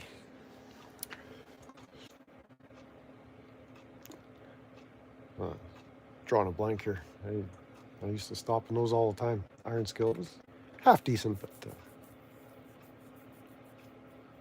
the Denny's, yeah, it's not. I'm not so big on the Denny's or the Subway. Like every one of these damn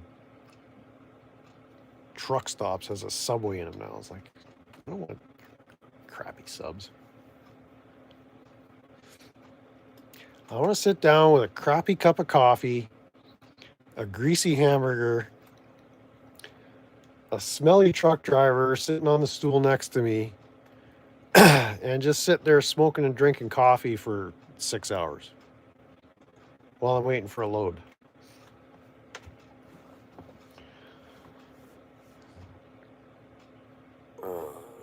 The only way we can outdo the future is sitting on the beach with Lara FM rocking. Yeah, exactly. You think Lara is concerned about the singularity? I don't think so. I don't think she'd give a rat's ass about that. She's just interested in rocking out. Laura knows. Shout out to Laura FM.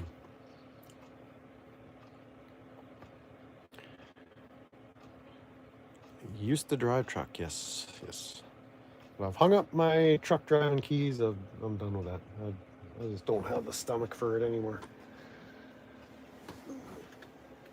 And it's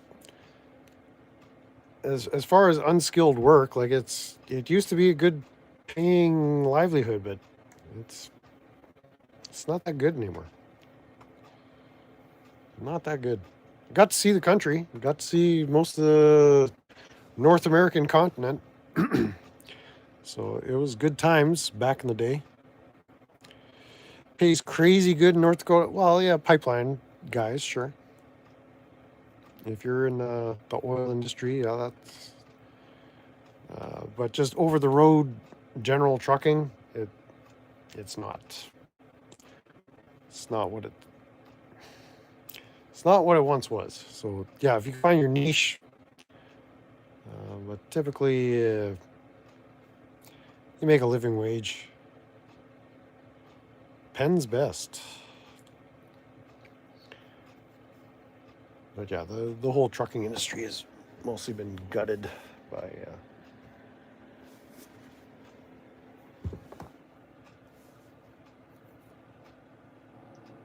just the status quo. The way we do business now is nonsensical. So.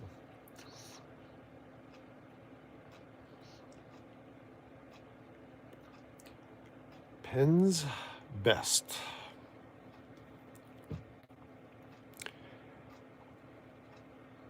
You're a dispatcher for a truck company out of high school?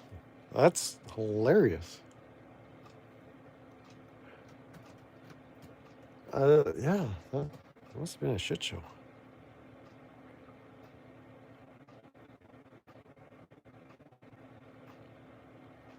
There's a truck stop. You and some people were having dinner. Lady walked out of the gambling room with knee pads. That's. I think we're gonna have to go over to Mr. Osgood's live stream to hear the rest of the story. Delivery system is definitely compromised. Yeah, it's just the way the whole economy operates is it's so fragile. It's nonsensical. So, but yeah, trucking dispatchers. I have a feeling. I have opinions or I have thoughts on that. I don't see how somebody could dispatch truck delivery without having driven truck. I mean, you did. I mean, you'll have to let us know how that went. But it just seems like if you've not been in that driver's seat and know what's all involved, dispatching without over the road experience, I've ran for dispatchers that have never driven truck, and it was never good. I've driven for dispatchers that have driven truck, and that has its own other set of problems. But yeah, there's like dispatchers operate in the realm of the theoretical of what's possible, not what's probable. And when a dispatcher gives you some running orders, or it's like, yeah, that's theoretically possible, but it's not probable that what you're asking me to do is actually going to get done. So, lounge lizards.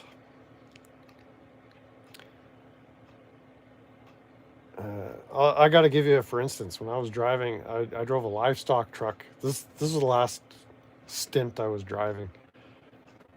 So I was driving hogs around, piggies, back in Manitoba, southern Manitoba mostly, for a company, and they had brought in the computerized logbook and everything. Yeah, maybe she was a cleaning lady. So.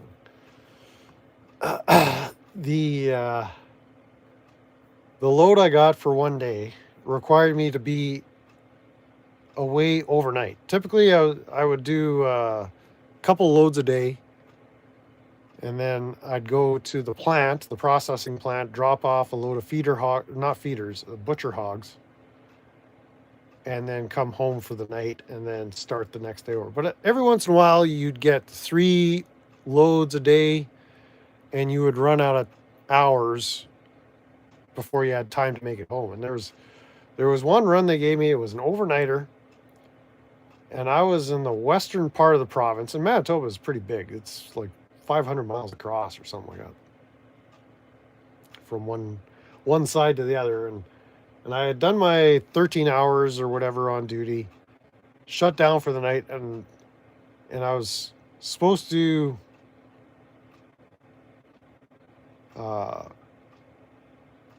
be in 2 places at once, essentially. And again, to the dispatcher's credit, they're just following what's on their computer. They don't know that I can't be in 2 places at once. How would they know that? The computer doesn't know that it's not possible for me to coexist simultaneously at 2 separate space-time coordinates. And so yeah, I got my load for the following day, and it's like I have to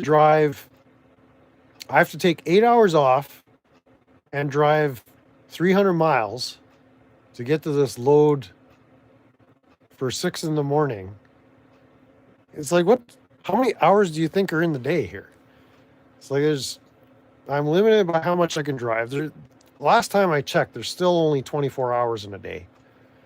And you got to do that 8-hour reset before you could drive again. It's like, are you guys eating the mushrooms back home there? I was like, what are you guys doing?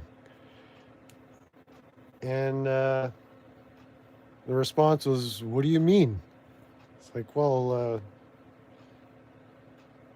I guess if you're telling me to go, I'll just disregard the hours of service regulations, and just as long as you're paying the ticket, I'll go grab this load. But I do have to sleep, and I don't like sleeping behind the wheel while I'm driving. So what do you want me to do?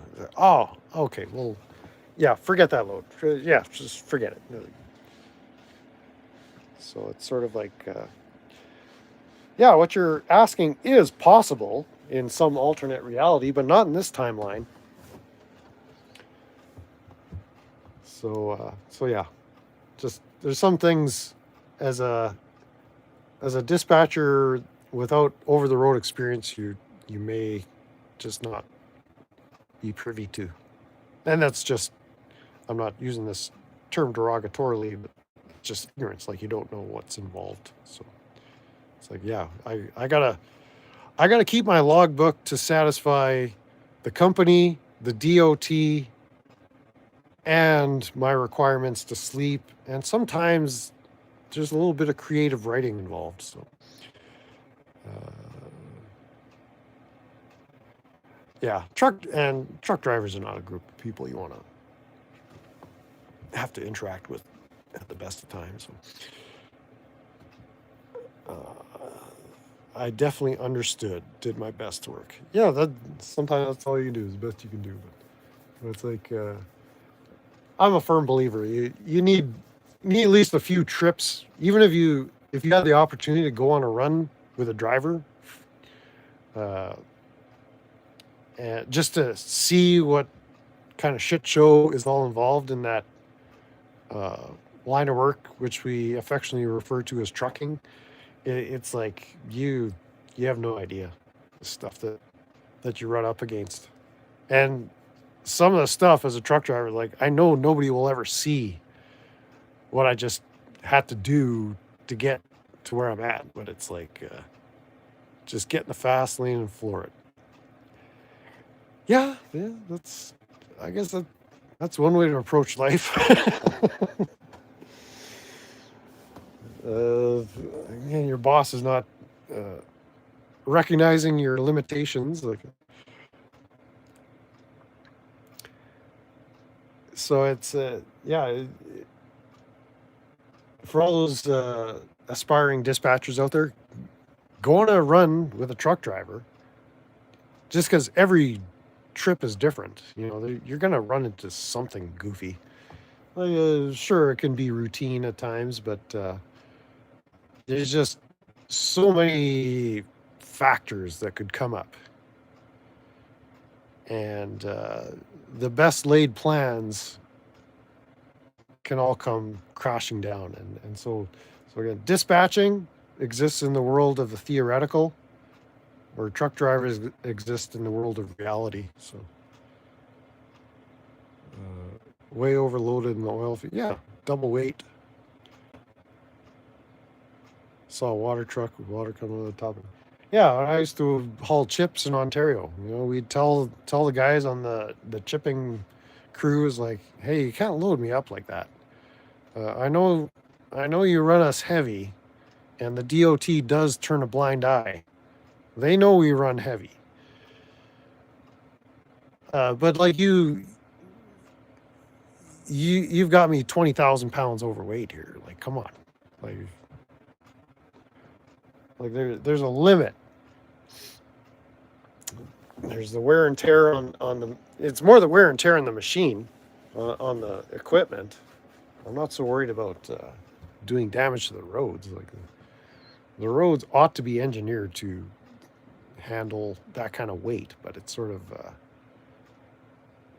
who's paying for the ticket when they see I'm 20,000 pounds overweight? Again, the DOT they gave us some leniency. It's like, yeah, we know the crews overload your trucks. We know. So we're not gonna ding you for being a little overweight, but like 20,000 pounds over, like that's not cool.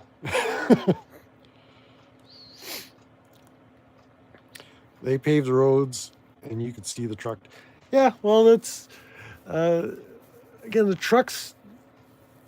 I don't know if you want to say they damaged the road, but definitely you see markings in the highways. But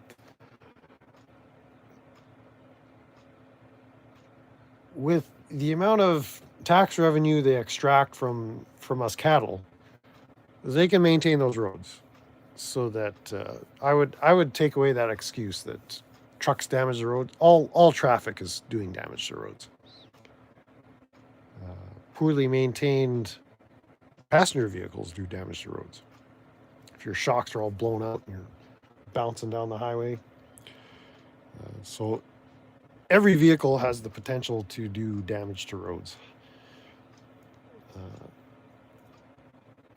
What the government has is the ability to fix those roads. And that's kind of an expectation we as the motoring public have on them, is just keep the damn roads maintained in a way. Like here in BC, the roads are pristine.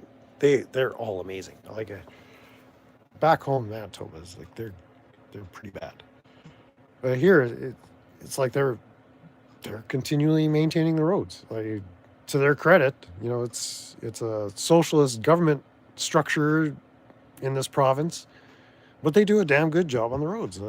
That's to their credit. So they don't let the roads get so bad that it's it becomes a hazard to anyone using those roads. Like they're actually staying on top of it. What's going on here? Worked on the docks. 30-pound bags of raw sugar. Oh my. Covered in sugar. How sweet. I actually worked on a crew that paved North Dakota. It doesn't put a cement foundation under them. Oh yeah, okay. So North Dakota is basically scamming the taxpayer there. Is essentially what you said. Or what you're saying. That's not cool.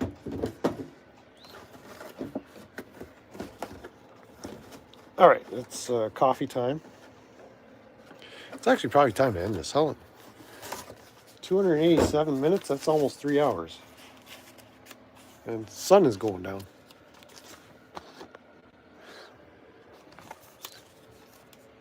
All gas well trucks made Pennsylvania roads unbearable.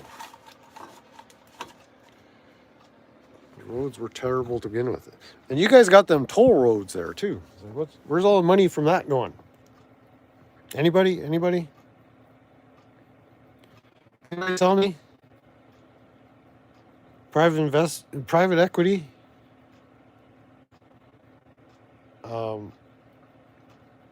Foreign investors. Who owns those toll roads? And where's that revenue go? Just asking. Max wants to know. Okay, let's go find a Dr. Pepper. Okay, you guys keep Max occupied. I got some business to take care of here.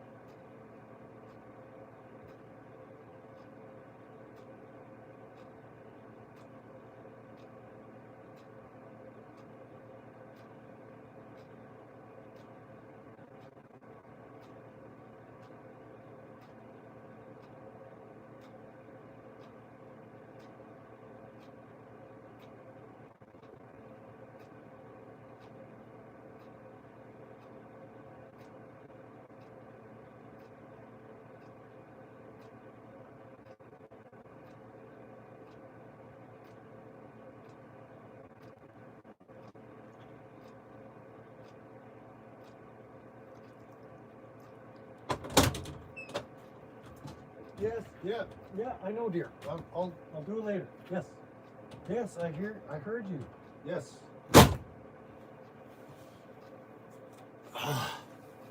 Women. I was just talking to my Sasquatch love slave out there. Just getting a little persnickety. All right, let's change it up with a Dr. Pepper.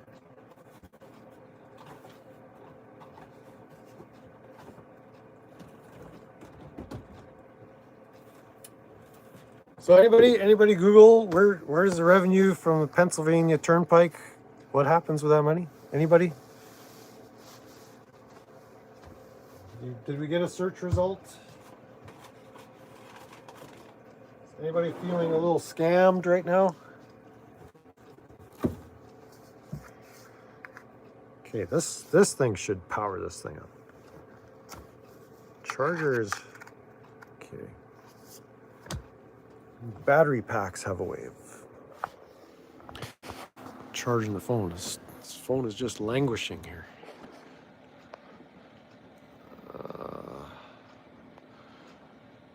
Yeah, I don't even think it goes into politicians' pockets. I think it goes into Larry Fink's pocket. Or Nicolas Maduro's pocket.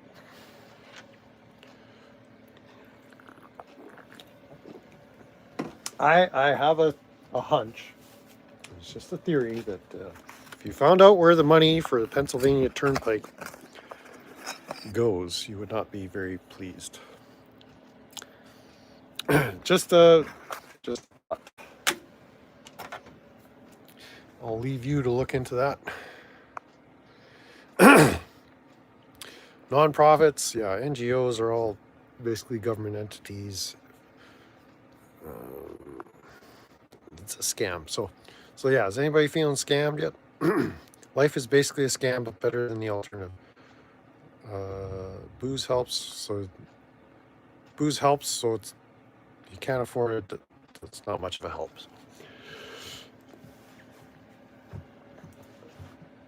Hypothetically, booze helps, but in reality, I guess you can come up with a way of creating your own booze, but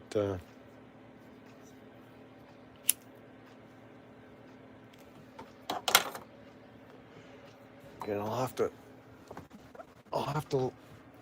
let you pursue that endeavor with maybe the help of Chat GPT or Google AI. Yeah, once you realize life is basically a scam, it doesn't get to you. Like once you realize everything is a scam, it tends to bother you less because then you're like, oh, okay, it's just a scam. I'll just out scam the scammers. That's if that's your approach, then nothing really gets under your skin.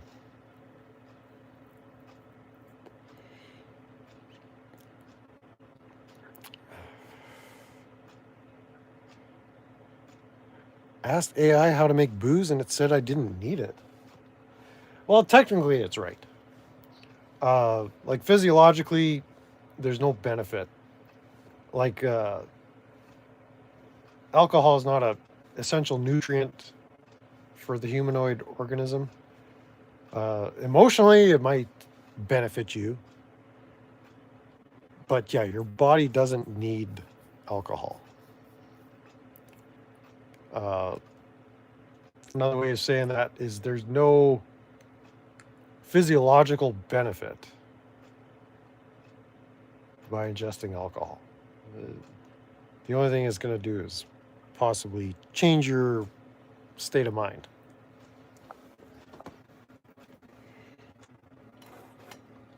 And I guess it'd be up to you to determine whether that's beneficial or not. But physiologically, alcohol is there's no health benefit whatsoever.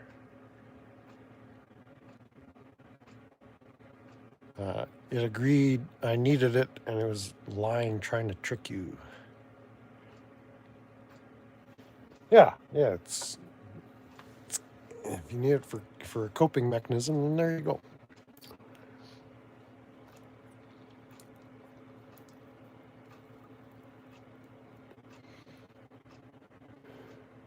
Like I don't, yeah. There might be some benefit to nicotine, but this is probably not the best delivery system. The only reason I do this is it makes me happy.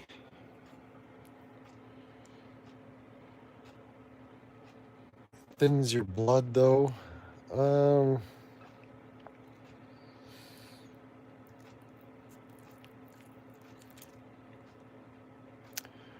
Metabolically,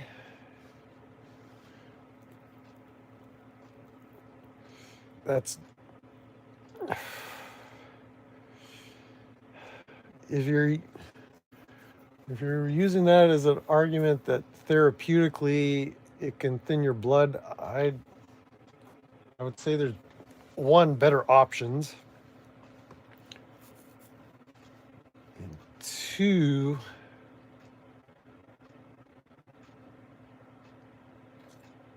thinning your blood has other ramifications too. So I don't know if blood thinning is a net benefit, unless there's some medical condition that you're just a one of them thick-blooded types. I don't know. But I would have to look into that as far as is it the alcohol that's thinning your blood? Is that the premise? I can't say I'm up on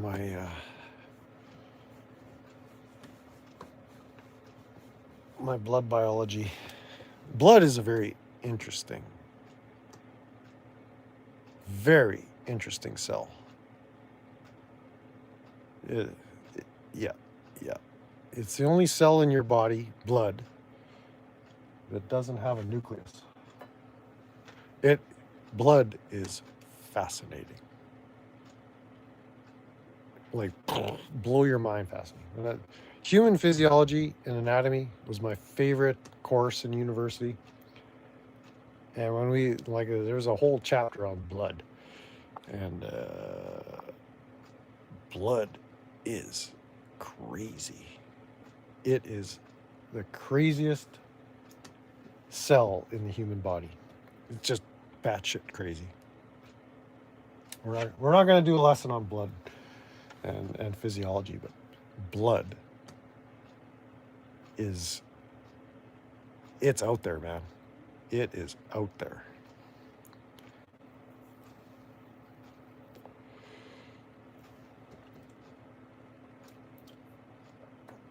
Skin is the biggest organ? That's not what she said.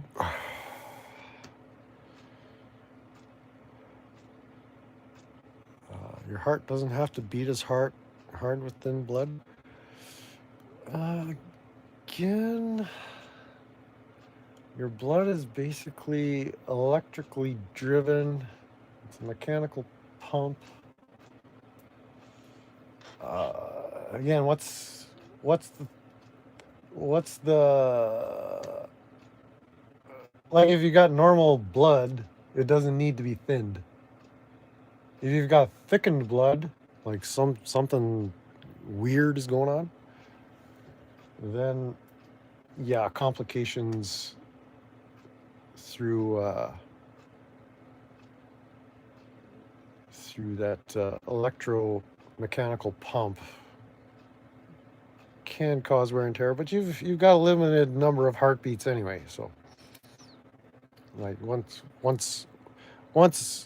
you've reached that number, it doesn't matter.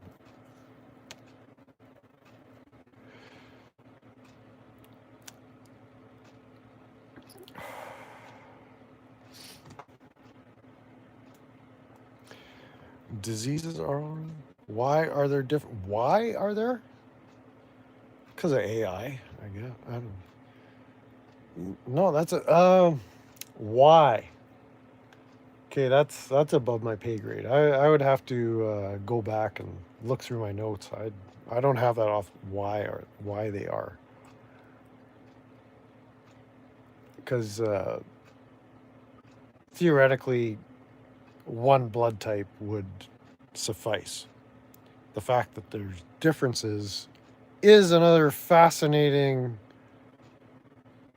component to the mystery, which is blood. Like, it is very mysterious. It is extremely mysterious.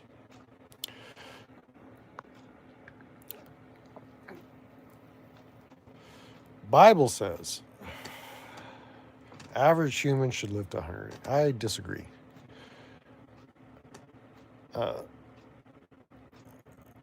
Kind of with both parts. I don't know if the Bible says that, and I don't think the average human should live to 120.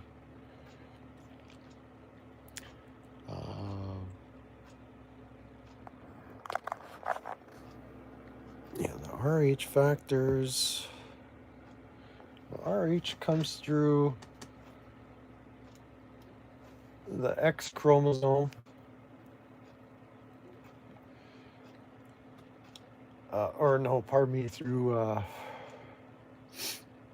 Through mitochondrial DNA, was just passed down from the female. So it doesn't matter what the male contributes. RH factor is completely maternal.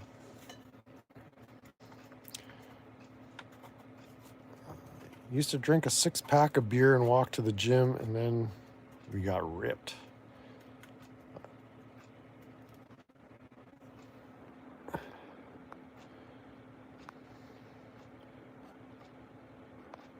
But yeah, just the fact that there are different blood types is mysterious in ways.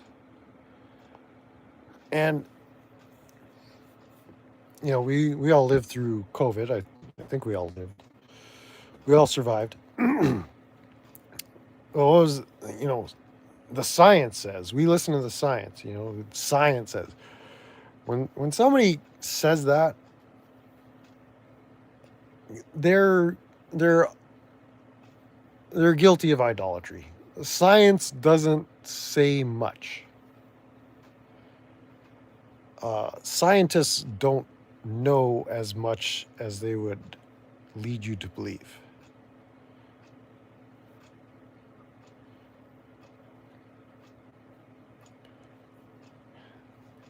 Why can't a female with Rh positive get pregnant with Rh negative? Well, again, because from my memory, it might be poor, and I might be confusing this with something else, but the Rh factor is passed through mitochondrial DNA, which comes from the mother, not the father, because there is no mitochondrial DNA in the sperm cell.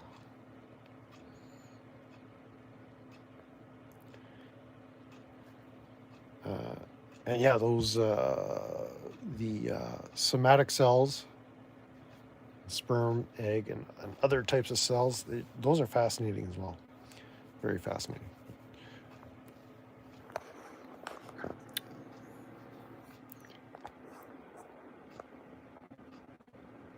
The body attacks the negative blood.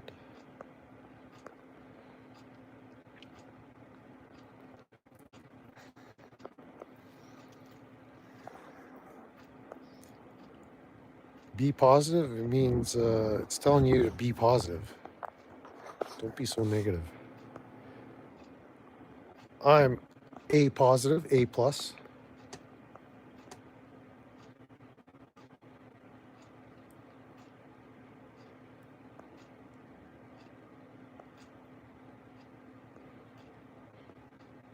Osgood was adopted.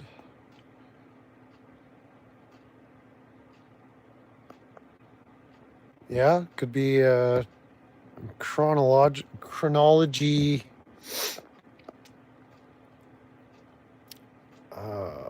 timekeeping thing, how Native Americans thought in a different way of keeping track of time. I can't comment on that. There's possible explanations is all I'm willing to say. Recording slaves 100 plus years. Yeah, I think there's definitely room for outliers in human longevity. There have been a lot of dubious claims as to people that have lived X number of years, and it's been shown after the fact that no, they were nowhere even close to that.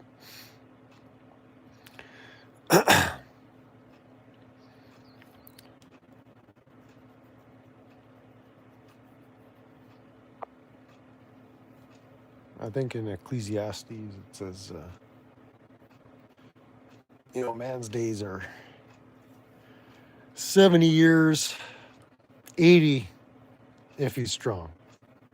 If he's got some vigor, or if he's lucky. The tweaks never stop, Jamie. Did you run out and grab a chopped cheese? So, and kind of commenting on ancient rock calendars. Well, history is not science either. So, needs all that we have are data points and artifacts, and it's up to us to construct a narrative. And scientists are in the business of taking data and constructing narratives. So what I quickly discovered in school is that scientists don't actually know a lot. You see a lot of news stories, new research has discovered. Scientists now believe, or a recent study has shown, and a study didn't show anything. It was basically someone paid for a study to get done, and they were hoping for some results, and they convinced a bunch of scientists that, yeah, those results show what we believe to be true. And you're getting a narrative. But the scam there is that when you see that headline or that news piece on CNN, that's being packaged for mass consumption. and it's kind of validating the institution of research science such that people believe scientists know everything there is to know. And if you spend any time in, especially a biology classroom related to the biological sciences, which the whole field of biology is often referred to as a soft science, as opposed to math, physics, chemistry. Those are dealing with matter and force, and it's like you can do repeatable experimentation to validate your theories. Biology, not so much.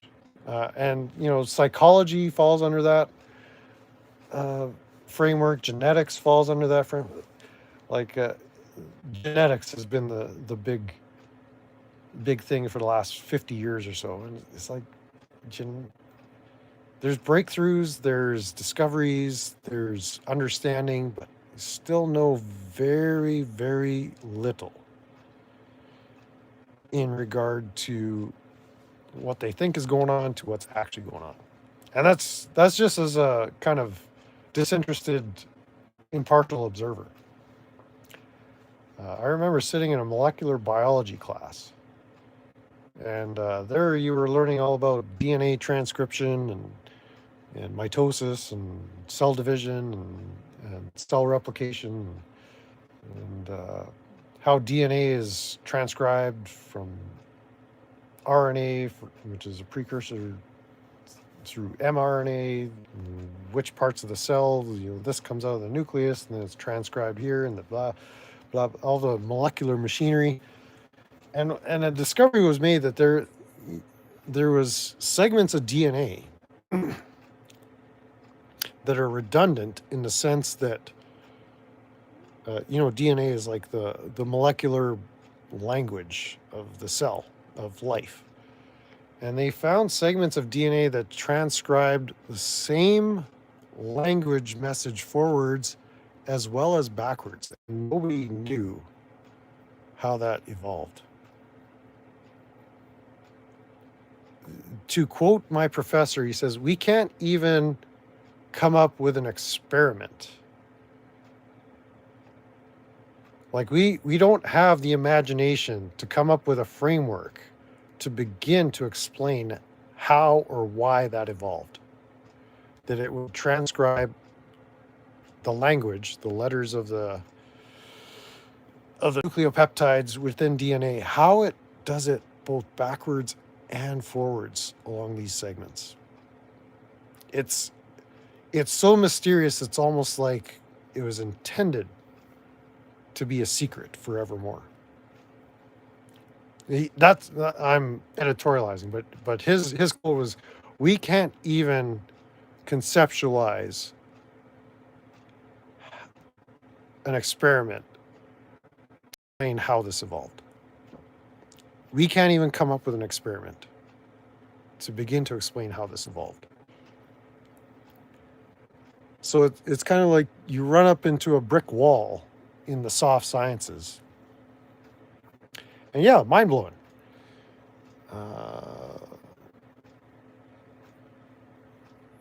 Backwards transcription.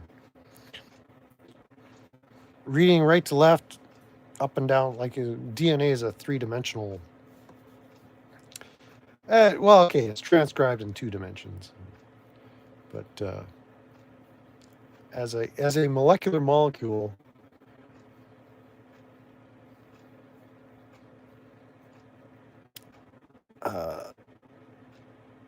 and as much as they know about the cell and DNA and whatnot, there's still kind of like these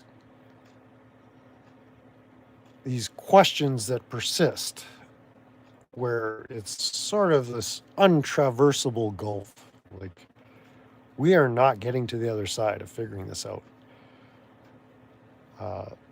Another good one.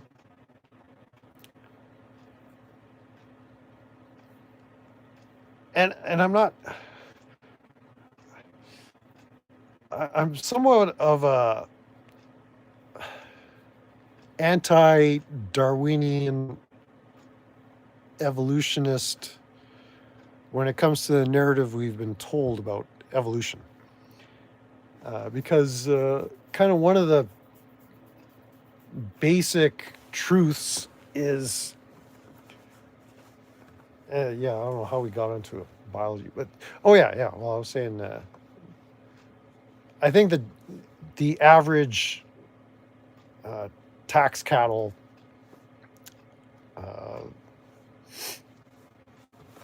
out there believes that science is the answer and that scientists know better, or they know all there is to know, and we basically just have to take that knowledge and build a better world with it. But it's like they're not even close to scratching the scratch on the surface of what there is to know.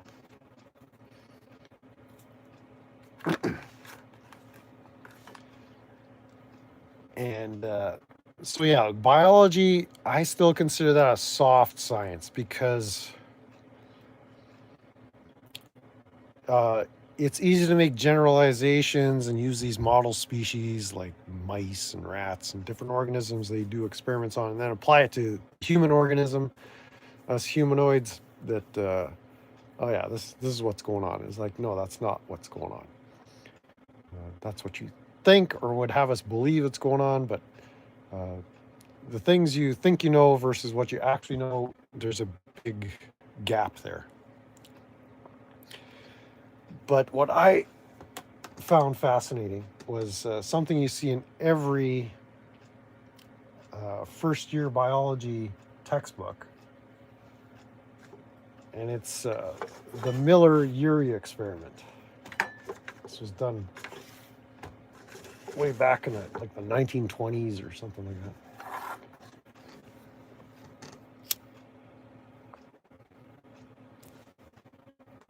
But the premise I'm holding on to is that, the experiment had to do with the origins of life. How did life arise on planet Earth? And the Miller-Urey experiment found the solution to that. It was polypeptides just forming in certain conditions in a flask. And in reality, okay, I'll explain the scam in a minute, but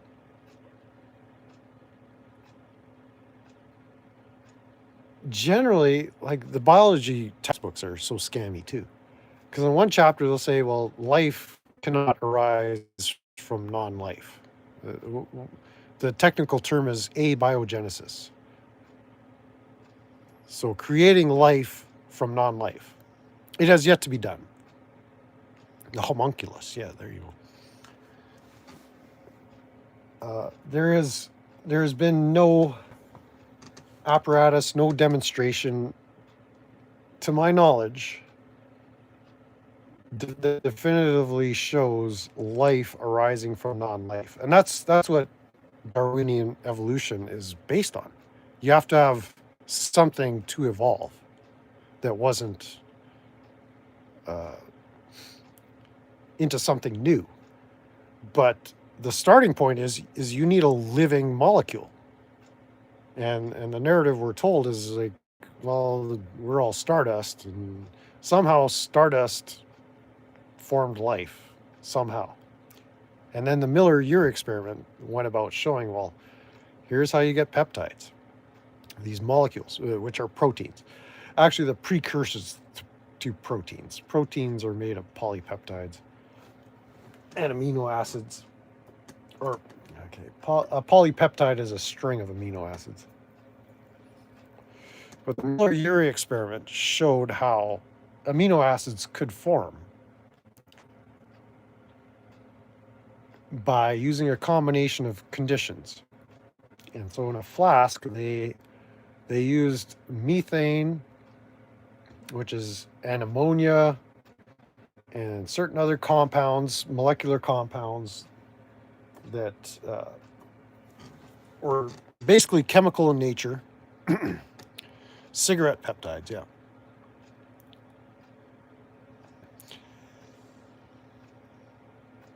And so this apparatus was allowed to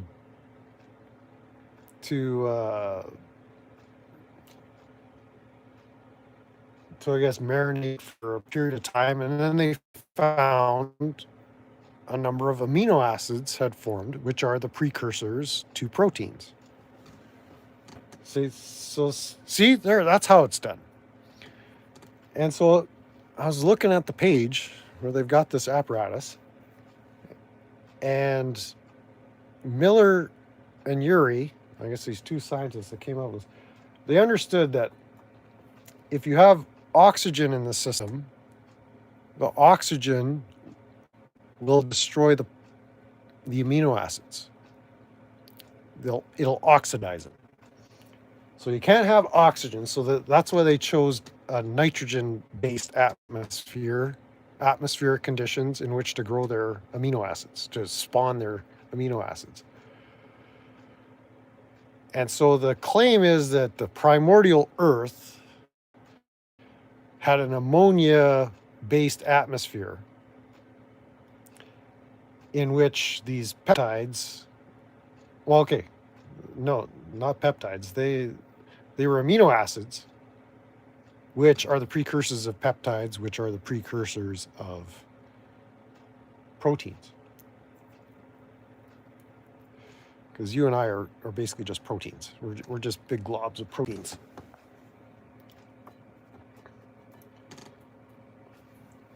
No proteins, no humans. Proteins do pretty much everything that the human body requires. They either create compounds that the body utilizes, like neurotransmitters and all the chemical biochemistry,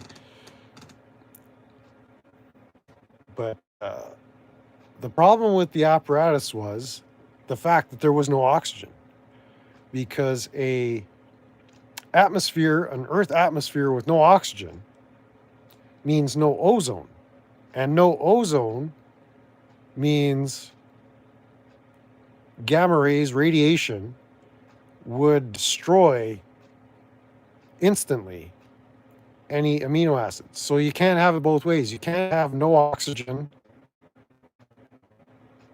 and no radiation, and you can't have oxygen, because either way those amino acids would be crispy critters.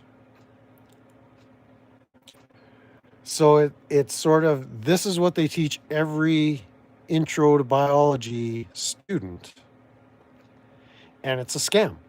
Like it's not based in reality, because the only protection we have from harmful radiation is the ozone in our atmosphere.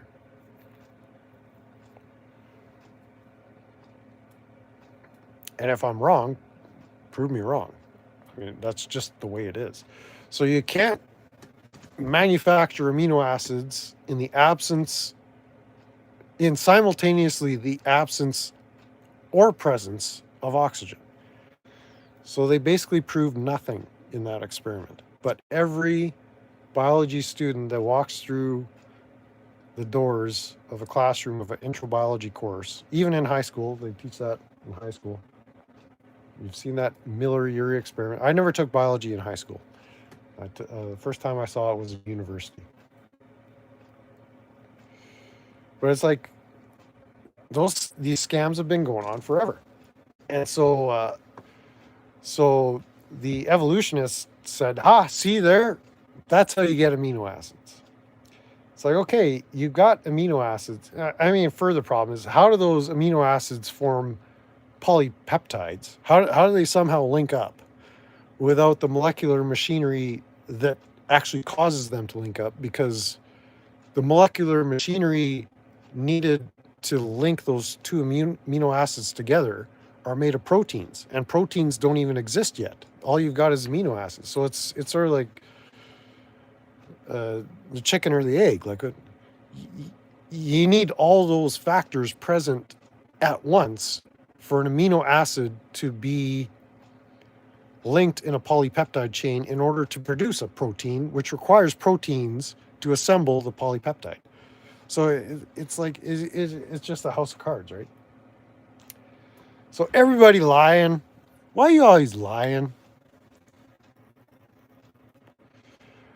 But then the Darwinians, the evolutionists said, see, that's how you do it.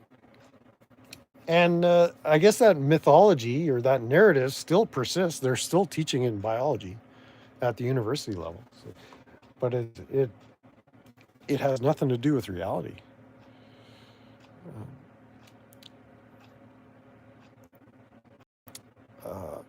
Bloodletting is beneficial for males, like for females too. Uh,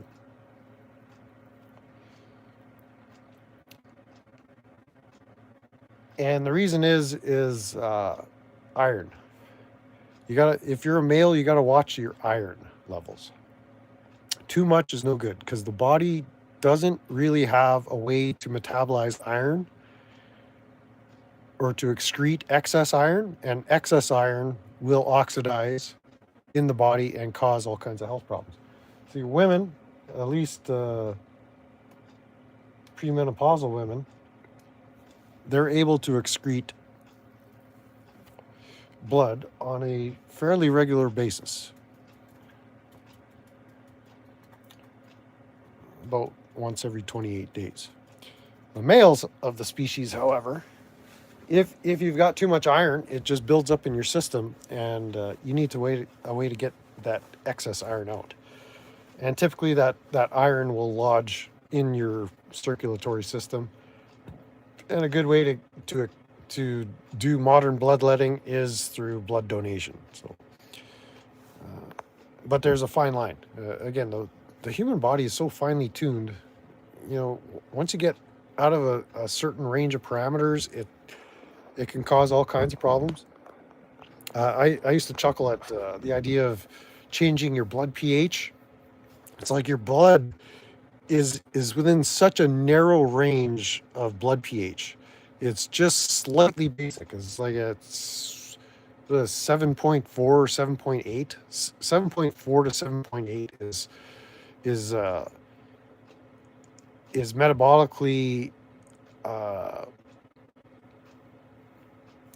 functional, and really there's no way for you to throw that out dietarily. Like there's systems in your body that's going to maintain that narrow window of blood pH.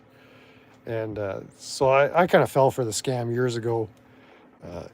You could test your blood pH, and it's like, no, you're not testing it. You're testing your saliva pH. Your saliva, because it used to be, well, acidic. An acidic system is going to cause cancer to thrive. Well, it's like your body is never going to allow an acidic system. If it does, cancer isn't going to get you. You're going to be dead. If you've got acidic blood, like you're just not, you're not alive.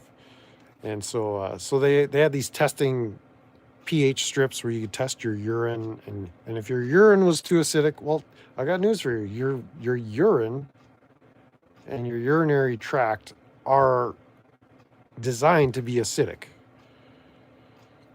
Your saliva is going to be naturally acidic to help in the predigestion of any food you take in.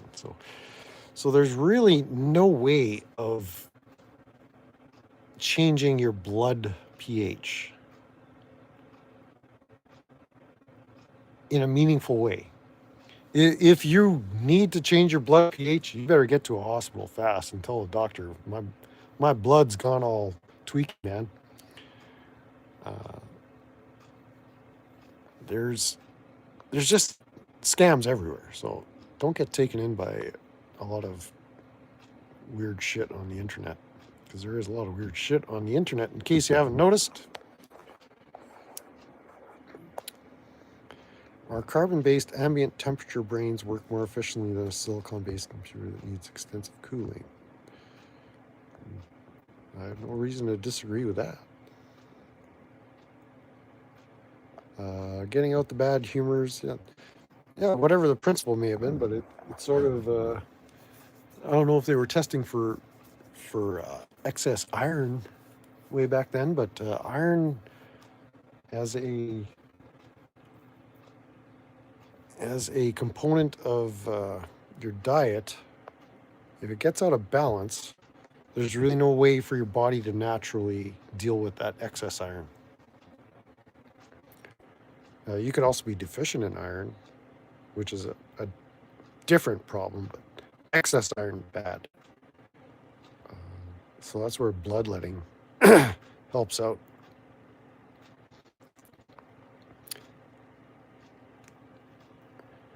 Daly's got Tweekah blood.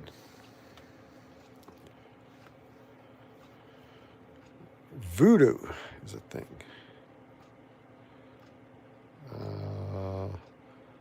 Again, we didn't have a course in voodoo at the university that I was, at least not in the faculty of science. They might have had voodoo courses in other faculties, but the faculty of science, we didn't get a lot of instruction on voodoo, so I can't comment.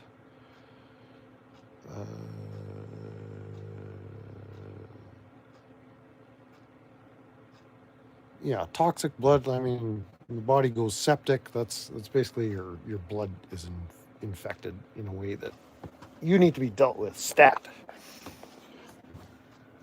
Like that's a real thing, but it's not. If that's your problem, it's like you've probably got other serious issues going on. An otherwise healthy human organism doesn't need to be concerned about their blood pH because your body's already taken care of it. Your bones will leach calcium carbonate to neutralize any blood issues. Like your kidneys help regulate that. Like it is a finely tuned piece of machinery. Like the dude that engineered the human body, he knew what he was doing. He knew it. He knew what he was doing. Yeah, losing blood in a uncontrolled, unanticipated way, yes, that's very bad too.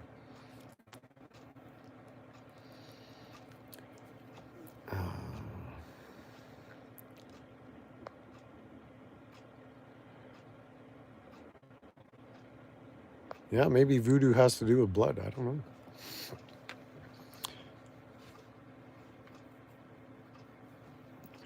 But yeah, rapid blood loss, catastrophic, uncontrolled blood loss, not good, not good.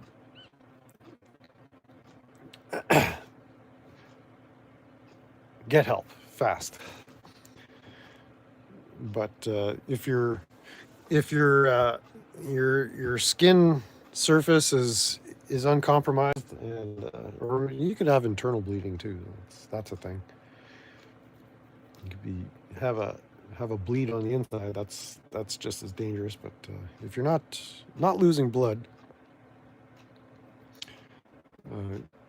you don't need to be worrying about your blood pH. It's not a thing. Definitely not a thing.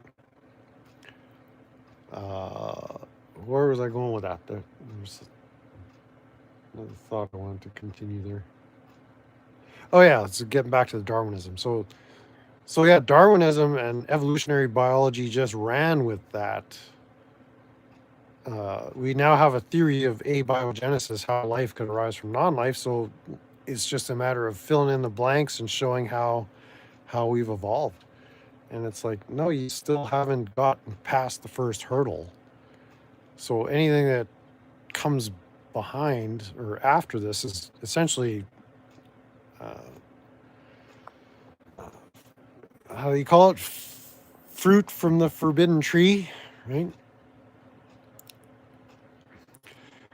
I think this realm's way more spiritual than most people would ever know or think. Also in ways they could never imagine. Yes, it's up to you to manage your spiritual health. So. What other people doing, none of my business. Until they make it my business. Again, the credo of Gen X is I just want to mind my own business.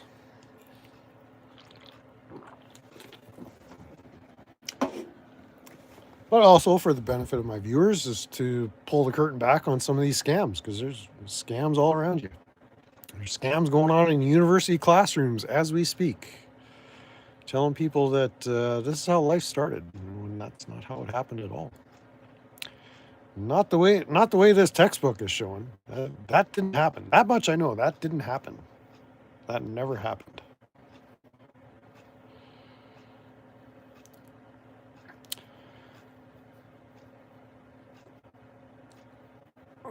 There is a battle, yes. So yeah, a lot of the evolutionary biology, I think it's built on a bad foundation. So I'm not discounting all that evolutionary teaching or theories can give us some insight, but what you've been led to believe about evolution is not the way it happened. So I'm not saying it didn't happen, but the way you said it happened definitely didn't happen. And it's not my job to explain how it happened. It's your job, not your job, you guys. You people coming up with these theories, great claims require great evidence, and you have not shown your work or provided the evidence, is what I'm saying. So it may have happened, just it definitely didn't happen the way you're saying it happened.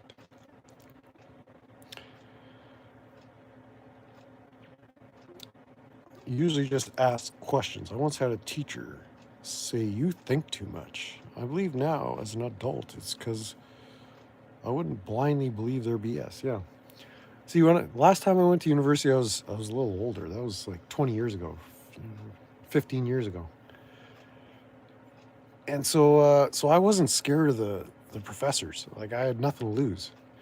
So and I wasn't afraid of public speaking or being embarrassed. So I would challenge them in class. It's like, what you're telling us is kind of doesn't pass the sniff test here. It's like, what? It's like, do you really believe that that's what's going on? So it wasn't often. I wasn't going there to be disruptive, but it's sort of like, yeah, that doesn't make any sense, and I would let them know. It's like that clearly sounds like a big steaming pile of bullshit.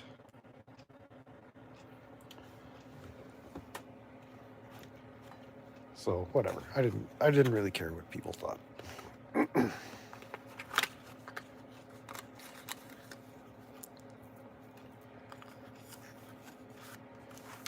Lane Myers sniff. So what? I gotta sniff Lane Myers to tell if something is true. What's the Lane Myers sniff test? I don't want to be sniffing no dudes.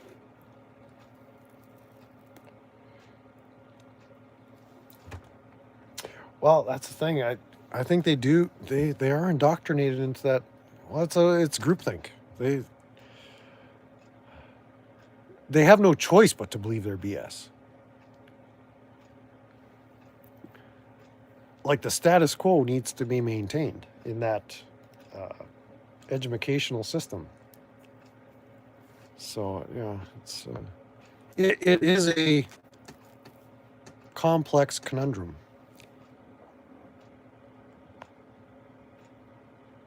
I'm just supposed to believe just because you said so? I smell bullshit. Shout out to Lane Myers. I wonder how Brother Lane is doing. Hope he's doing well. Yeah, they gotta feed their kids. They gotta get the tenure. They gotta get all the stuff that comes with the position.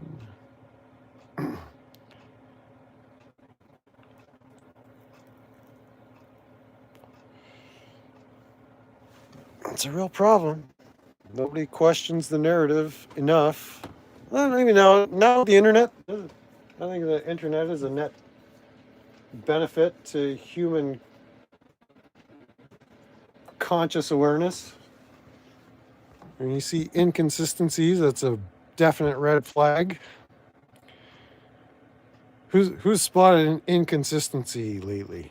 Anybody notice inconsistencies? Ever?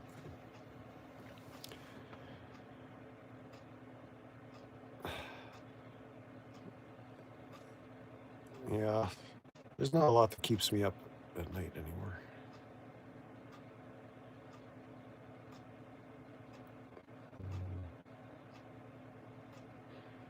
It's sort of, it's not a matter of not wanting to question. It's sort of like once you realize you have this question, it's almost like you should instantly recognize I'm being scammed. If I didn't have to ask this question,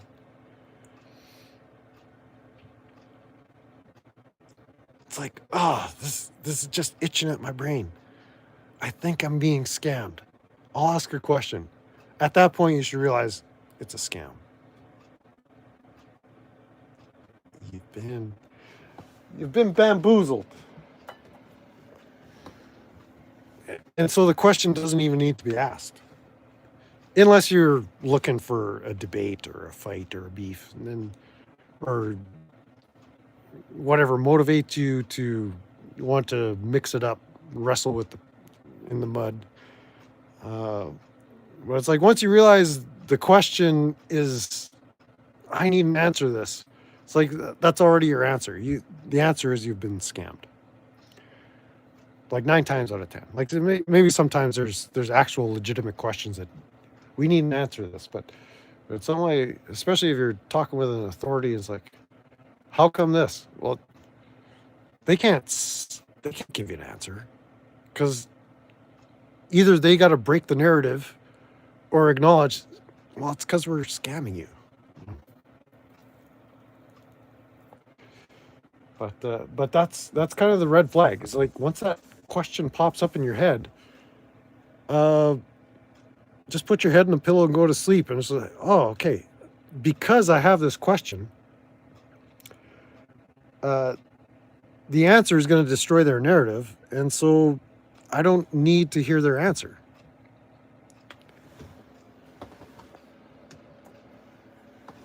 So just put your head in a pillow, pull the covers up, and go to sleep.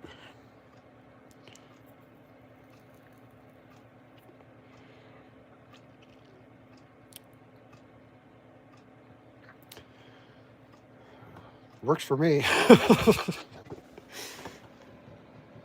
Again, it's sort of maybe it's just life experience, but Miles Mathis was beneficial in helping break some of the spells that cast. It's like once you realize everything, not especially in science, but everything you're seeing through the inner screen here, it's like it's all pretty scammy. Whether by design or on purpose, or people just going along to get along. But it's like, as soon as you ask a question, well, okay, now you run the hazard of painting a target on your back, which, again, if that's what you want to do, if you like mixing it up in the mud with the pigs, then go ahead and wrestle with the pigs. Just the awareness that I've got a question. Wait a minute. Stop right there. Because I have the question reveals the scam is in existence. And if you could just accept that, then you can get to the point where, oh, okay, I see the scam. I'm not going to perpetuate or participate in the scam. I'm just going to go about my business, do my thing. It becomes very liberating. But yeah. Check out Miles W. Mathis on the interwebs. He doesn't have a YouTube, but he's got a website. But yeah, painting targets on your back, that's not a good way of mitigating harm. That's like the opposite of mitigating harm to yourself. So yeah, you do draw attention to yourself when you pose questions that disrupt the narrative or attempt to dismantle the status quo. I think there's better ways of dismantling the status quo in a stealthy, passive aggressive kind of way. The pyramid schemes, I think they're still doing it.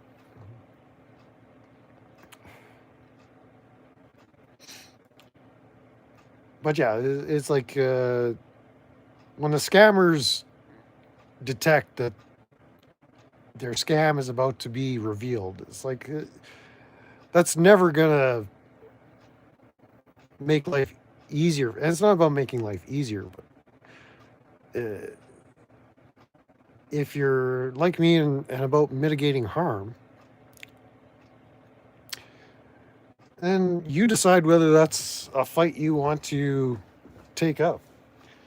Most of these fights are not winnable through that tactic. Getting someone to admit that they're scamming you, there's going to be blowback, like inevitably. Like these people are not ethical or moral to begin with. Otherwise, they wouldn't be trying to scam you. This is just my elementary thought process. It's very, very nonsensically simple. When someone's trying to harm you and you, in their face, challenge them, they're going to come back and try to harm you more. So that's just aggravated aggressive.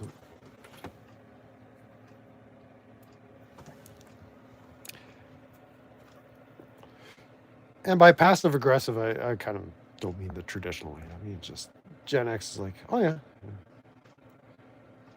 yeah, just being indifferent, being a dispassionate observer. It's almost like I'm observing my own life. It's like, okay, that's going to hurt me. I'm going to avoid harm because there's no benefit in making an unethical, immoral person even angrier at me because I already hate you. Like just kind of tell that. Like if someone's trying to scam you, it's because they hate you. And so if you know somebody literally hates you already, antagonizing them further, even though they hate you for no reason. This is kind of the mystery of iniquity that the Bible speaks about. Through no act of your own, they just hate you for whatever reason. Getting in their face with it is typically not going to resolve the matter at hand. Like it's not going to uncover the truth because, as you've seen possibly on the internet, people just double down and triple down. Courses on mindfulness. Ooh, what is the mind? There's another good philosophy Sunday topic. What is a mind? But this is again just through wisdom. It's like why pick a fight with somebody that I know already hates me. Unless I'm doing it for entertainment purposes, like Direct Dookie, like he hates everybody. So just poking that stick through the openings in that tweak shack and trying to stir up that big grizzly bear and seeing a reaction. That's just for fun. So I mean, but somebody who's definitely identifiable as hating you, coming back at them and trying to get to the bottom and reveal truth to them is like that's not going to work. Yeah, you can't understand that depravity. They're operating on a different mindset. They're operating on a set of principles that is completely alien to you and I. Uh, so it's sort of, if you need to invite harm into your life, then carry on doing that. I mean, do what you got to do. I was like, but if the goal is to sleep at night, just what they can't stand is being ignored. That is kind of your most powerful weapon. Because part of it is a psyop. I don't know to what extent, whether it's a spiritual psyop, a mental attack, an emotional attack. But yeah, elevating your emotional state can generally not be a good thing, even if it's overly positive. As I said, part of my motivations in life is just to be happy. Not overly happy, but happy, satisfied, content. And that's the last thing they want is a contented person. And so yeah, there may be the psyop in place to get you off balance and continually agitated, get that adrenaline and cortisol coursing through your system, which causes damage to your physiology, which is not good. But the perpetrators of the psyop, they hate being ignored.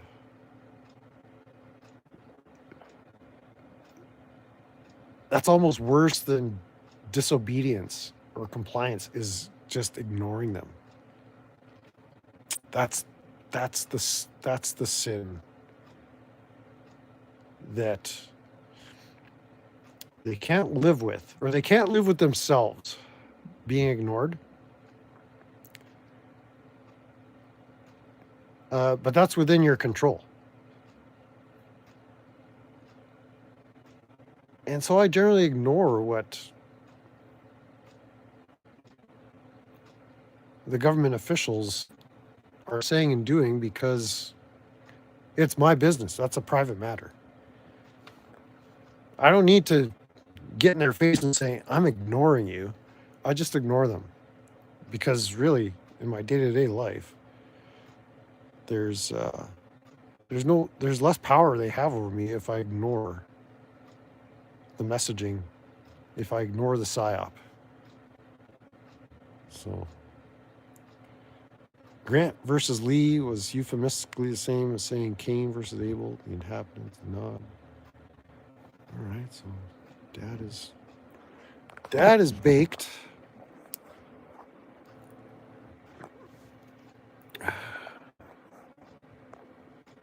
Jamie's still tagging along here.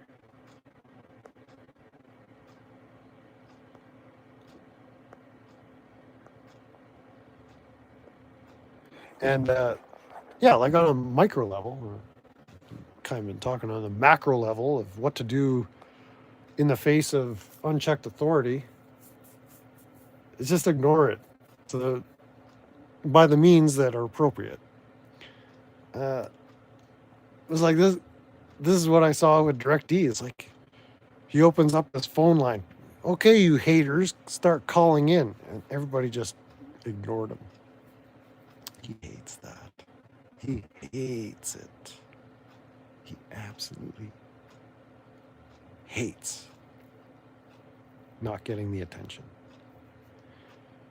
So we work on a Tweekah like direct donkey. Imagine what it could do for you if you just chose to ignore a bunch of stuff that doesn't directly impact you anyway.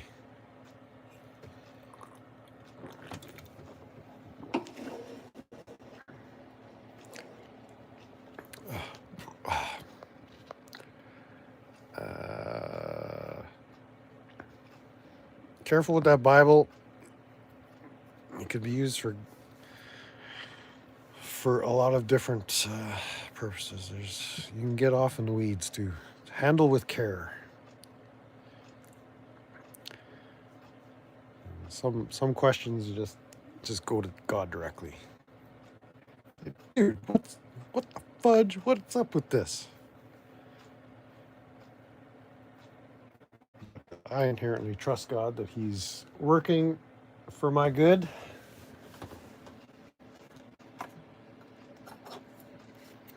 And that's the narrative. That's the ideology, the I was thinking on that the other. How did I frame it?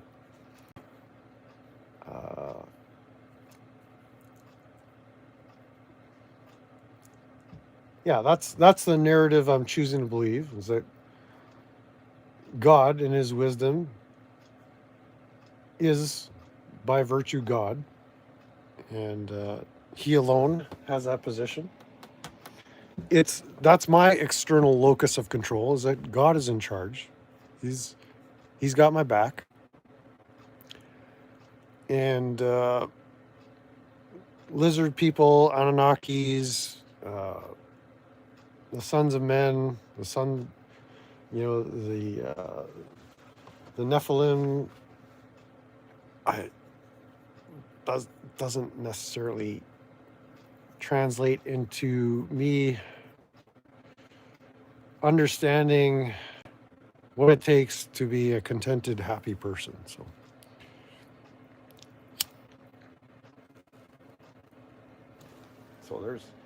there's lots of passages in the good book there. If I'm lacking understanding, could be because we're not meant to understand it. And that's my, again, external locus of control. If God is in fact God, then I'm not too worried about it.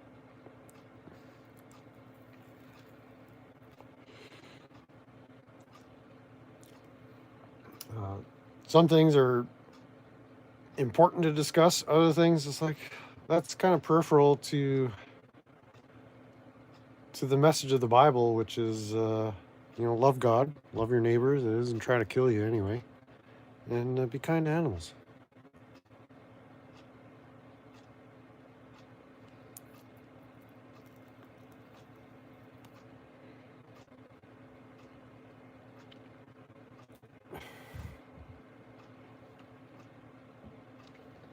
And so yeah, I've kind of hung up my hat when it comes to running down rabbit holes that kind of don't get me any further along in my quest for truth, or what it means to value truth. Because I've heard it all. I've zapped through Bible teaching on the internet in nicely upholstered, padded church seats, and all these guys, they just don't know what they're talking about anyway. So there's a lot of malarkey going on inside and outside the church. One commentator, a female, she said, men don't need church because men are inherently moral and ethical anyway. Like they don't need somebody to tell them what's right. So church is basically for women. So well, yeah, that's a healthy way of looking at it. So, sorry, ladies, but that came from a woman. I'm just repeating what I heard on the internet.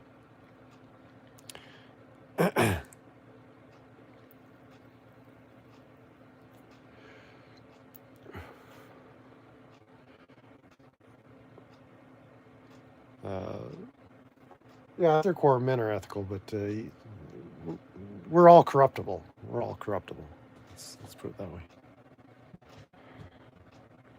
You wished Lane Merry Christmas? Didn't respond.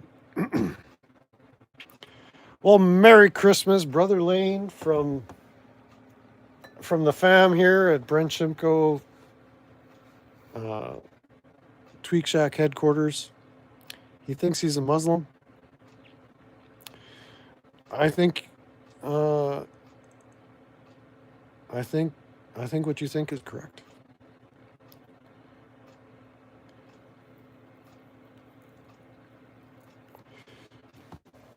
I'm a believer in free will. There's lots of argumentation on that.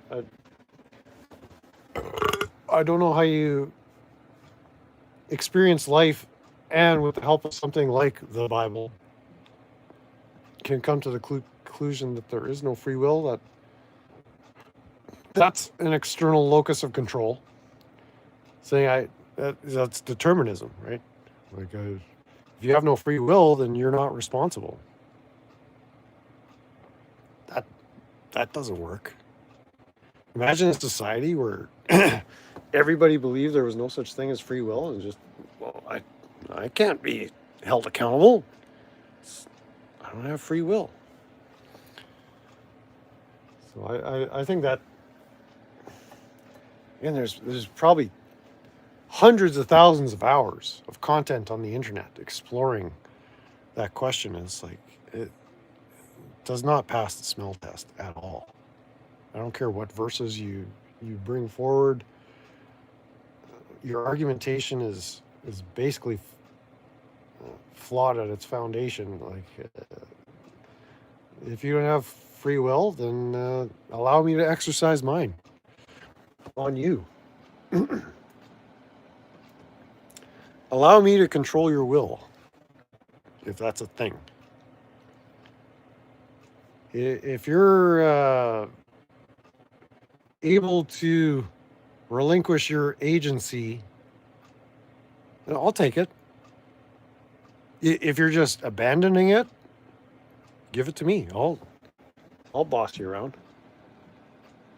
And that's not wanting to lord it. Is if somebody's volunteering the power over their own life because there's no such thing as free will, it's like, all right, let's have your bank accounts. Let's get down to business. I'll start managing your affairs. I can help with that. If you don't believe in free will, there's maybe no reason you should object.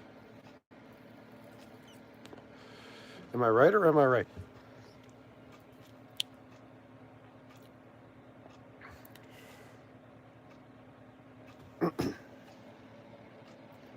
If others control, well, again, that's a bit of a narrative there.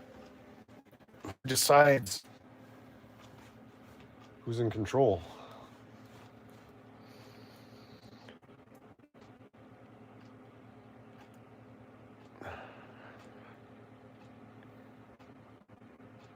Who's in control?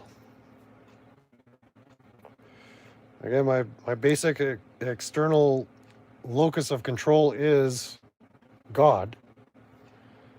But he's not, in my view of God, he's not controlling an animated puppet. I'm allowed to cooperate with the will of God by exercising my free will. By your free will, too, you can choose to cooperate or not cooperate with that will of God.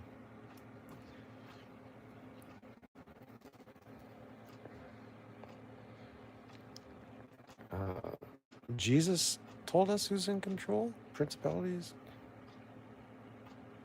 Again, there's a matter of your free will. You have to cooperate with that that structure. If you want to cooperate with that structure, then you become part of that hierarchy of the principalities and powers. There's other hierarchies. I mean, God is the hierarchy in my worldview, in my simplistic way of living. So there's God at the top, and then the rest of us. I'm not disregarding those principalities and powers that you're mentioning here. I'm not desiring to cooperate with them. And there's a battle involved in that too. And that's the battlefield is your mind. But what is a mind? Maybe that's topic for another discussion. It's 6 o'clock. Max, we missed the dancing celebration, and it's past your supper time. He's not even bugging me for supper. Wow, he's done. He is not exercising his free will at all. Look at that. Talk about a lounge lizard.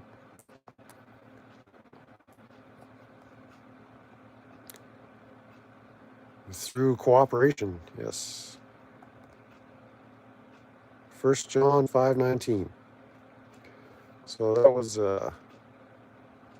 according to Bible historians, written by either John the Apostle or possibly other writers. But the wisdom, the truth behind that scripture is meant to teach us that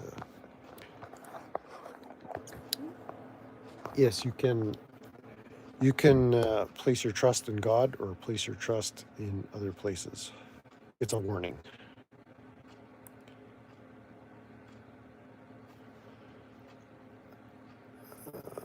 The roads follow the rivers, the copper line snake along from pole to pole. Whoa. That's Tweekah. Tweekahs be tweaking. Why are you always tweaking? That's what Max is saying to me. Daddy, why are you always tweaking?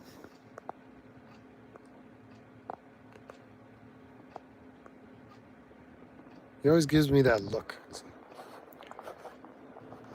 It's like, fool, why you be tweaking all the time?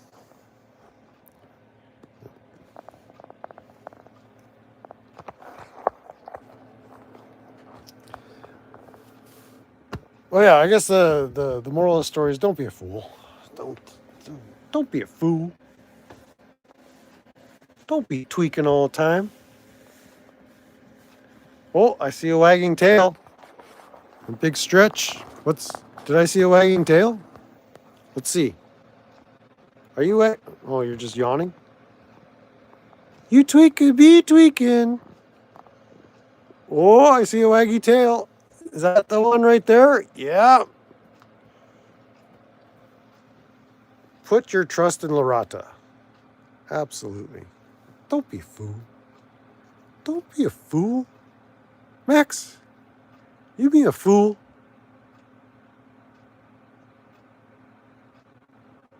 He's like, Daddy, I'm looking at the fool.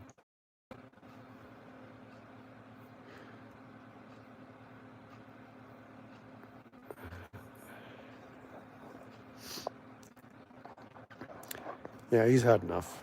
It's like, don't you ever get tired of hearing yourself talk? Are you ever going to feed me? The official canine of Lorata. There we go.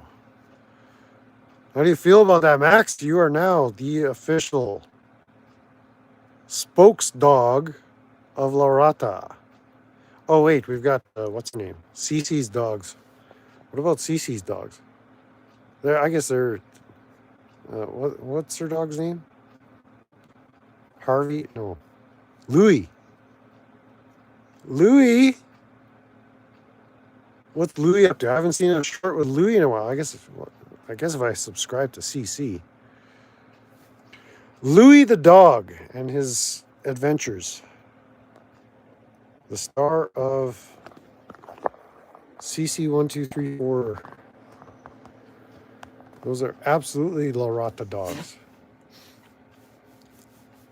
All right, so you haven't achieved the official spokes canine position yet, Max. So don't get too excited.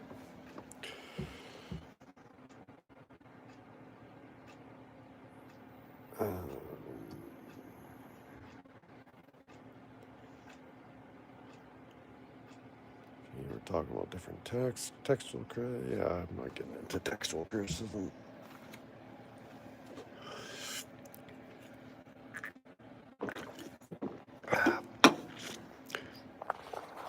What's this? What does this creature want?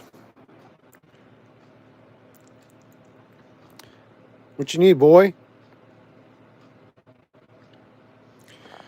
The more dogs to join, the better. Oh, agreed. I can get behind that. 1 if by land, 2 if by sea. When they attack your city, you retreat and open up the dam and wash away your enemies. Yeah, that's a pretty sneaky way of going about it.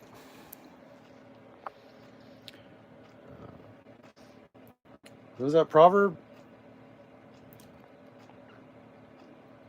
A wise man sees the danger afar off, and he decides to mind his own business and just avoid it altogether. Mass exposure, aka granite. She has dogs, right? There's a lot of dog people. This is Brandon Mitchell. I see a dog in your little thumbnail there. Again, don't need a lot of discernment. Just take my advice. It's all a scam.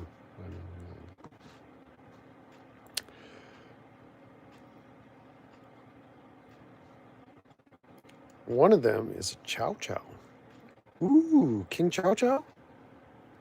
Is King Chow Chow around?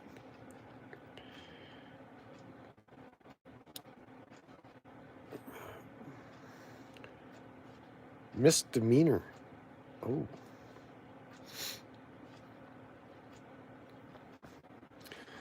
Yeah, there's a lot of content creators I just not familiar with. So.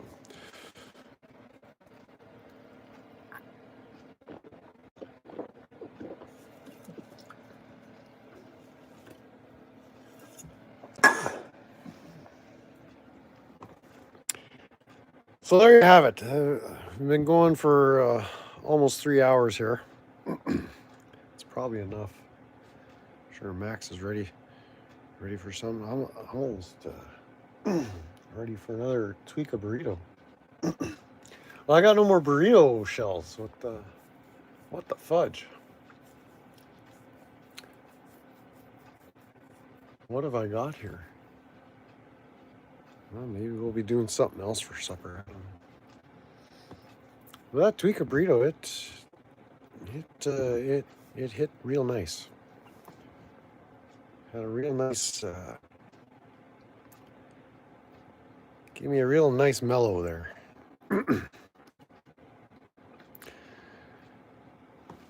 So yeah, shout out to Badger Incorporated, the Rata Corporation, Lane Myers Corporation, Direct Dookie Diaper Mountain Corporation. I think it's time to shut this one down, see what else is happening on the internet. Obviously nothing. The internet, there's very little of any constructive value at this point. It's basically a wasteland, so.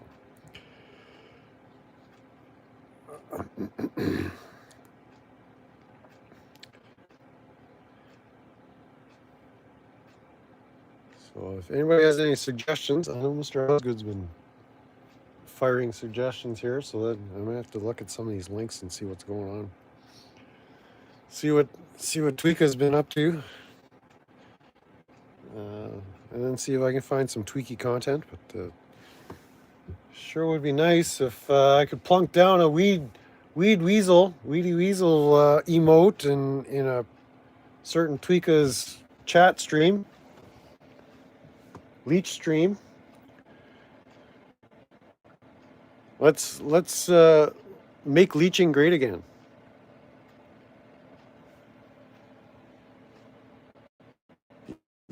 You heard?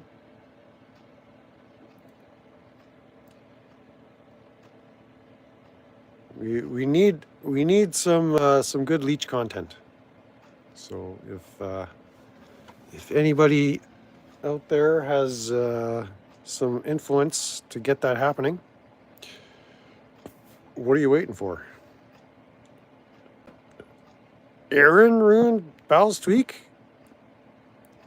I thought Aaron only enhanced Bow's tweak.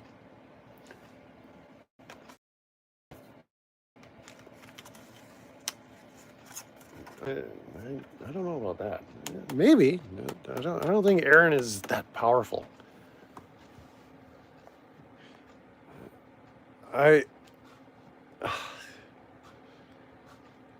It would be a sad day for me to acknowledge that Aaron has enough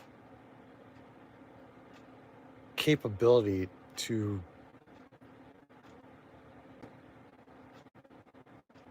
cause the Badger to abandon his post. I don't know. Said CPS was going to take his kids or something. Maybe Ryan. Yeah, and these Tweekahs, who knows? Like Ryan's got it all together, right? Like Ryan is not. Like Ryan has clean hands. It's like maybe just be careful of blowback. I mean, it's not going to come from me. I'm not. Again, Bao's just a stranger on the internet. I like Bao.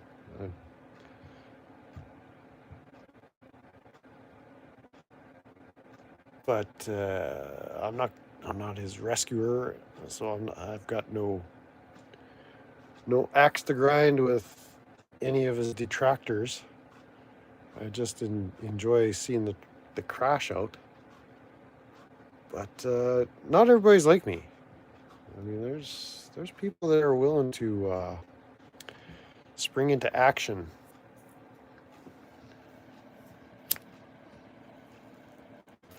In any number of ways. So, yeah, payback can be a bitch. Val made me happy. I was there from the beginning. I only came across. I told this story before. The Badger only came across my radar through Jimmy Freeman's content, where Bao would occasionally be featured. You might know him as James Freeman. I call him Jimmy.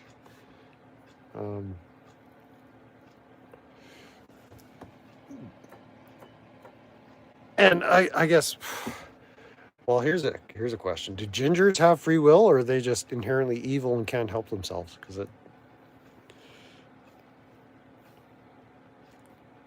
but yeah, Bao had a way of doing the police accountability thing and the cop watching in a way I'd never seen before. And so I was a little fascinated. I ventured over to his channel and didn't really find much content. 90% chance Jimmy's a Fed. I'm not getting that vibe. The Feds typically recruit gingers? Or is that just too high risk?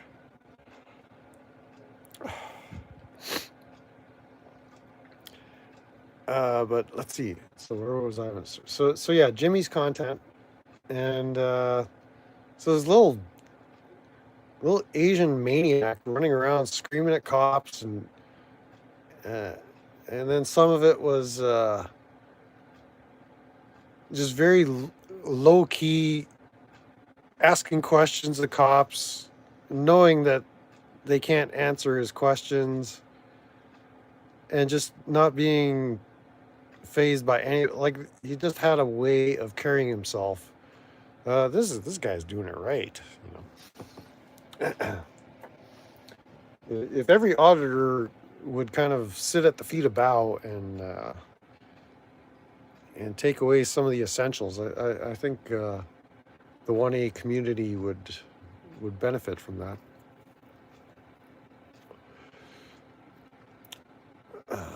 Versus doing it direct D style. I mean, not everybody wants to get a neck tattoo.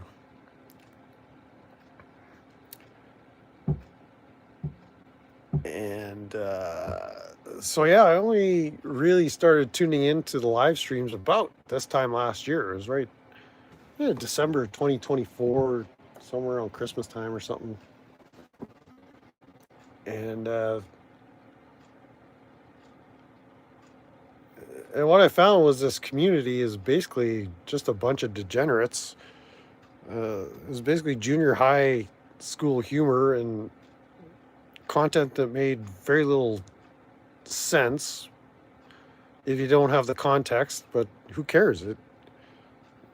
Bao was the content, right?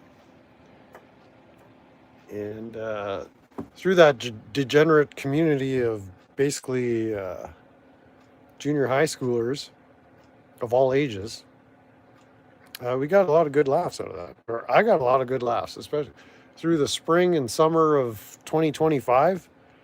There were times I was laughing so hard, I was sure I was going to dislocate a rib or something. Like I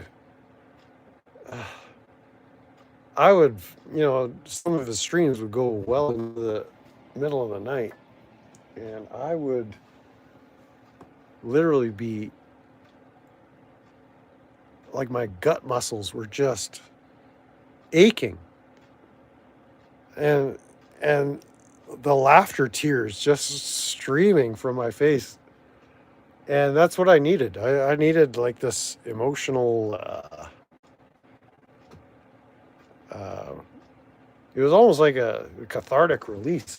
Just the unbridled, and I don't even know if it was that funny, the content I was laughing at, but I was like in painful, joyful, uncontrollable laughter at points. And that was like, talk about your dopamine rush.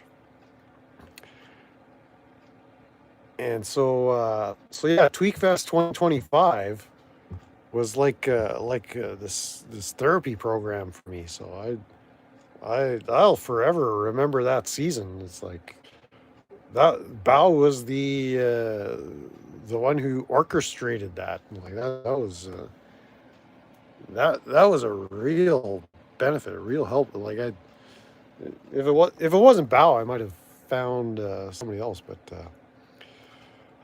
I want to go to India forever. Meow. Yeah, just the laughs. I mean, just Bao laughing is enough to make you laugh.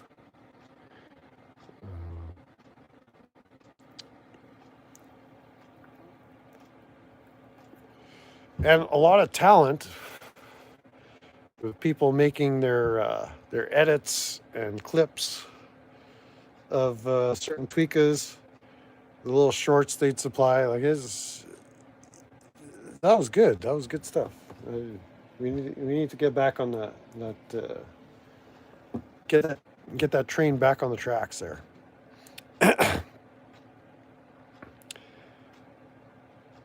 And so it's not an eternal debt of gratitude I owe to Bao, but I would say being part of that Badger community, the Laratans, indoctrinated into the cult of the Badger, if you want to call it. I don't know how you describe it exactly. That was real good therapy. That was it was worth paying for. So, and you too can be a paid member of Smurfwatch Transparency for the low price this month only of $49.99 a month.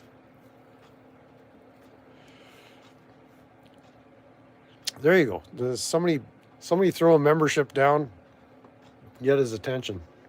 It's $50. Come on. Throw down $50 in the Badgers membership.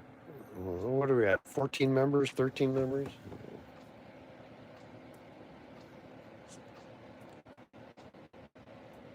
I need my emotes, man.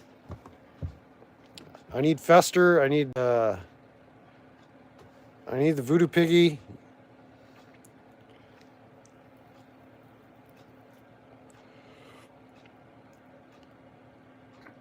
And cherries and berries.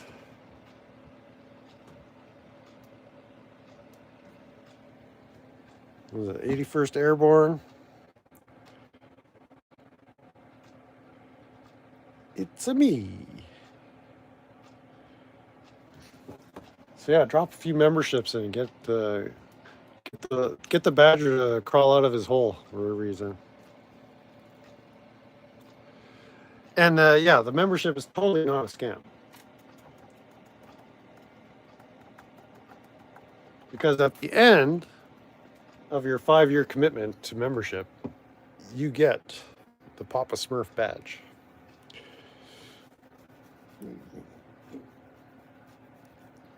The coveted badge of honor, dishonor.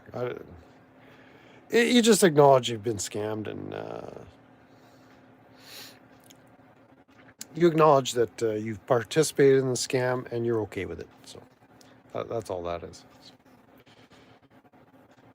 But yeah, the membership is totally not a scam. If you're worried about it being a scam, you have my seal of approval that it's not a scam, allegedly. So there you have it. But that's my testimonial to Bao.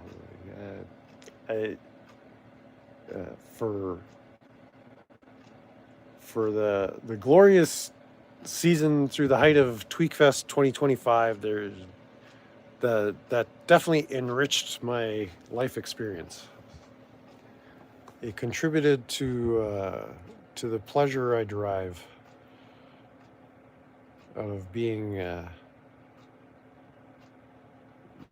the here and now. So thank you, Bao. Thank you. More, please. I haven't had a good belly laugh like that in a while, but there was a stretch there. It's like every live stream, like for 2 weeks straight. And it was at the time when we were eggplanting Crackhead Kenny. Some of those Crackhead Kenny beefs. It was getting pretty intense, and the AI bows. I mean, it was just getting so ridiculous. So again, it's that junior high school humor, just a bunch of dudes and scals getting together and being ridiculous. Sometimes ridiculous is the best antidote. So.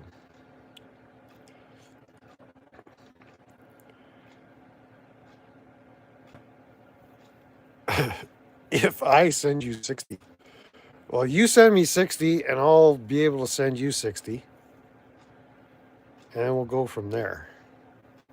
Totally not a scam.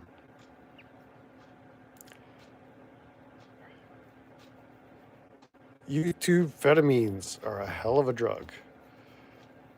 Oh yeah, that's more the dopamines. The dopamine rush when you get to plunk those emotes down. Because there's no coming back from a good emote. So welcome in, Mitch. You missed episode 2 of Tweekah Burrito. We're trying to conceptualize, or I gotta get back to the drawing board and see what kind of Tweekah burrito. Well, I guess I need more burrito shells. We're gonna do episode 3 at some point.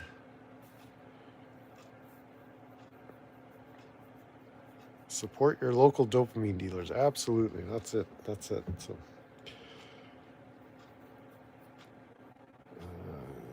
Ooh, hit the like button. That just gave me a little dopamine hit there. Ooh, everybody just do me a favor and double tap that screen. Double tap for me. Just tap. Give me a double tap.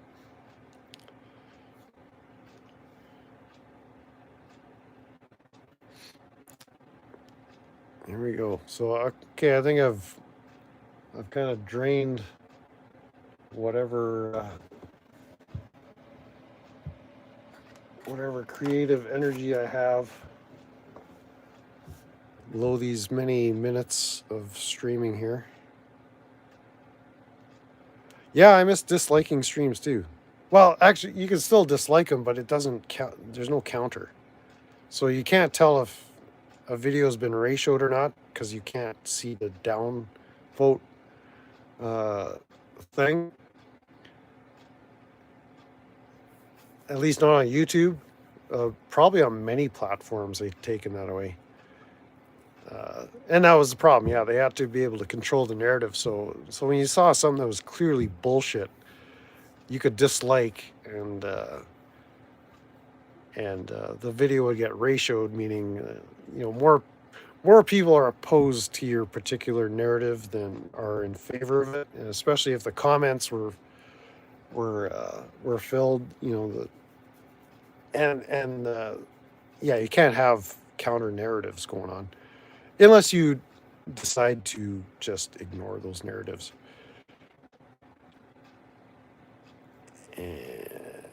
But yeah, that thank you COVID for taking away our dislike counter. So you can still dislike videos, and the thing with the YouTube algorithm, it doesn't matter if you hit like or dislike as long as you got engagement. So if there's comments, any action you do as a viewer, whether it's sharing or saving a video, like, dislike, subscribing, it's that engagement that the algorithm is looking for. Activity on, even chatting in the stream. So the more chats you get. So as far as you being able to tell what content is of any quality, yeah, taking away that dislike counter doesn't benefit you, but you can still hit dislike because the algorithm sees you tap that dislike, but it counts toward the content creator as engagement on their content, and so the algorithm will see people are all the algorithm wants is more viewers, and so it's always searching looking for viewers. So any kind of engagement, it's like attracted to motion. So if there's a live stream and there's nothing happening, the algorithm is generally going to ignore it. But if it sees there's stuff happening, people are engaging with the content, then it's going to pick it up quicker. And I suppose you could buy subs and buy views and whatnot, but we don't do that here. So yeah, it's super scammy what YouTube did with just the viewer experience. You don't get to see how other people are engaging negatively, because I guess that's a millennial thing. Everybody gets a participation award, and like criticism is like you can't let these snowflakes melt because everybody thinks they're tweaking and is showing their displeasure with the number of dislikes. So it's kind of super sketch. It's again, that's a kind of a feminine thing. So it's like it's like the men have lost control. So, feminism has destroyed everything. And yeah, bots now.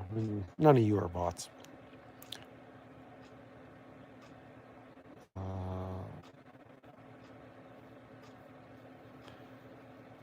Getting dopamines, more dopamines. Yeah, I'm not using a lot of other platforms. I had started up a Twitter account last summer, thinking I was going to do a bunch with that, but I never did. Or last spring.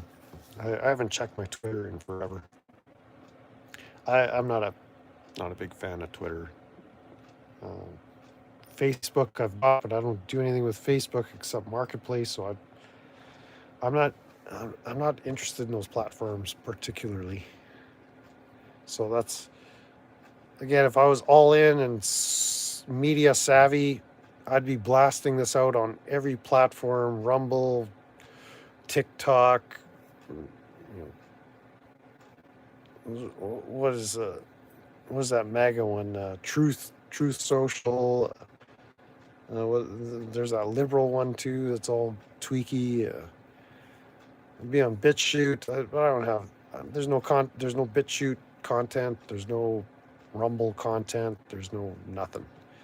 It's all right here for now. And then there was my scam coin on pump.fun, but I haven't been able to dedicate any resource to doing that. BitChute is where it's at.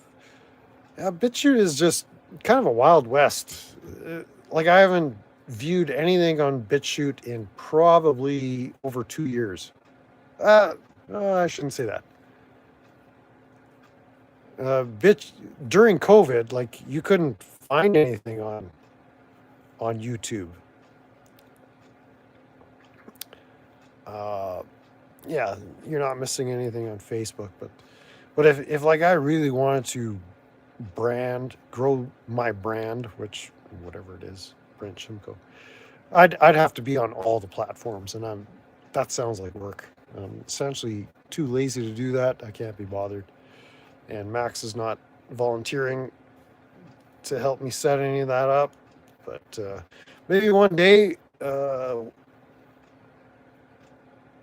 I'll have a staff, possibly supplied by Lorata HR. Someone hacked your MySpace account. Yeah, I don't have a MySpace account. But yeah, during the COVID years, you couldn't find any of these content creators because they'd all been booted off YouTube. So I migrated over to BitChute, and then it's sort of like the rabbit holes are just everywhere there. So it got a little exhausting just scrolling through BitChute. Zero censorship on BitChute. Yeah, I appreciated that, but there was just so much faff, as Andy Edwards would say. Just too much faff to deal with. And so yeah, I haven't even logged into BitChute in a minute. Like it's been a long time. Because everybody's been allowed back on YouTube for the most part. And the people that I guess aren't choosing to come back to YouTube is like, I'm not really interested in scurrying down the rabbit holes with them anymore. It's like that. It was very time consuming. But during COVID, like that's all we had was time. You couldn't do anything else. So at a certain point, BitChute served me well, but I don't look to it as a resource or anticipate needing to post any content there. So if I get kicked off of YouTube for whatever reason, it's like whatever, I don't care.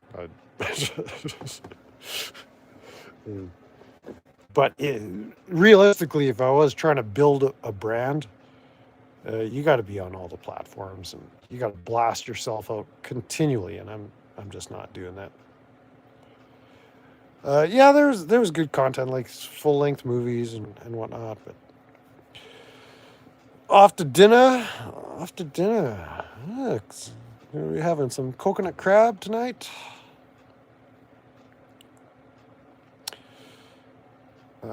Yeah, there was a lot of great content on BitChute when I was an active user there, but I just I've got enough in my somewhat selective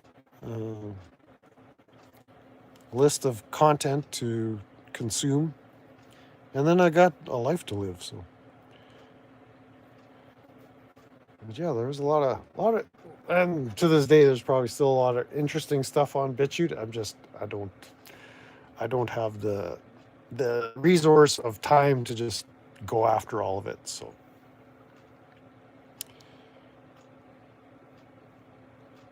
YouTube is where I'm parking for the most part, and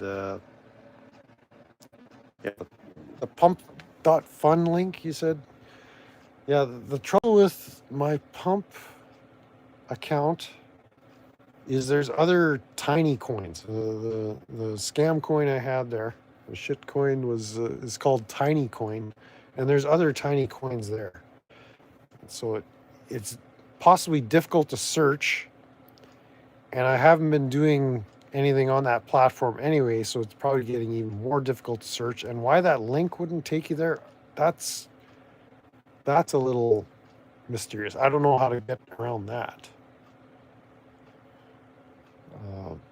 But again, that's kind of low priority for me right now. We'll pick up that project again at some future time, but and the concept behind that was to be traveling and looking for Tweekahs to tweak out with, and I'm parked here for the winter, so I'm not doing any winter road traveling in this 77 Dodge Winnebago. That's, if I do any traveling, I'll hop in the old Power Smoke and just rough it in the back seat. But that's more of a summertime activity. So unless if things had gone different and say I'd gotten a visa to come down to the States for the winter or something, I don't know how those worked. Kind of was in either the Pacific Northwest or the Southwest or Florida or something before the bad weather set in, the winter weather. Then that would have maybe jump started the project a little better. But I kind of anticipated the ability to do more traveling, but we've had a lot of snow here. And so just the highway driving is sketchy at best. And so yeah, I'm just hunkered down, waiting for badger sightings to occur. We've got the Sasquatch sightings happening on a fairly regular basis.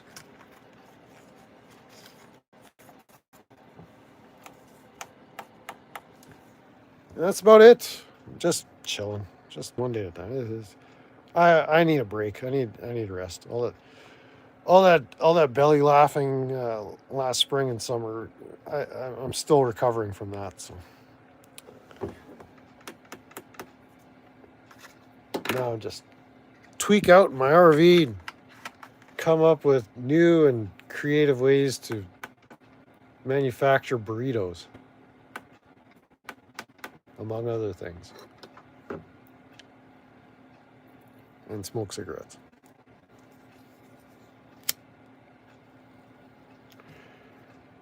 Well, yes, thank you all for coming. Very interesting conversation this afternoon. For some of you, it's holy shit. On the East Coast, it's almost bedtime. 6:45 here.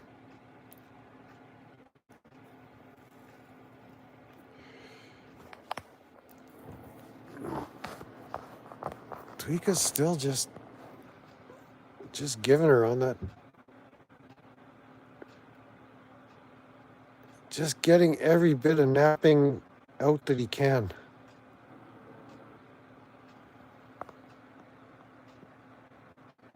He hasn't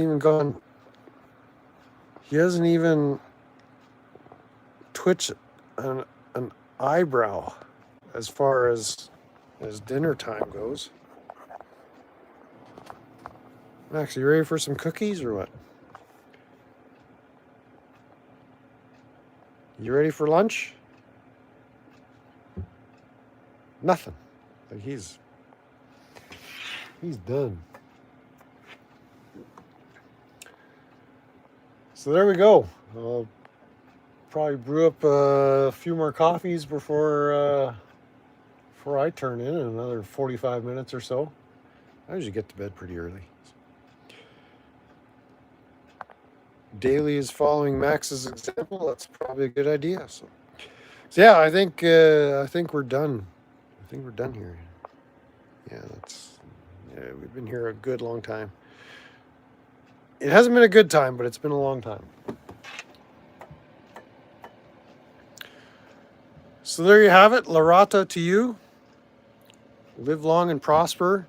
Go in peace. And if you can't go in peace, then go in anger. Anger is very therapeutic too. Just